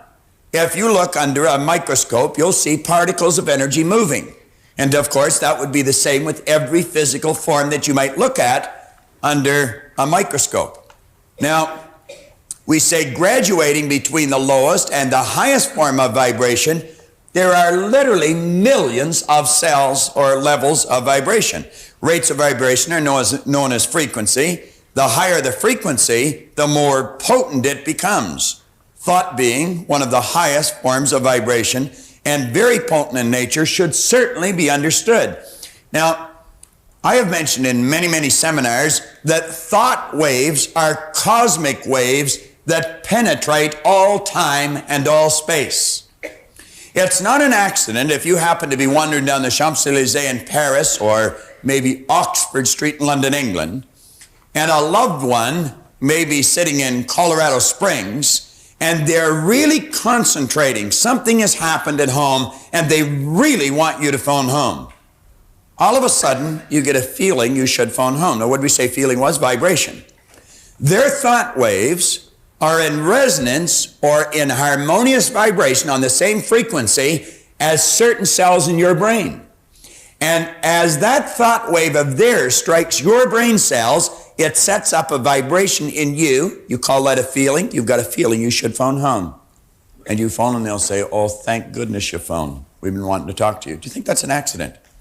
Again, it's the same thing when you pick up the phone to phone someone. You haven't touched the dial. The phone hasn't rang, and yet the other person's on the other end. We put that off as coincidence, and we laugh about it. It's an absolute law. You were in tune with the other person. Now, we started out yesterday morning with a glass of water. In the earliest lesson, we were coming under and talking about these three parts of our personality, and then we related it to energy. I held up a glass of water, and I said, in the state of vibration it was in, the energy was called water. Then we talked about heating the water. We called the same energy steam. It wasn't water any longer. And then we continued to heat the energy, and then we called it air, ether, or gas. It was the same energy. Now, let's let these lines here represent levels of vibration, or we could refer to them a different way, levels of consciousness. Now, we're going to take this bottom line and make it a little heavier. We'll put a couple of arrows on it. And then we will write the word self.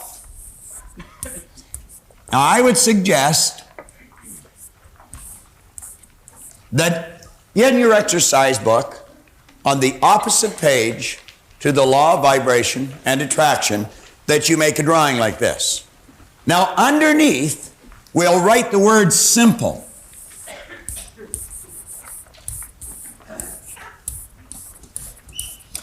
Now, everything below this line is going to be referred to as a simple conscious state.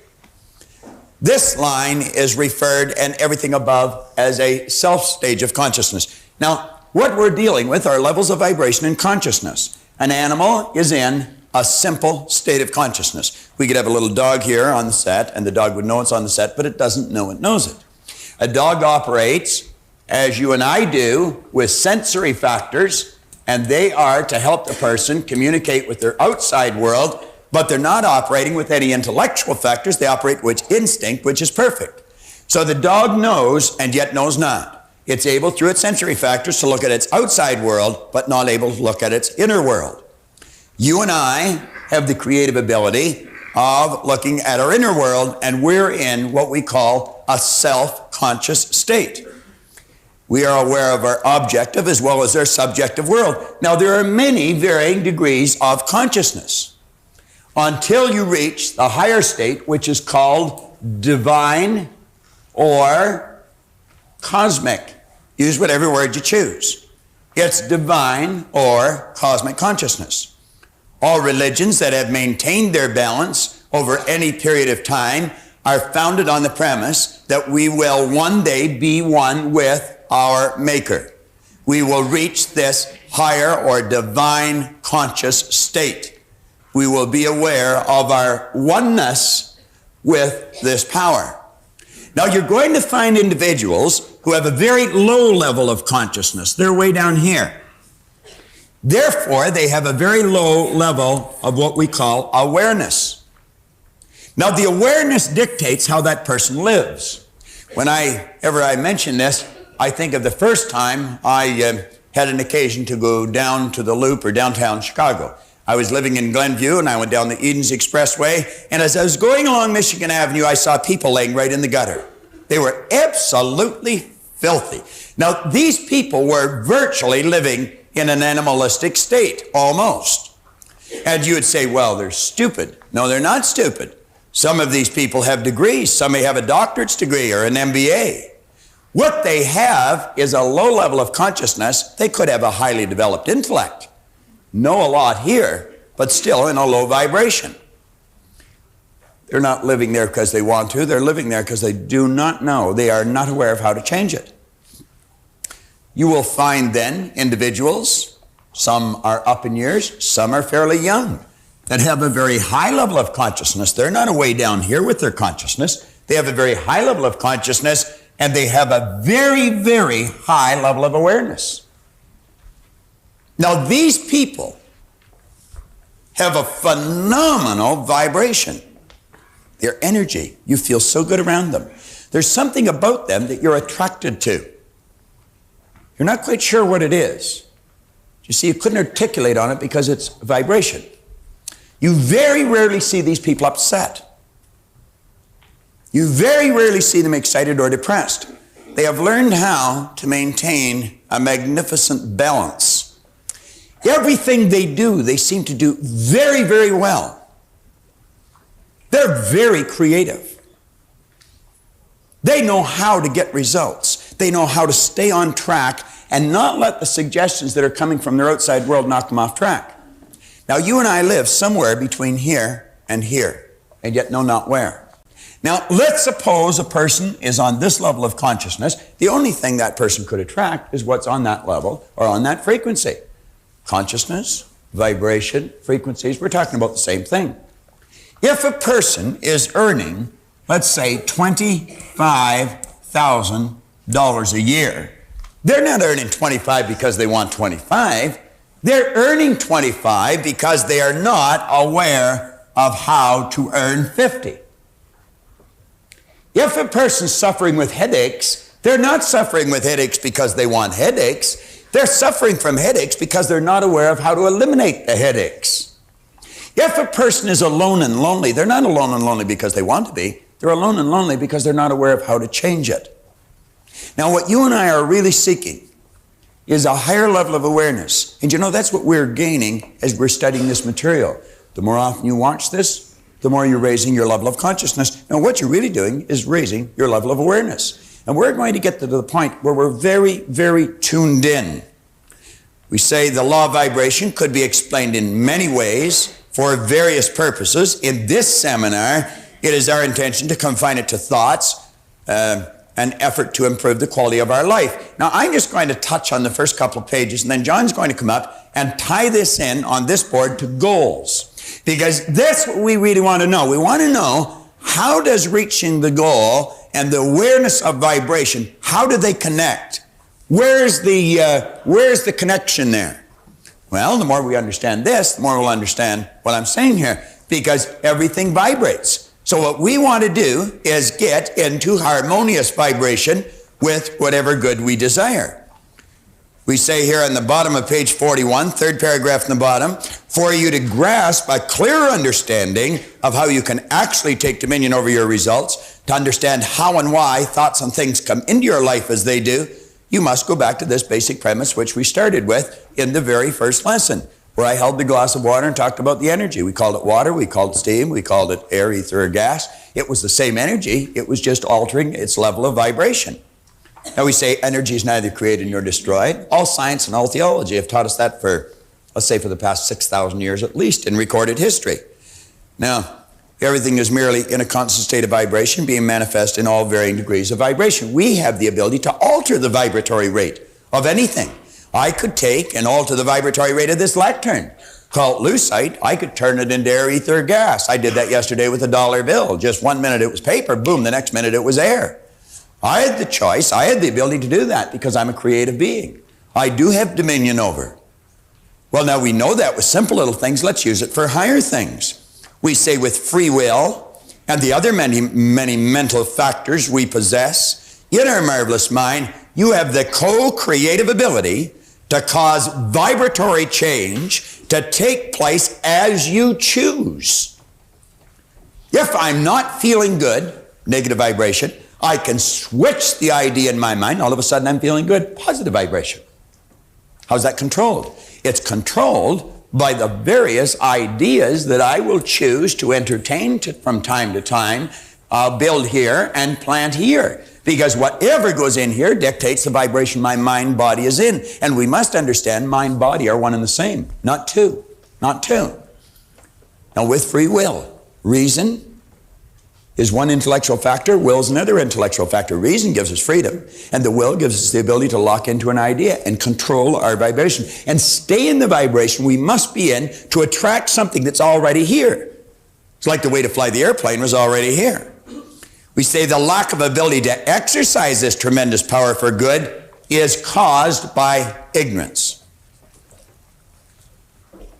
Now remember I put knowledge over here, and I said, through study, you develop understanding. Let's look at the polar opposite. Through ignorance, a person gets into a state called worry or doubt. They don't have the understanding of how to change vibration. They don't have the understanding of how to control what's going on the inside by blocking out what's going on the outside. Now, if a person is in this psychic state, that's called a mental disease, they're worried. They think they're not going to get what they need to look after what they say they have to look after. That worry, when it's impressed and changed into an emotional state, it then turns into something that's more commonly referred to as fear. That fear energy has to be expressed through the only instrument it can be expressed through, the physical body. Instantly and automatically, the body moves into a vibration more commonly known as anxiety. Now, the anxiety we usually treat with Valium. However, we have not looked after the cause, we're treating the effect. And the anxiety, of course, moves into disease, which moves into decay. It's like St. Clair Lewis one time said, we don't die, we kill ourselves. What's the polar opposite to this? Well, with an understanding of this law, of this expectant concept that we've discussed, with what John's going to tie in here now to our goals, you never have to worry about whether you're going to reach your goal. Through the repetition of hearing and studying and watching and learning this information, you'll never fear whether you're going to get there. Because you see, understanding gives us the ability, if we cannot see the positive circumstance on the outside, we can build it on the inside. That's why Napoleon said, circumstance, hell, I make them. George Bernard Shaw said people are always blaming circumstance for what they are. He said, I don't believe in circumstance. The people who get on in this world are the people who get up, look for the circumstances they want, and if they can't find them, they make them. They have the understanding they can do that. And through doing that and getting emotionally involved, they then set up an emotional state that's quite opposite to fear. It's called faith. The faith must manifest on the physical plane as health or well-being. Now, this could be in our social life, could be a healthy body, healthy bank account, healthy business. Name it and claim it. So you can see it really makes a lot of sense to know how to take control of this. We say, let there be light. And there was light. Let there be light. You'll never force light. Light is consciousness. Force negates. Force only works in the physical plane of life. On the mental plane, you have to let it happen. You just let it flow into your consciousness. Flip over to page 42. Page is self-explanatory. I've been talking all the way along. I talked about the importance of environment. We were using Nino's office as an example. It's got a lot of heavy hitters in there, big producers, positive people, people with high expectation, with real worthy goals.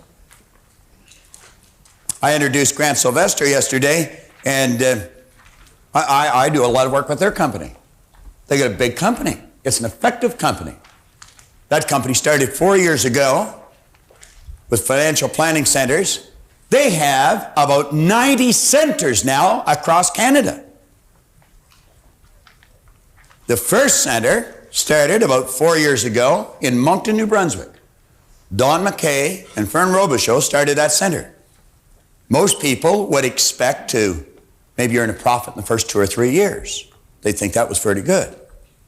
These two men earned $250,000 the first year in business in Moncton, New Brunswick. Now, Moncton is not the economic capital of the world. How did they do it? It doesn't matter where you are outside. It's like Paul said, it's where you are inside. Don McKay and Fern Robichaud expect the best. Grant Sylvester and the executives in that company expect to attract people that want to open businesses, and they attract them. And the people are very successful. This page, 42, focuses on that. It talks about the positive and the negative personalities. We made reference yesterday to Raymond Aaron's Millionaires Club.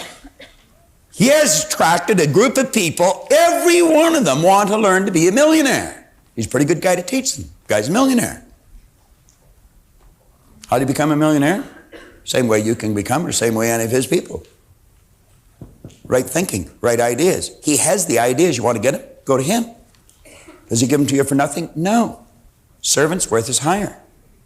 But it works. Why? Environment again. You're in tune. You're mixing with the right people. Now, if you're a negative person, in other words, you're choosing negative ideas, you're worrying, fear, and anxiety, you know the only thing you can attract? The people that are vibrating on that frequency. You're going to attract other negative people. Misery loves company. That just isn't a cute saying. Birds of a feather flock together. Now, if you're a heavy hitter, understand this. Eagles don't flock. Sparrows do. Big difference. Mm-hmm. And the heavy hitters, they're all attracted to each other. They go to the same clubs. They take the same kind of vacations. They drive the same kind of cars. They live in the same neighborhoods. Now, if you're not one, how do you become one? Mix with them. You choose your environment. That's exactly what I did. 27 years ago, I was sitting in a bar here in Toronto. That's where I spent most of my time and all my money that I could beg, borrow, and steal. I very rarely earned very much in those days. One day I picked up a glass and I looked at it and I looked around and I thought, they're all bums in here. They were. Then I thought, geez, I must be a bum too because I'm always here. I'm one of them. They're one of me. You know what I said? I put the glass down. I said, I'm never coming back as long as I live. And I never have. I never have. And strange thing, none of them have phoned to see how I am. That's almost 30 years ago.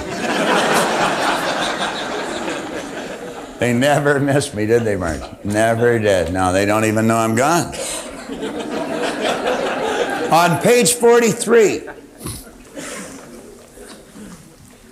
We're talking about our connecting links. Slowly but deliberately see with your inner eye of understanding how you connect with the good that you desire.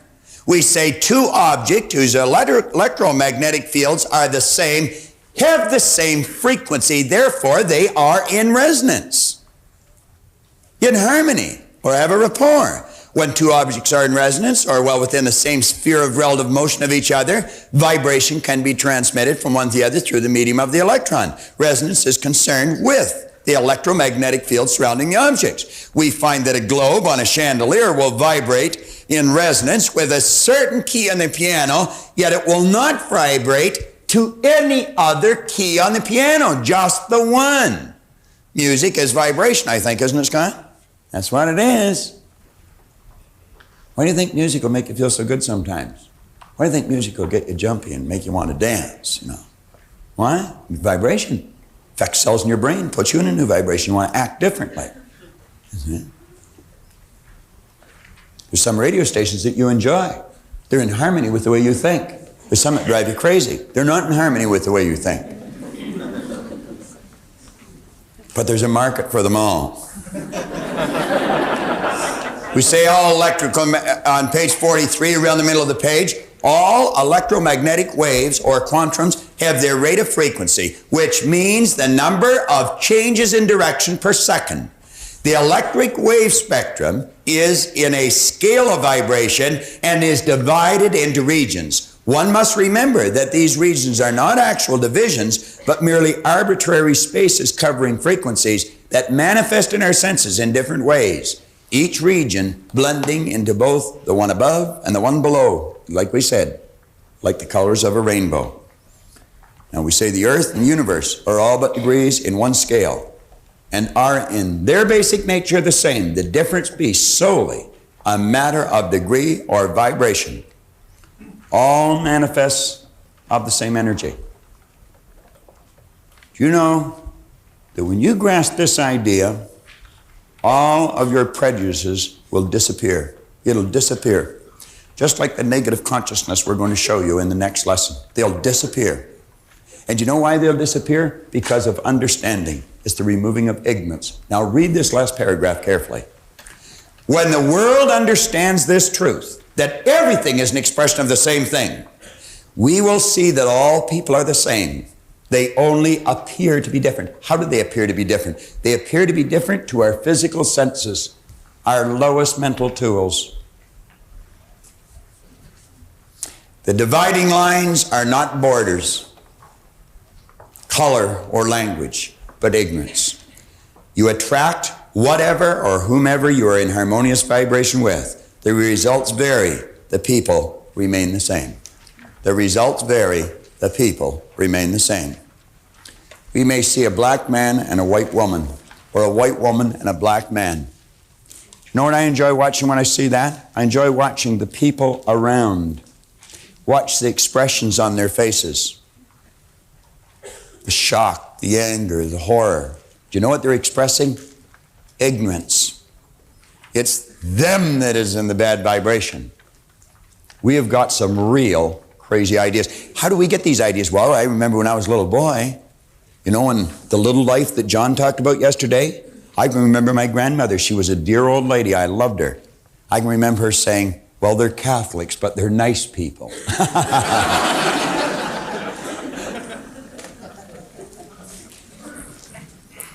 On page 44, we say everything is an expression of the same thing. Now we're repeating ourselves just different ways. But I want you to take time and read these paragraphs carefully.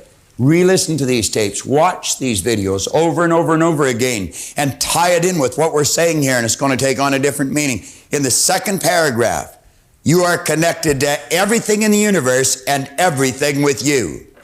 Whether you can see it with the naked eye or not is unimportant. The only difference between one thing and another is in density or amplitude of vibration. That is the only difference. When you choose certain thoughts, brain cells are affected. They vibrate and send off electric waves.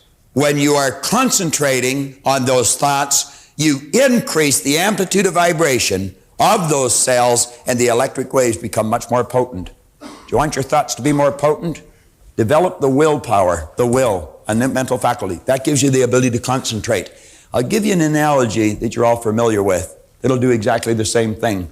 You go outside on a nice sunny day, and you all did this when you're little boys and little girls, and you take a magnifying glass, and you may have a piece of paper, some leaves, or you might even have your hand there. And you take the sun, and you put the magnifying glass between the sun and the object, and you can start a fire with it. How? You increase amplitude of vibration.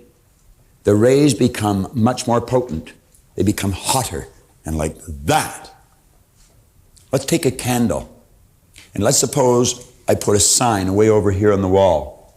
We turn out all the lights, and I light the candle and ask you to read the sign. You'd say, I'm not able to. And I'd say, why?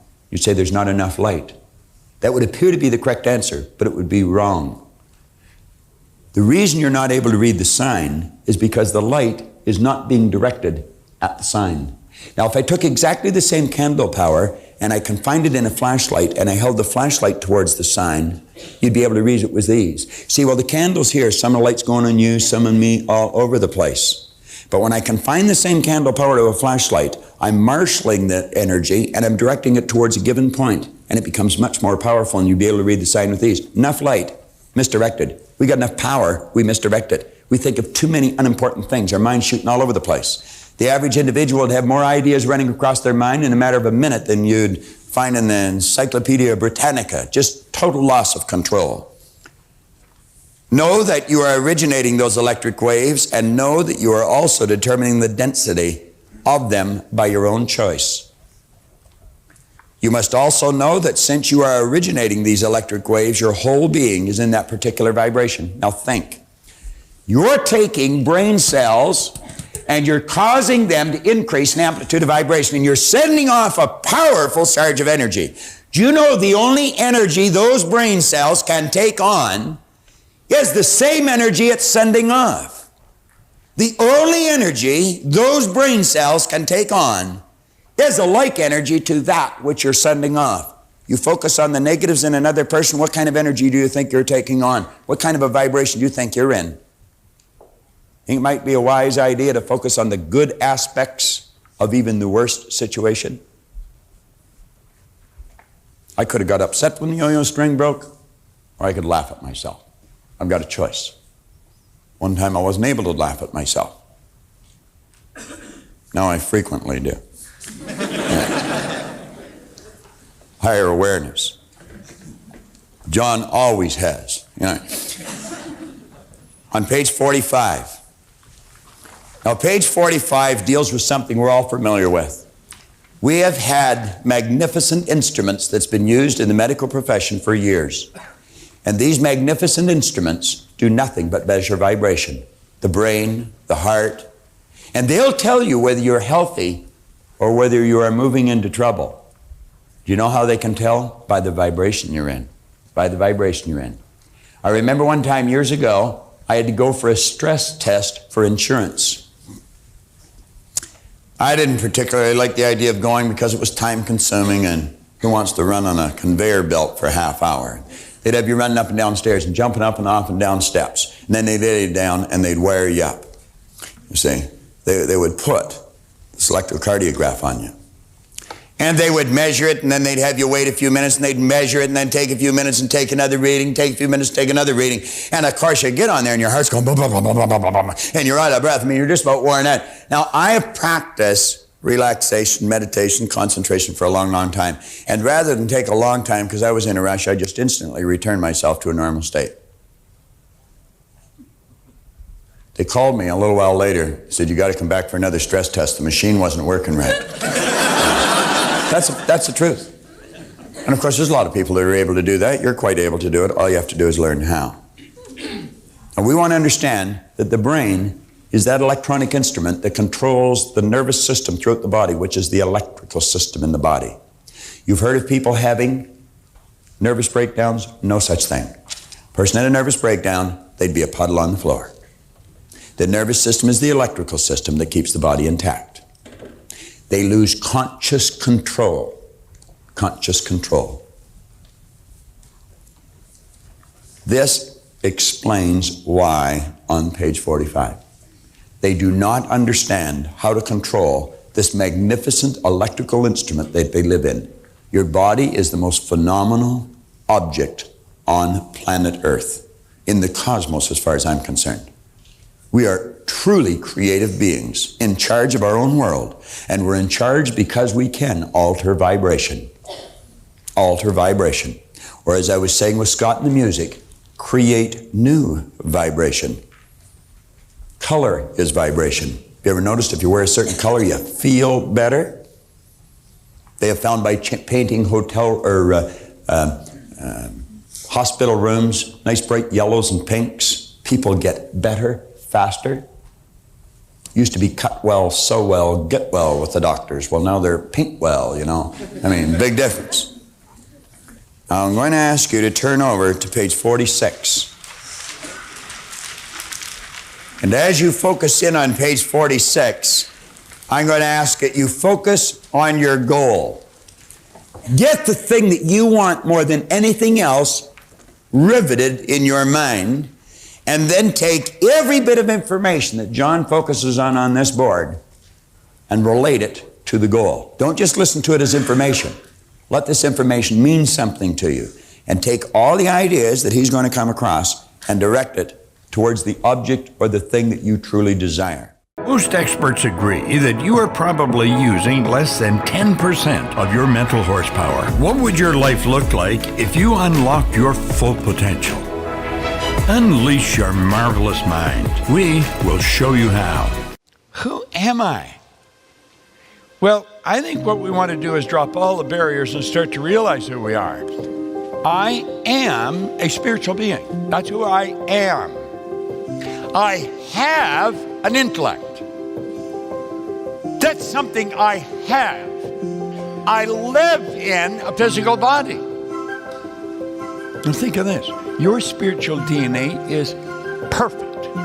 It's perfect. That's the core of who you are, right in the center of your consciousness. It's perfect. That doesn't require any modification. It doesn't require any improvement. There is absolute perfection within us. Everything that you can imagine, you can do. And even those things you haven't imagined yet. Now think. You're a spiritual being, spirit's all-knowing. Where's all the knowledge? Omnipresent. Where's that? In you. That's why Madame Montessori said we approach school the wrong way. We send kids to school like they're an empty cup, hoping the school will fill the cup.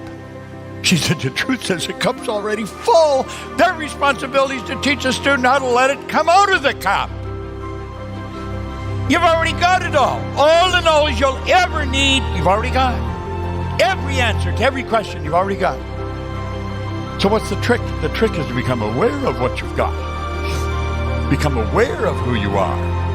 We're talking about you.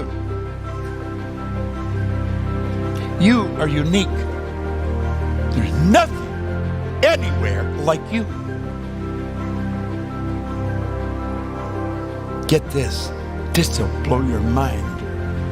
You are a necessary part of the whole scheme of things, because in your absence, nothing would move in the order it moves in. Nothing. Stuck. That's not a good place to be. In fact, I think stuck is a terrible place to be. Because when you're stuck, you know you can go ahead, but you're not going. You know you can do better, but you don't do it. I think one of the biggest problems with people that are stuck, they're with people that accept stuckedness. You know, I understand why you're there, you see? And so you stay there. That's why it's so important you mix with people that won't permit you to stay there.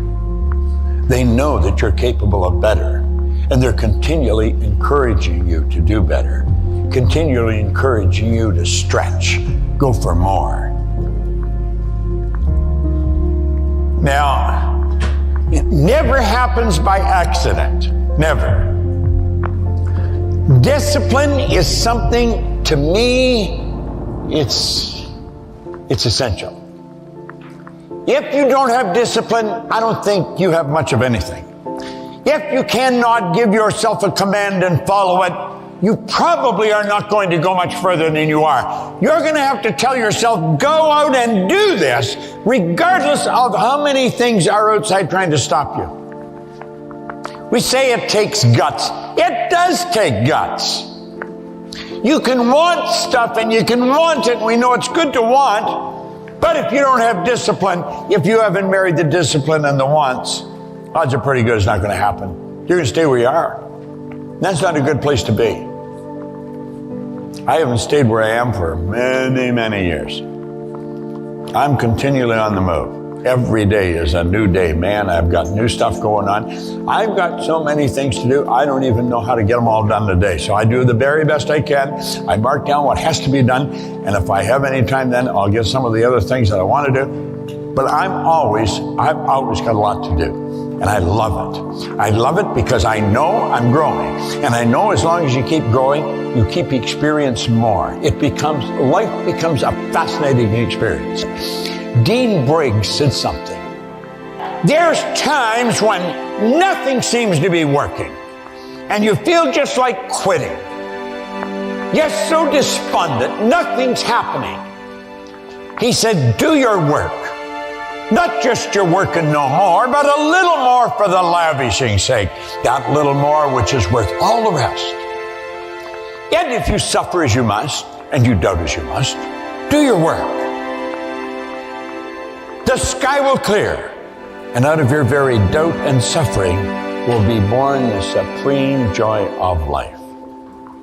Man, I'm telling you, I wouldn't want to guess the number of times I repeated that to myself. Do your work, Bob. Do your work. Do it. Just go do your work. So my name is Samba. I'm 30 years old. I'm coming from France, in Nice, south of part. I'm in network marketing. I started 5 years ago in entrepreneurship, and it's been a very amazing journey.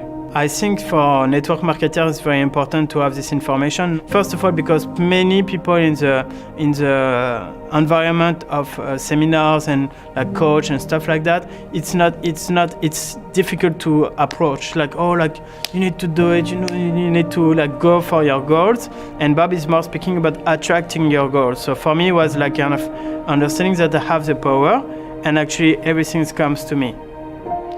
Usually what is making people stop is what Bob is explaining, is like people are always thinking about their current results instead of focusing on their goals. And if they focus on their goals, they don't have enough clarity out of it. So what Bob is teaching is very helping us to get clarity on our goals and live in the way that it's already done now, so we attract it much easier. So for someone which is like looking into the Bob material and thinking, should I go to all like these seminars? I will say that you will never find someone which has made for so long time studying in people's development.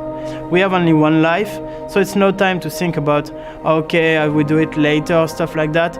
You need to do it now, or otherwise somebody will do at your place. I'm so grateful for Bob's and all his material. And I really think that everybody should have this information. Everybody should attend at least to one event a year at Bob Proctor's in order to repeat the information and to grow their skills and to grow their life, not only financially, but it can be emotionally, in relationship, everything to get in balance in their life and have a great success. We were created to have and enjoy all the good that life has to offer.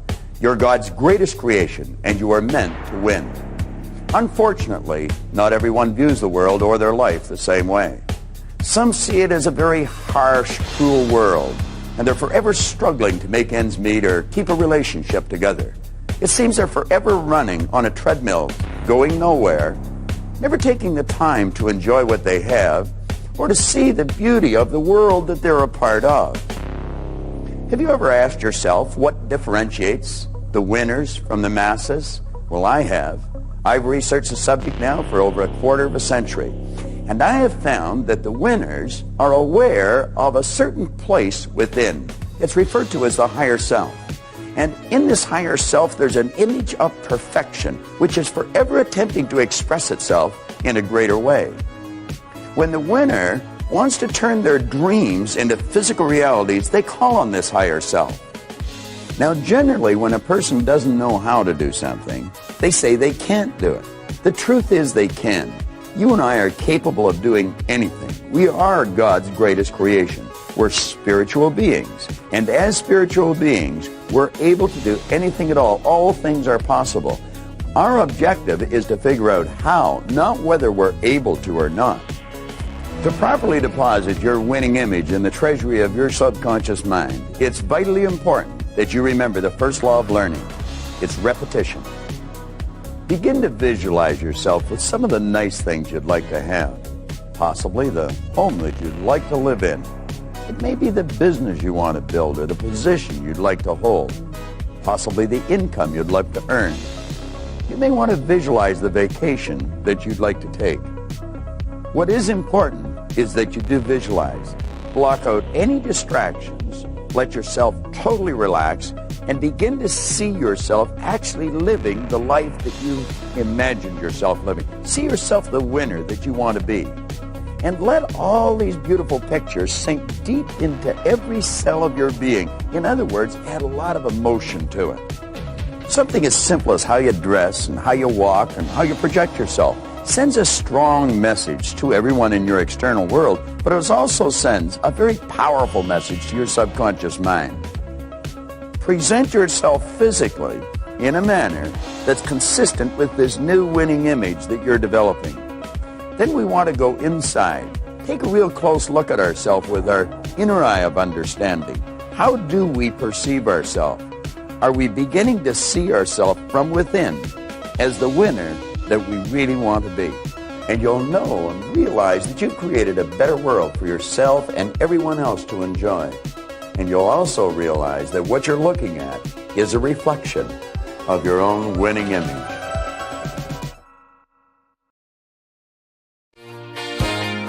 We'll talk about the fine line between winning and losing. And as it says in your book, it's just as fine as the razor's edge. So let's give John a warm welcome so he comes up to lead us through this next lesson.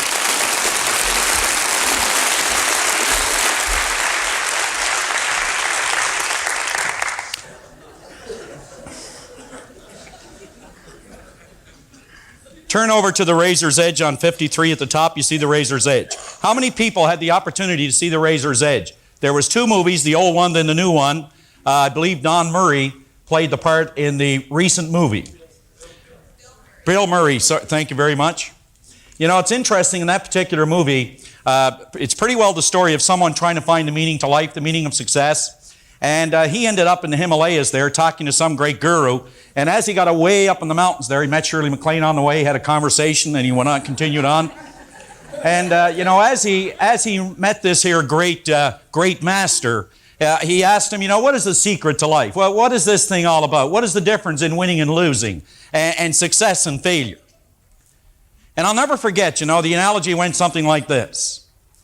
He said, you know, there's a big path going down here, he said, along this mountain. And he said, the path is very, very small. And as you walk, it can tilt this way, and as you walk, it can tilt that way. But he said, the person that gets to the other end, they're walking a path that is as fine as a razor's edge. So the real difference in winning and losing, he said, is as fine as a razor's edge. You know, last night I just watched something that we may never again watch in an entire lifetime, when Gibson came to the plate. You could feel the excitement. And it was master against master. Eckersley against Gibson. Now, you know what's most interesting about Gibson coming to the plate? Why would anyone expect Gibson to hit a home run at that time when he has probably the lowest batting average in the playoffs in this series of anybody on that team?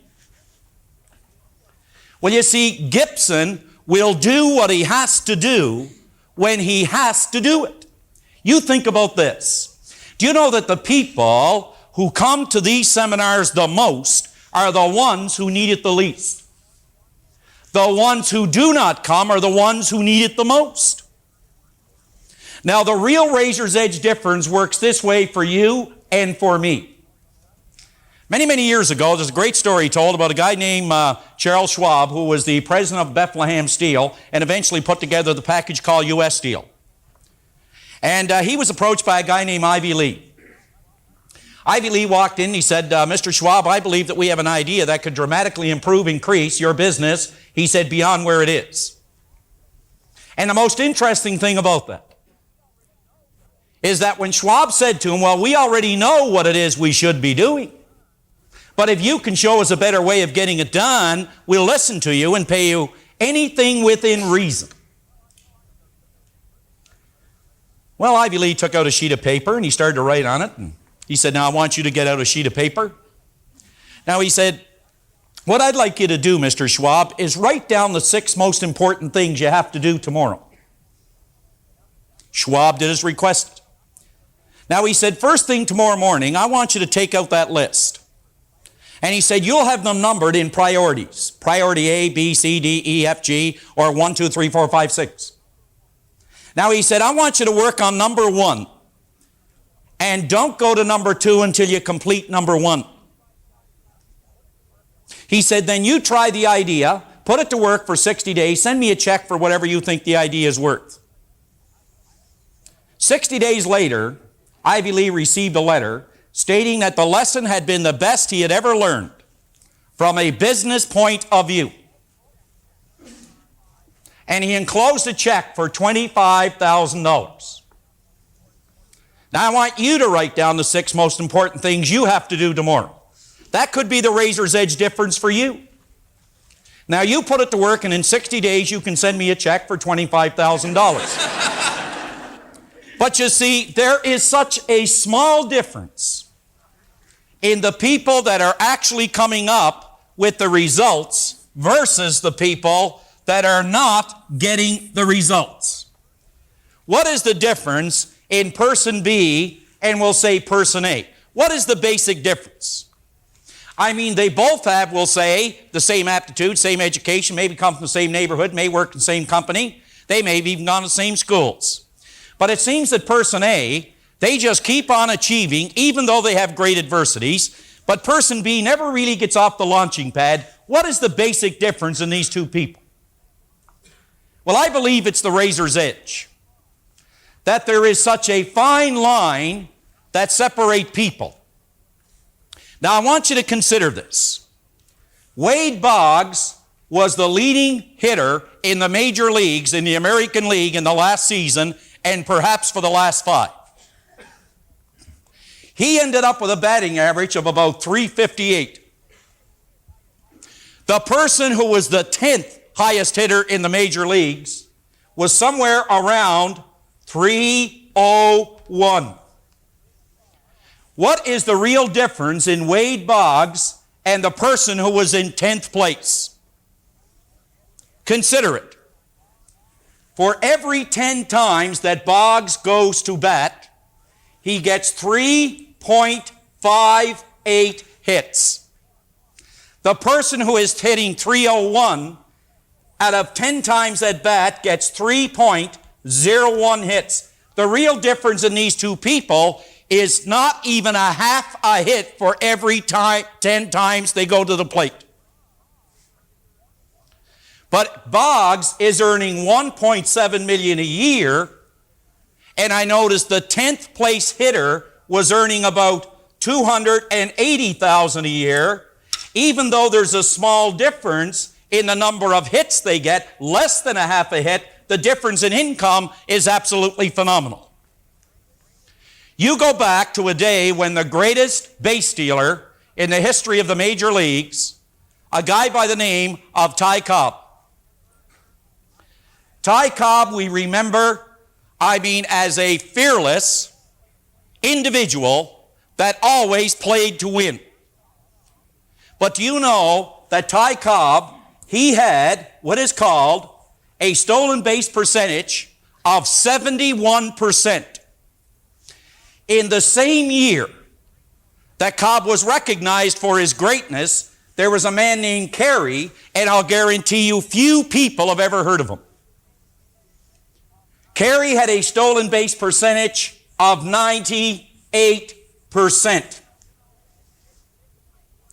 Do you know he had 53 attempts? He was only caught twice, which meant he had 51 stolen bases. 51 stolen bases. Why is it we remember Cobb so well? Tell you why. It wasn't because Cobb was caught 38 times. 38 times Cobb was caught stealing second base, or third, or home. That's not why we remember Cobb. Cobb stole 96 bases. That's not why we remember Cobb. Someone has broken his record. Do you know why everyone remembers the great Ty Cobb? Is because he made 134 attempts. Was the razor's edge difference that Cobb was a better base stealer? Or was it because he made more attempts than this man carried? That was the real razor's edge difference. Now, I'm going to give you one simple little formula that will act as the razor's edge difference for you. Just one. That's all, just one. Then I want to cover the book, and we'll get into the last two lessons with Robert. Now, here it is. The common denominator of success. The very simple formula, not an easy one, but a very simple one. It works like this. A man wrote a marvelous little book, 20 pages, and he entitled it The Common Denominator of Success. And he said the common denominator of success in his business, your business, my business, any business, is in forming the habit of doing things that failures don't like to do. Now think about this. Failures, this individual is influenced in pleasing methods only, whereas this person, the success type individual, they're influenced by pleasing results only. They have formed the habit of doing things that this person does not like to do. Think about it. Are you influenced by pleasing results? Or are you influenced by pleasing what is called methods? What are you influenced by? Are you influenced by where you're going, or are you influenced in defending where you are? Because the razor's edge difference could be just one simple action that you do every single day. The 6 most important things that are going to move you in the direction of your goal. And that's basically what it comes down to. Let's look at this and see what we come up with on page 53. Because we promised we'd get you out of here by 5 o'clock. It says you are likely 1 inch, 1 step, 1 idea away from turning on to the boulevard of beauty in your life. It has often been said that that line which separates winning from losing is as fine as a razor's edge, and it really is. Somerset Maugham wrote an entire book entitled A Razor's Edge, and Darryl F. Zanuck spent $4 million producing a movie which had the same title. Both of these great people, author and movie maker alike, knew there wasn't a big difference among people. There was only a difference in the things that they accomplished. And that was the theme of the movie as well as the book. One person just about starts a project. Well, are you one that just about starts it? Or are you the person that actually gets it started and completes it? One individual almost completes a task, but the other completes it. One student nearly passes the exam, the other person passes it. And although the difference in their marks may be only 1 percentage point out of 100, it is that 1 percentage point that makes all the difference in the world. Now turn the page. Now, you could spend some time reading page 54. But you see, the whole idea is not in what you read on 54, not what you read in Born Rich, not what you listen to from the tape in Born Rich. The difference is whether or not you are prepared to write out a list of actions that are razor edge activities and then make a commitment to do them. Remember yesterday I mentioned the word excellence? Excellence is that fine line. It is only a commitment to completion. That's all excellence means. It's a commitment to completion. So you see, it doesn't matter how many books you read. It doesn't matter how many seminars you go to, how many tapes you hear, how many experiences you've had. The difference is you know what you have to do. There isn't one person in here that cannot intellectually comprehend what it is they have to do and write it down as a razor's edge activity. As a razor's edge activity. Anytime that I mention this 9 a.m. idea that I just want to share with you for a moment, and I look at a guy up there named Grant Sylvester. He knows it as well as anybody. But I can remember when earlier on, about 18 years ago, Bob would talk about the 9 a.m. call. In other words, about being in front of people at 9 a.m. every day. And you know, I tried that one time. And they say that trying is failure with honor. But I didn't try it. I made a commitment it was going to work. There's a big difference. And you know, I couldn't begin to tell you some of the rewards that I've enjoyed from that razor's edge activity just by getting started maybe an hour early. Do you know that if you start something an hour early, or if you work an hour later, do you know that's 9 40-hour weeks that you enjoy each additional year? Just one more hour is a razor's edge activity that'll give you 9 40-hour weeks of productivity in your life, no matter what area of your life you're talking about. When are you going to do something about it? When are you going to sit down, take this page 55, and actually list some things that you are definitely going to do, which are relatively simple things, and again, they're not easy. Anybody that ever tells us something is easy, they say that because they don't do it. There isn't anything that's easy. You know, it's interesting how last night, you look on the dugout and they're talking about where is Kurt Gibson? Obviously, he's not dressed tonight.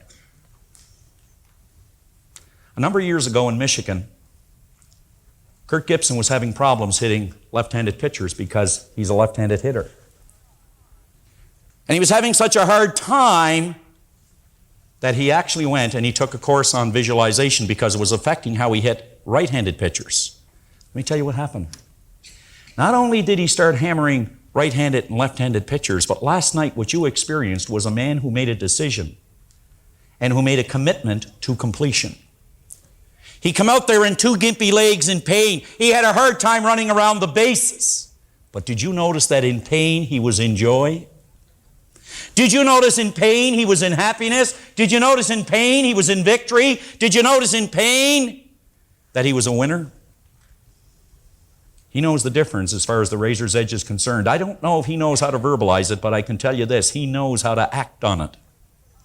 He knows how to act on it. He could have said, Tommy, I don't feel good enough to go. Tommy, I don't think I can make it. Tommy, you should use someone else. No, he said, Tommy, I'm available when you need me.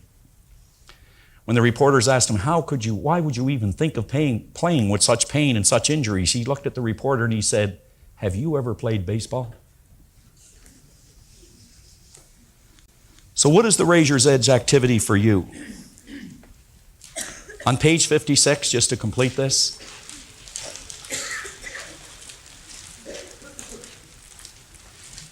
if you're employed in a sales capacity, consider the dynamic sales presentation which you could be developing in a month or two. If you simulated a sales presentation with an imaginary prospect or possibly one of your associates every day for 1 hour, imagine what would happen if you practice your craft every day. Imagine what would happen if you practice your craft as a parent, if you practice your craft in your profession, if you practice your craft in your family life, in your personal life, and with your friends. Can you imagine what would happen? Well, you see, if you're only going to try it for a week, I want to tell you now, don't do it because the frustration will be worse than ever. If you're going to try it for 2 weeks, maybe. But if you want it to really work, I'll tell you this. You give the next 90 days of your life, the very best you've got, and I'll guarantee you one thing, life will give you everything you want for the rest of your life. 90 days. I could go through this, and at the bottom, it's asking you to make a commitment.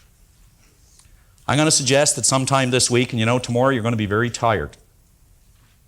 But I'm going to suggest tomorrow, just give some thought to what we were covering today in the Razor's Edge, because the difference is action, the difference is activity, the difference is doing. The difference is really doing. And then you make a commitment on what you're going to do with this page. And don't allow others, don't allow events to control your activity. Don't allow that.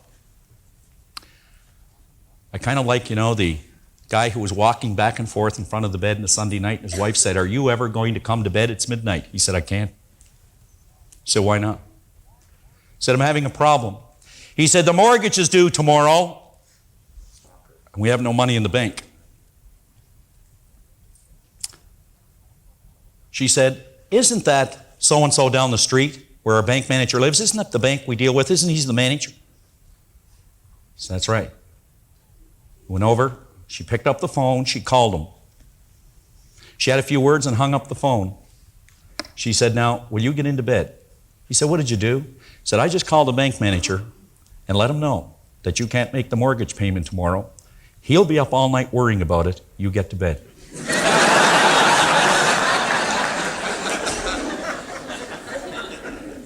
Excellence is a commitment to completion, and that's the difference in the Razor's Edge activities you're going to get involved in to really make this program work for you. And I'm sure you can relate that to almost any experience in your life. Whether it be in relationships, the Razor's Edge may be commitment. Whether it be in selling, the Razor's Edge may be one more call. Whether it be in just your family life, the Razor's Edge might be just turning off the television for maybe 1/2 hour each day. For me, in doing the seminars and the things that I've been able to accomplish through the seminars, the Razor's Edge for me has been persistence. In other words, when I was in doubt, I went to work. When I was in doubt, I went forward. When I wanted to quit, I took one more step ahead. So the Razor's Edge is always perhaps a decision, and I think that this is probably very, very significant to anyone that we may be sharing with today. But I know that we don't have as many problems as we have decisions to make. And quite often that problem mushrooms only because of the lack of decision. So the Razor's Edge for a lot of people could be to make a decision even though they don't have a complete set of facts to operate with. Make a decision, and usually by making that decision, the next decision will be revealed to you. Now on page 55, there's a space there for you to jot down 6, 7, 8 little things that'll make a big difference. I'm not suggesting that you use them all, but at least recognize a half a dozen and then implement them. Remember, right at the beginning of the book, we point out that reading and memorizing isn't going to do you any good. It's understanding and application that's really going to make the difference. So before you proceed any further, make sure that page 55 is complete with your Razor Edge activities. Let's have just that one more dimension of energy to bring this in for a landing.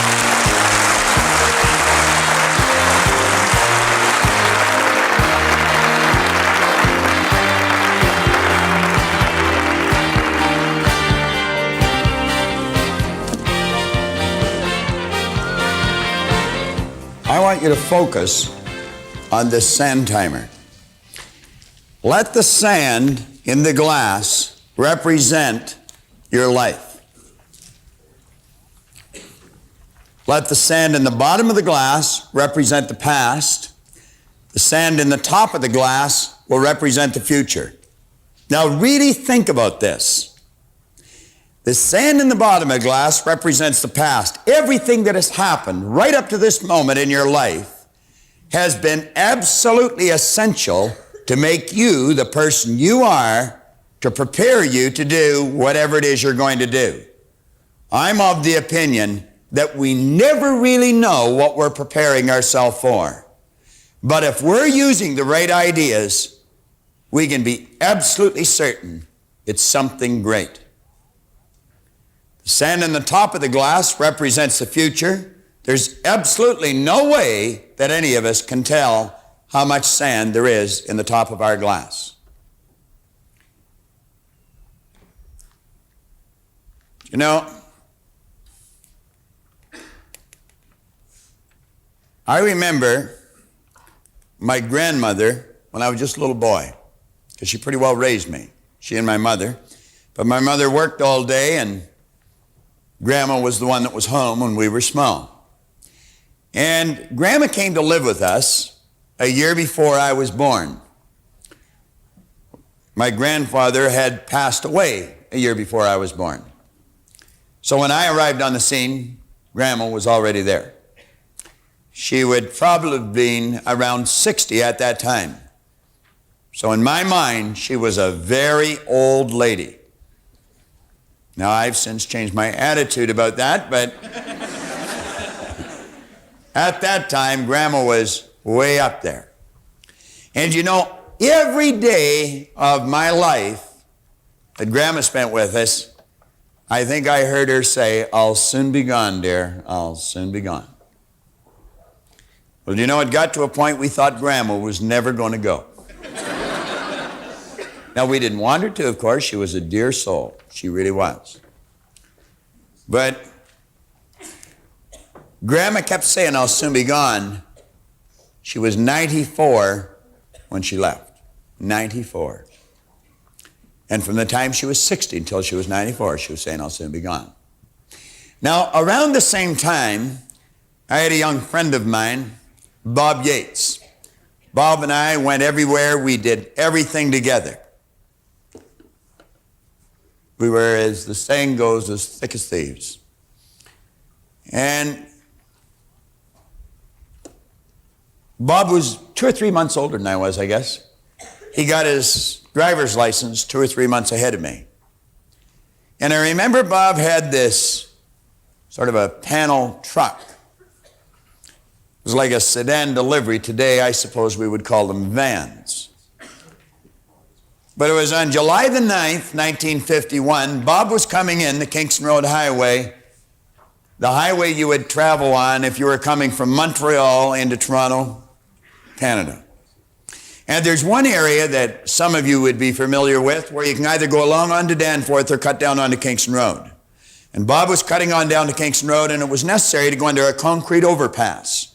And as Bob come down there, wham, just like that, he hit that concrete overpass, and like that, Bob ran out of sand. 16. Now that was a terrible impact in my life. I'll never forget it. But if you had asked Bob a half hour before that how much sand he had in the top of his glass, he probably would have said half a century for low. He didn't have a half an hour. Now, I choose to believe that we all hope that we're going to go to bed tonight. And we're going to get up tomorrow morning, we're going to go to bed tomorrow night. But none of us know with absolute certainty whether that's going to happen or not. I remember the first speaker I ever heard was Charlie Cullen. And Charlie's lights went out doing what I'm doing right now. Right on stage. I suppose when Charlie went on to make the speech that he went on to make, he probably thought he had lots of sand left, but he didn't. And every one of us can tell a story like this. Probably tell a number of them. See, the point is, you don't know how much future you've got. What's gone is gone. There's absolutely nothing you can do about it. Some of you have had divorces. Some of you have probably had bankruptcies. Some of you have had terrible things happen in the past. But what's gone is gone. It's in the past. And to spend your time focusing on the past is to spend the only thing that you've got, and that's what's right here, right now, because the sand never stops running. This is all we've got. And to spend your time now thinking of what happened there is making absolute certain that the future is going to be the same as the past.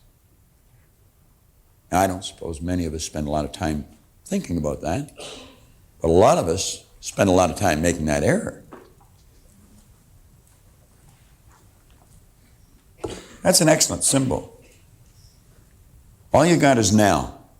We're saying here, don't think in reverse. There's a great poem here, Forgive. I remember years and years ago, I suffered with headaches, terrible headaches. I got to the point where I was taking Bufferin for the headaches. Then I got to the point where I was taking Sinutab with codeine for headaches. There was 16 in the bottle, and I got to the point where I was taking 2 bottles a day. As a matter of fact, most times I didn't even remember my head not aching. But I was sort of numb all the time.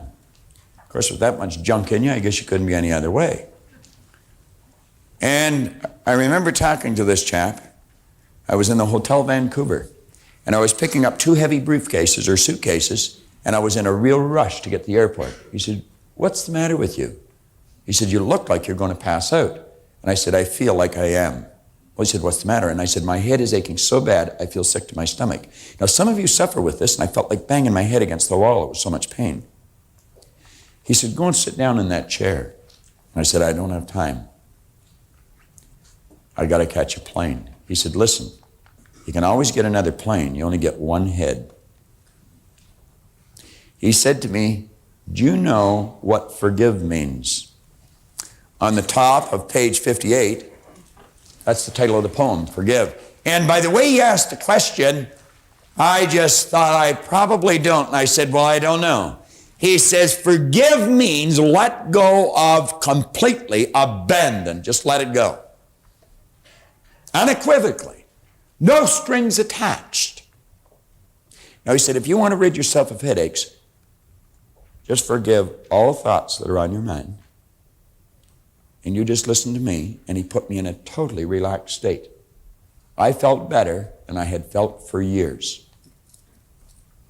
If you're suffering from headaches, take the relaxation tape out of your program and commit yourself to listen to it every day for 30 days.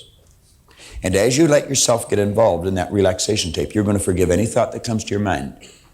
You're going to program your subconscious mind to put your body in a totally relaxed vibration, because you're going to find that your head is aching because of the things that you're not letting go of. And it's causing tension, and it's causing an abnormal state of vibration of the cells in the brain, which causes the blood to rush to the head. And as you put yourself in a totally relaxed state, you'll soon become programmed to relax. I know that I would not be able to do what I do as often as I do it, and as long as I do it, if I wasn't relaxed. I am just as relaxed here in front of you or in front of this camera as if I was sitting in my den patting Ginger, my dog. I am. For Linda's sake, or Libby, you see. We have 2 dogs. They accuse me of favoring one of them. Now, probably because I do. I think Ginger's prettier. Now, study that poem. Study the meaning of it. On page 59, we say you'll never obtain any substantial measure of material wealth if you insist upon living your life as if you are looking back through your rearview mirror on your automobile. Nevertheless, it seems to be a very common error which many people have turned into a habit. Let the dead bury the dead. Let it go. I don't care how bad it was, let it go. 5 years from now, 10 years from now, when you look back in retrospect at that terrible thing that's happened, you're going to find it was probably one of the best things that ever happened to you. Advancement of all kinds is preceded by a crisis. The greater the crisis, the greater the opportunity for advancement. Or you could put it another way. You could say, out of all confusion comes order. A higher degree of order than that which existed prior to the confusion. Because you see, the confusion was a learning state. Remember, I was pointing out that business is fun. It really is. I see business as a game. It's a game we're playing, and we play to win. And when we're winning, we're having fun. And when we're losing, we're learning. Let's treat both of the experiences exactly the same. They're learning experiences. Now we say, remember the old adage which says, let the dead bury the dead. Stop looking back on your life and worrying about the things which have already occurred and which you can no longer alter. It's like trying to change the time you got out of bed this morning. You're never going to be able to do it. That stands for eternity. You cannot go back and change it, since you cannot let it go. Pursuing that kind of mental activity will never lead to anything worthwhile, any worthwhile accomplishment in your life. You should understand, moreover, that all accomplishments in your life, you should understand, moreover, that all of the great achievers of the past have been visionary figures. They did with their life what, like Scott was saying, he does with his music. He heard it in here. They see their life in here. They're building visions of a great future. We've got a vision of a great company. We've already got a great company. We want a better one. We serve a lot of people. We want to serve more. And as we do, we receive greater rewards. And because we receive greater rewards, we become more comfortable, more creative, and we can provide more service. It's a beautiful cycle that we're in. Looking into the past is a self-doom fulfilling cycle. You just keep getting it worse and worse and worse. We've all done it, so we know what it's like. These visionary figures were men and women who projected into the future, and they did not belabor over things which had already passed. They thought of what could be rather than what already was, and then they moved themselves into action to bring these things into fruition. That quote at the bottom of the page, I should have actually given the person credit for it that said it. Life is either a series of endings or a series of beginnings, at the bottom of page 59. I went to a church service in Santa Ana, California, and Philip Nicola, great preacher. He preached a sermon on that one day. Life is either a series of endings or a series of beginnings. If you're looking back, it's a series of endings. Look ahead. Something great is coming.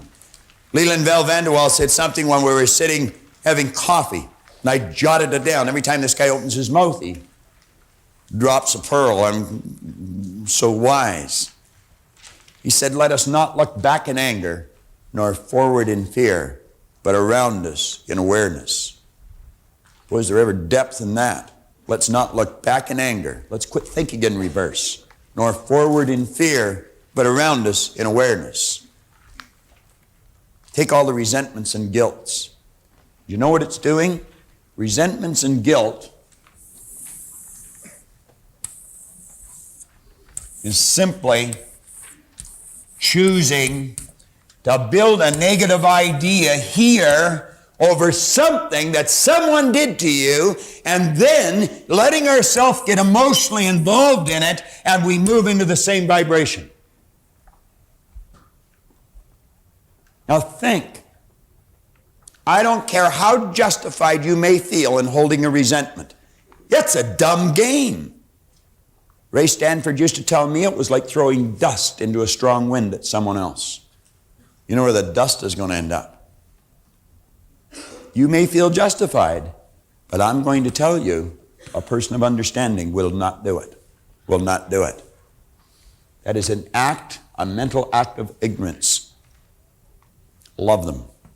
The law will see that they get their reward for what they did. You don't have to look after that. And as long as you're holding that resentment in your mind, it's like replaying the same thing over and over again. And the same physical experience is taking place. You're moving into that vibration. I had a good doctor friend of mine that says rheumatism or arthritis is nothing but frozen hate. It's dwelling on things like that. Dries up the joints in the body. What's guilt? I've done things in the past I'm not proud of. I'm quite certain you have. Many of you.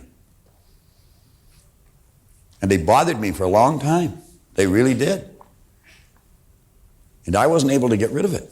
So I went to see a psychiatrist. He ended up working with us.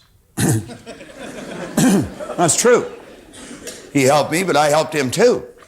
And just through a series of right questions, I developed an awareness and it was gone. I have absolutely no guilt anymore. I just will not tolerate it. That's looking back at something you did that you thought was wrong in the past and reliving it. And the same vibration takes place. You see, resentment and guilt are very closely aligned. One's directed towards someone else, the other's directed towards yourself, but you're the beneficiary of both, and neither one of them are positive. Most destructive emotions that you could get involved in. There's a great affirmation at the bottom of the page. And anyone that wants to rid themselves of resentment or guilt or a lot of disease, I would suggest you write it out probably 100 times a day. I willingly release the thoughts and things that clutter my mind. They're all the old ones in there that you're not even aware of. And then say, I release whoever it is. Name them all to their highest good. That means happiness, health, and prosperity. Just release them. The person could be dead. It's not the person that's causing the problem. It's the remembrance. It's the idea. I release them to their highest good and me to mine. And you see them happy, healthy, and prosperous. And you see yourself happy, healthy, and prosperous. And then you say, it is so. Thank you, Father. Father being infinite power. I want to suggest on page 61 that you read the story of Patty's Cruise. I'm not going to tell you what it is. I want you to read it. I want you to read it. Because I sat down with her. Patty's a good friend of mine. We're related. We worked together. And she had a definite problem. And over a cup of coffee, I gave her a suggestion that solved the problem. And she learned a great lesson. And any one of you can learn a great lesson from the story that's in here. You're always saying, I'd like to do this, but I can't because you get the answer there.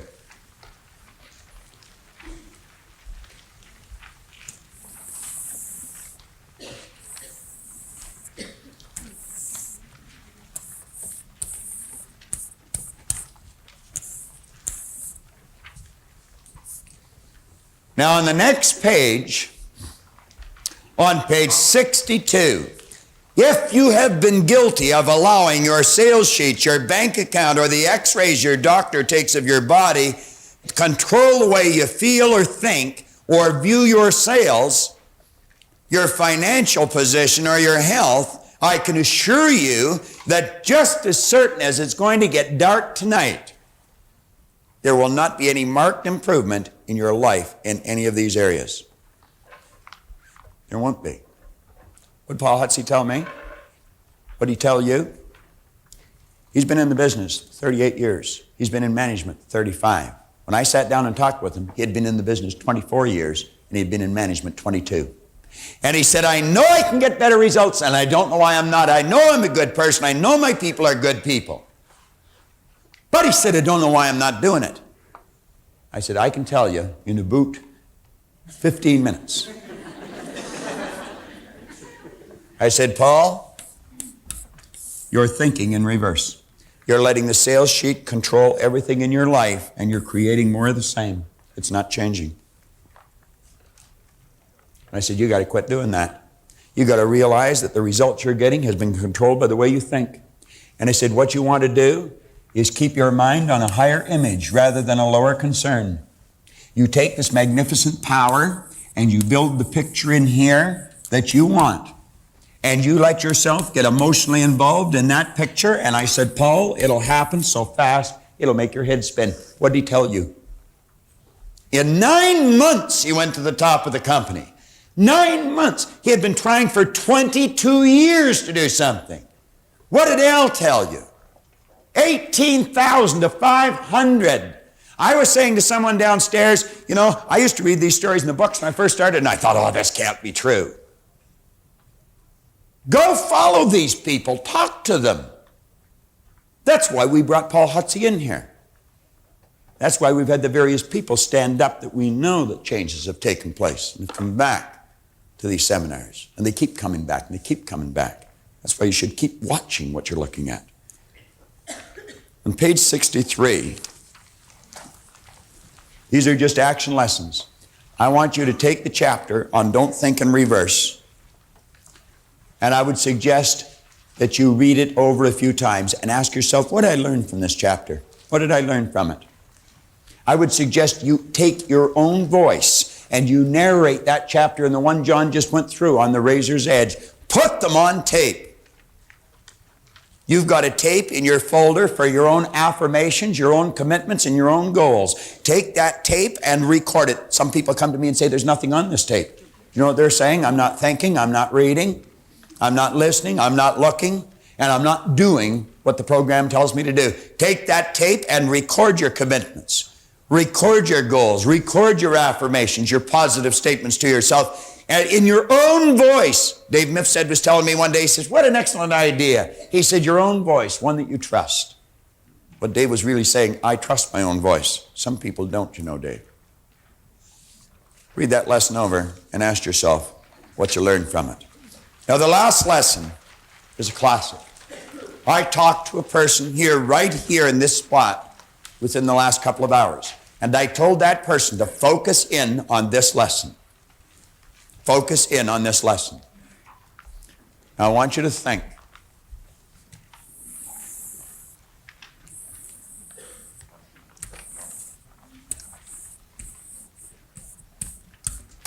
You want, and I want, greater good here.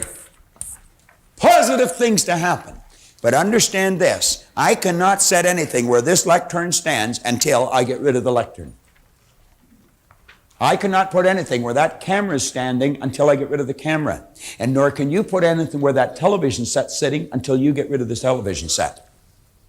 You must create a space for the good that you desire. I would hate to guess at the number of people that would love to meet and greet and love and have a meaningful relationship with someone, and they're never going to do it until they let go of that old relationship. Person may be gone, but the idea is still there. You got to create a space for the good that you desire. You just must do it. And if you don't, you're never going to have that relationship. You want something in your home? We have people that come in and look after our place 2 or 3 times a week. We got a big kitchen. There's a sofa in there, chair. We haven't liked that sofa or chair for a long time. Linda says, let's create a vacuum. They were gone. Lots of room in our kitchen now, I'll tell you. Nature abhors that vacuum. Only be a period of time until there's new furniture in the kitchen. You got to create a space for it. Create a space. When it comes to furniture and stuff like that, people have garage sales. I just say a silent prayer for them as I'm driving by their house. Having a garage sale is a dumb thing to do. Give it away. Give it away. Most people don't know how to give. Remember I said it should be spontaneous. Here's a beautiful poem by Beer. He said, to get he had tried, yet his store was still meager. To a wise man he cried in a voice keen and eager, pray tell me, how may I successfully live? And the wise man replied, to get, you got to give. To get, you got to give. As to giving, he said, what have I to give? I've scarce enough bread, and of course, one must live. But I would partake of life's bountiful store. Came the wise man's response, then you must give more. The lesson he learned, to get, was forgotten. Think of the number of people out trying to get. Toward mankind, he turned with a love new begotten. As he gave of himself in useful living, then joy crowned his days, for he grew rich in giving. I like that lesson. I like giving things. I really do. I get a lot of satisfaction out of it. I've had people tell me from time to time, you give too much away. You couldn't possibly give too much away. What a dumb statement. What a dumb statement. You ought to take part of all you get and put it back where it came from. If a farmer doesn't do that, you're soon going to have a poor farmer. They are what you call dumb farmers. Farmer takes part of his crop, puts it back in the ground. And if you don't take part of all you receive and put it back where you got it from, you're not going to get much more. We hold on to old ideas. Why do we do all these things? We're insecure. We're insecure. Remember how physical we are? We got lots of physical things around us. We feel comfortable. Did you ever watch the advertisement on television that American Express have? See a young couple having a great time, nice music, and all of a sudden, we lost our credit cards! And you hear this voice, you have American Express?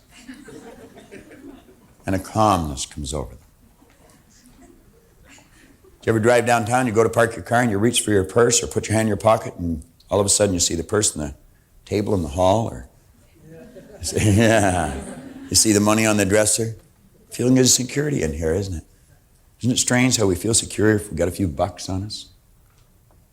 A little bit of paper? So dumb. Security's an inside thing.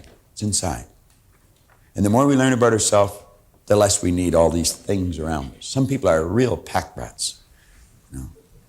Well, on page 67, we're talking about removing these mental blocks. You see, it not only works with physical things, it works with mental things. Because remember, the physical and the mental, the non-physical are all the same. And we must create a space for the good that we desire. In the book, you'll see that I dedicate this book to my Aunt Marg Moyer. I love her very much. She and I are very close friends. And Marg and Don, her husband and daughters and family, they came to the seminar. And when Marg first came, she said it was such an awakening for her. She'd always been so subservient. She never thought that she could have anything. And if she ever learned anything, I'm going to tell you, she learned this law. I was over at her house one day, and she was telling me how much she disliked her drapes. And I said, no, you don't, Marg. If you didn't like them, they wouldn't be there. I said, you only have around you the things you're in love with, in harmony with. She said, well, I don't love them. And I said, well, you really don't get rid of them. I said, have you never learned the law, the vacuum law of prosperity? Boy, I'm going to tell you, she locked into it. She got up and took the drapes down. Don was yelling, we haven't got any money to buy new ones. And I said, it won't be long until you have new ones there, Marg. You'll get sick of living in a fishbowl. She didn't listen to Don. The drapes were gone. I said, give them away. I went over one day and there was beautiful new shears and new drapes on the window. And she was so happy. And every time she looked at them, she felt good instead of looking at the old ones and feeling bad. Wasn't too long, I went over there and all the living room was empty. There was no furniture there. I'm telling you the truth. Then they went through the closet and cleaned the closets out, and pretty soon she had new clothes. Do you know now they live in a beautiful home, brand new home. They got rid of the home. And I remember when they were moving into this beautiful new home, I saw nothing going in one end of the room, and I was looking, I was saying, you know, Mark, the room's going to be a little out of balance. You should put something there. She says, there is something there. And I said, what's that? She's my baby grand piano. I said, what do you mean your baby grand piano? I said, you haven't got a baby grand piano. Oh, yes, I have. It's just not arrived yet. You know. You go into their house today, there's a beautiful baby grand there. You must create a space for the good that you desire. On page 69, I'm going to ask you to write down clothes closet under area. Clothes closet under area.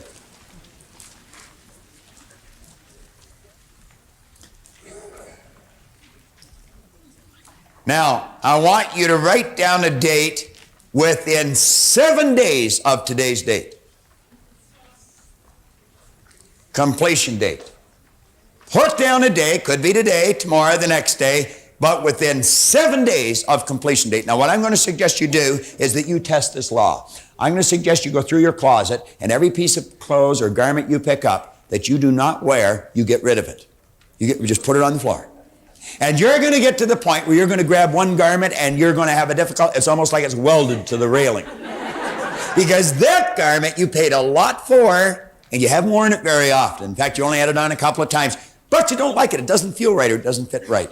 But you're thinking, I spent so much on it, it's so good I can't throw it out. Get rid of it.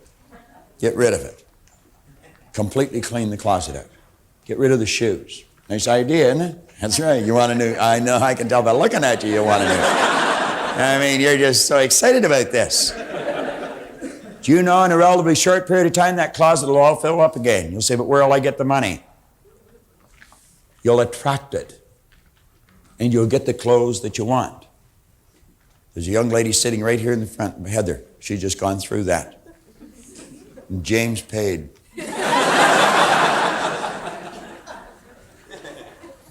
And then I want you to think of the other areas in your life that you want to get rid of things, different rooms. Some of you have a sofa you don't like. Get rid of it. Some of you have an automobile that you can't stand. Get rid of it. You won't walk for long.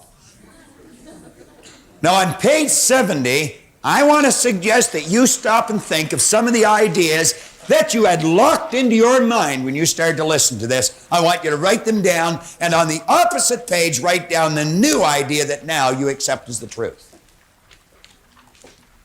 Make up your mind that you are going to create a vacuum by letting go of that old idea and accepting the new idea. You study that vacuum law of prosperity chapter, and study it, and study it, and study it, and I guarantee you your life will be filled with beauty.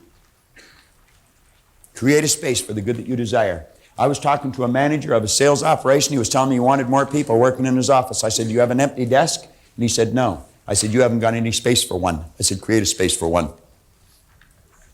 Get the desk. Put the phone on it. Put everything there that you need. And I said, before long, there'll be somebody behind the desk. And if you doubt me, you try it. If you doubt me, you try it. Now, we're going to bring this thing in for a landing. But before we do, I want to suggest that you watch this at least once a day. You don't have to watch it all, just a little bit. But you know the beautiful part about this is that I have been recognized around the world as having a lot of information on this one subject. And I get very well rewarded for sharing it. I really do. I don't meet many people that know more about this subject than I do. There are people around, but I don't meet many of them. And when you get to that point, your stock goes up. Do you know what always amazed me? I've never studied it very much. I've only studied it a little bit, but I studied it a little bit every day for 27, 28 years. And you'd be amazed just how fast it adds up. It's just like the $20 bill, Andy. $20 today. In a short period of time, it's $1.5 million. put to work properly. You put these tapes to work properly. Every day, just turn them on for a little bit. Turn some of the junk off that you're walking on that box. Most people watch the best of the worst. They just flip around until they get something they can tolerate. No. Use something that'll really stretch your mind. Well, here we are coming to the end of the program. The end of the program is actually the beginning of the program. We've pointed out numerous times that repetition is one of the keys to success. As we went through the Born Rich program, John and I made a number of suggestions. We suggested that you make a commitment and you write your commitment out. Put it in writing. We suggested you make a number of affirmations, positive statements from yourself to yourself. I read one time where it said the mark of a superior performer is an individual that can give themselves a command and then follow it. We recommended that you write your goal out, that you relax on page 30 and redefine the goal. See yourself as the person you want to be. Now, number 8 cassette in your program is for you to fill in. You read number 8 cassette, the audio cassette, it says your own narration of your affirmations, commitments, and your goal. Now, do you see, the old conditioning or habit would cause you to just leave that there and not bother putting it on tape. But consider this. You take your voice, it's a voice you trust. Your mind is used to your voice. You write down your affirmations, you write out your commitment, and you write out your goal in the present tense, and put as much feeling as you can as you record it. And you play this cassette every day. I want to suggest that you use this program of yours that you've invested in every day. Get your friends involved in it. Get your family involved in it. And you're going to find that your life will never be the same again. You can have the things you want, all of them, and you will have them by incorporating these messages into your life. Momentarily, I'm going to introduce you to an excellent idea that John and I conceived some time ago, and we will be bringing to your doorstep before too long. It's a magnificent set of books. It's called the Torchbearer Series, and you're going to find that they can help you along with this program. Review the program often. Complete the exercises. Wear it out. You'll be so far ahead. Now sit back, relax, and mentally come back into the seminar as we tie this all up. I used a quotation a little earlier with Paul Hutsey. And I was telling you about these pins, about the torchbearer. John and I are preparing a magnificent idea. This is a leather-bound book with gold edges. It's got the torchbearer logo on it. And on the side here, it's got the torchbearer symbol, As Man Thinketh, by James Allen. Now, that's a bonus book with our series. I know that some of you are going to want these, but you can't have them yet. They're not ready. But when they are, you'll hear about them. And we want to get everybody locked into this idea about being a torchbearer. Let me repeat that quotation again. Roosevelt said, "Only those are fit to live who do not fear to die. And none are fit to die who have shrunk from the joy of life. Both life and death are parts of the same great adventure. All of us who provide service and stand ready for sacrifice are the torchbearers. We run with the torches until we fall, content if we can pass them to the hands of the other runners. If you want to experience real joy in your life, you follow the advice in that quote. Be a torchbearer. Pass on something good. Give up something so you can. And you'll always get more back so you can pass on more of something good." Now, what we've done is create a set of books. And I'm going to get John just to take a second. They're a beautiful set of books, and they're a complete set. They're going to be classics. They're ideas that have been passed down through the ages. We're putting them together. And like I said earlier, we've got license to brag about all this because none of it's ours. It's just something we've collected from some of the greatest authors and the greatest thinkers in the world. There are 12 different subjects. I can get John just to run over each one of them. This is not necessarily in the order of importance, but one of them is called confidence. The entire book is written on one subject, and it's called confidence. You just read them this way. Then there's a book on courage, perhaps one of the most important things. The next book is on decision. In other words, making a decision and how to make or to improve your decision-making ability. This one I particularly like. It's called responsibility. The next one is entitled receiving.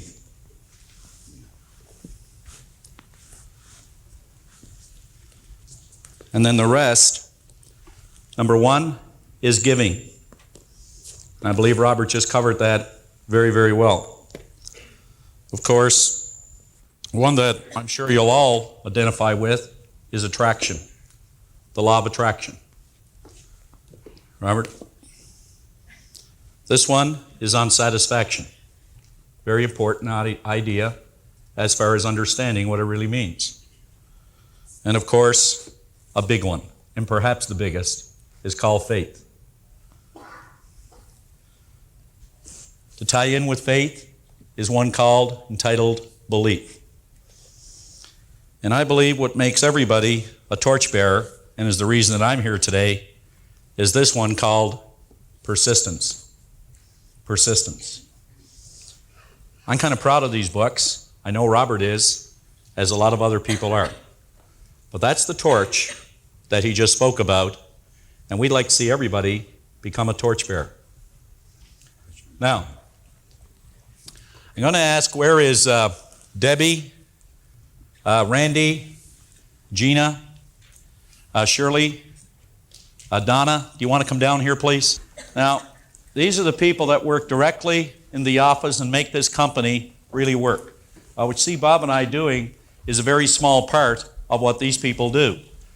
But there's one person that heads this company up, and believe me, I have a respect for a lot of people, but in a business sense and management sense, you're not going to meet one like Linda Proctor, our president.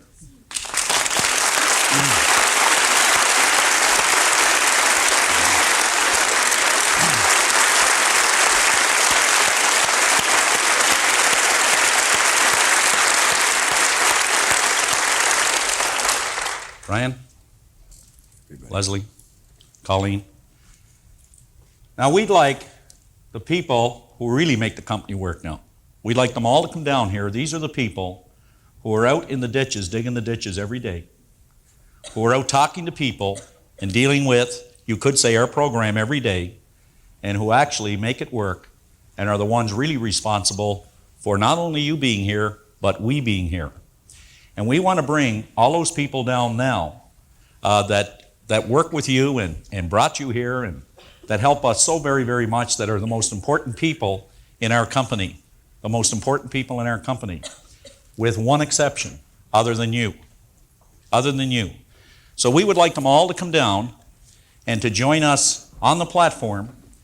And I'd like you to give them all a big hand as they come down here.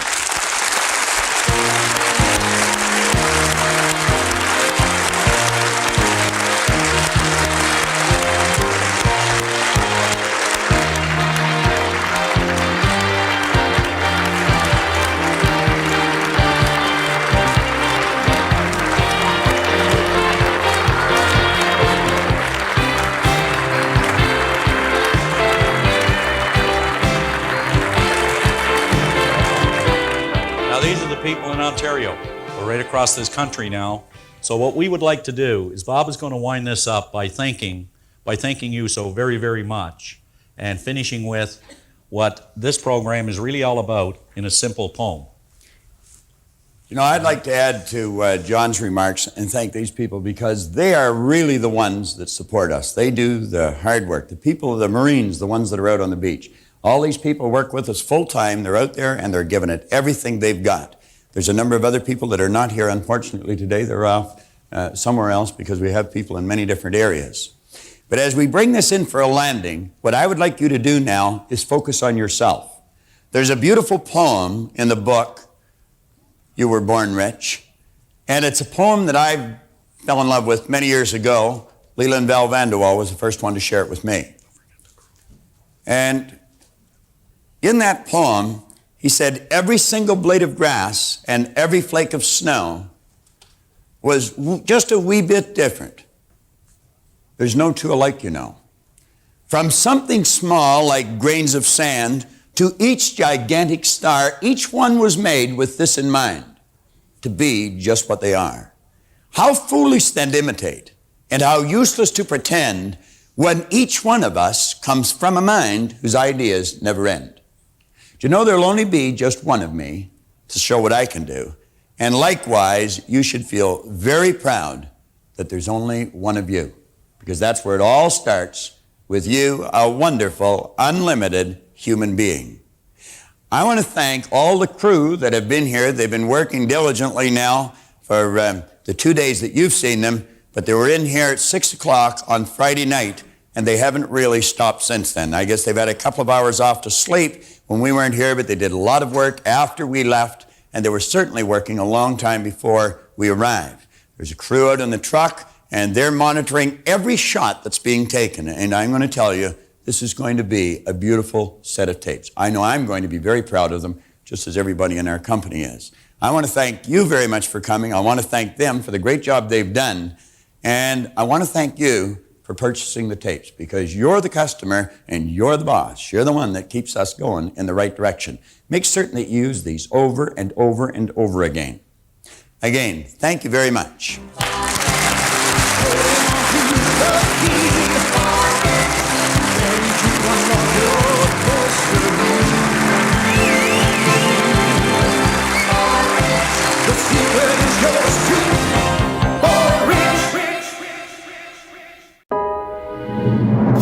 Wake up to your full potential. We will show you how. Your life can be expressed in a very shallow, bland manner, or it can be vibrant and enthusiastic. The invisible power that flows to and through you, we refer to as life, operates in much the same manner as electricity. It is. We simply have a little knowledge of what it does.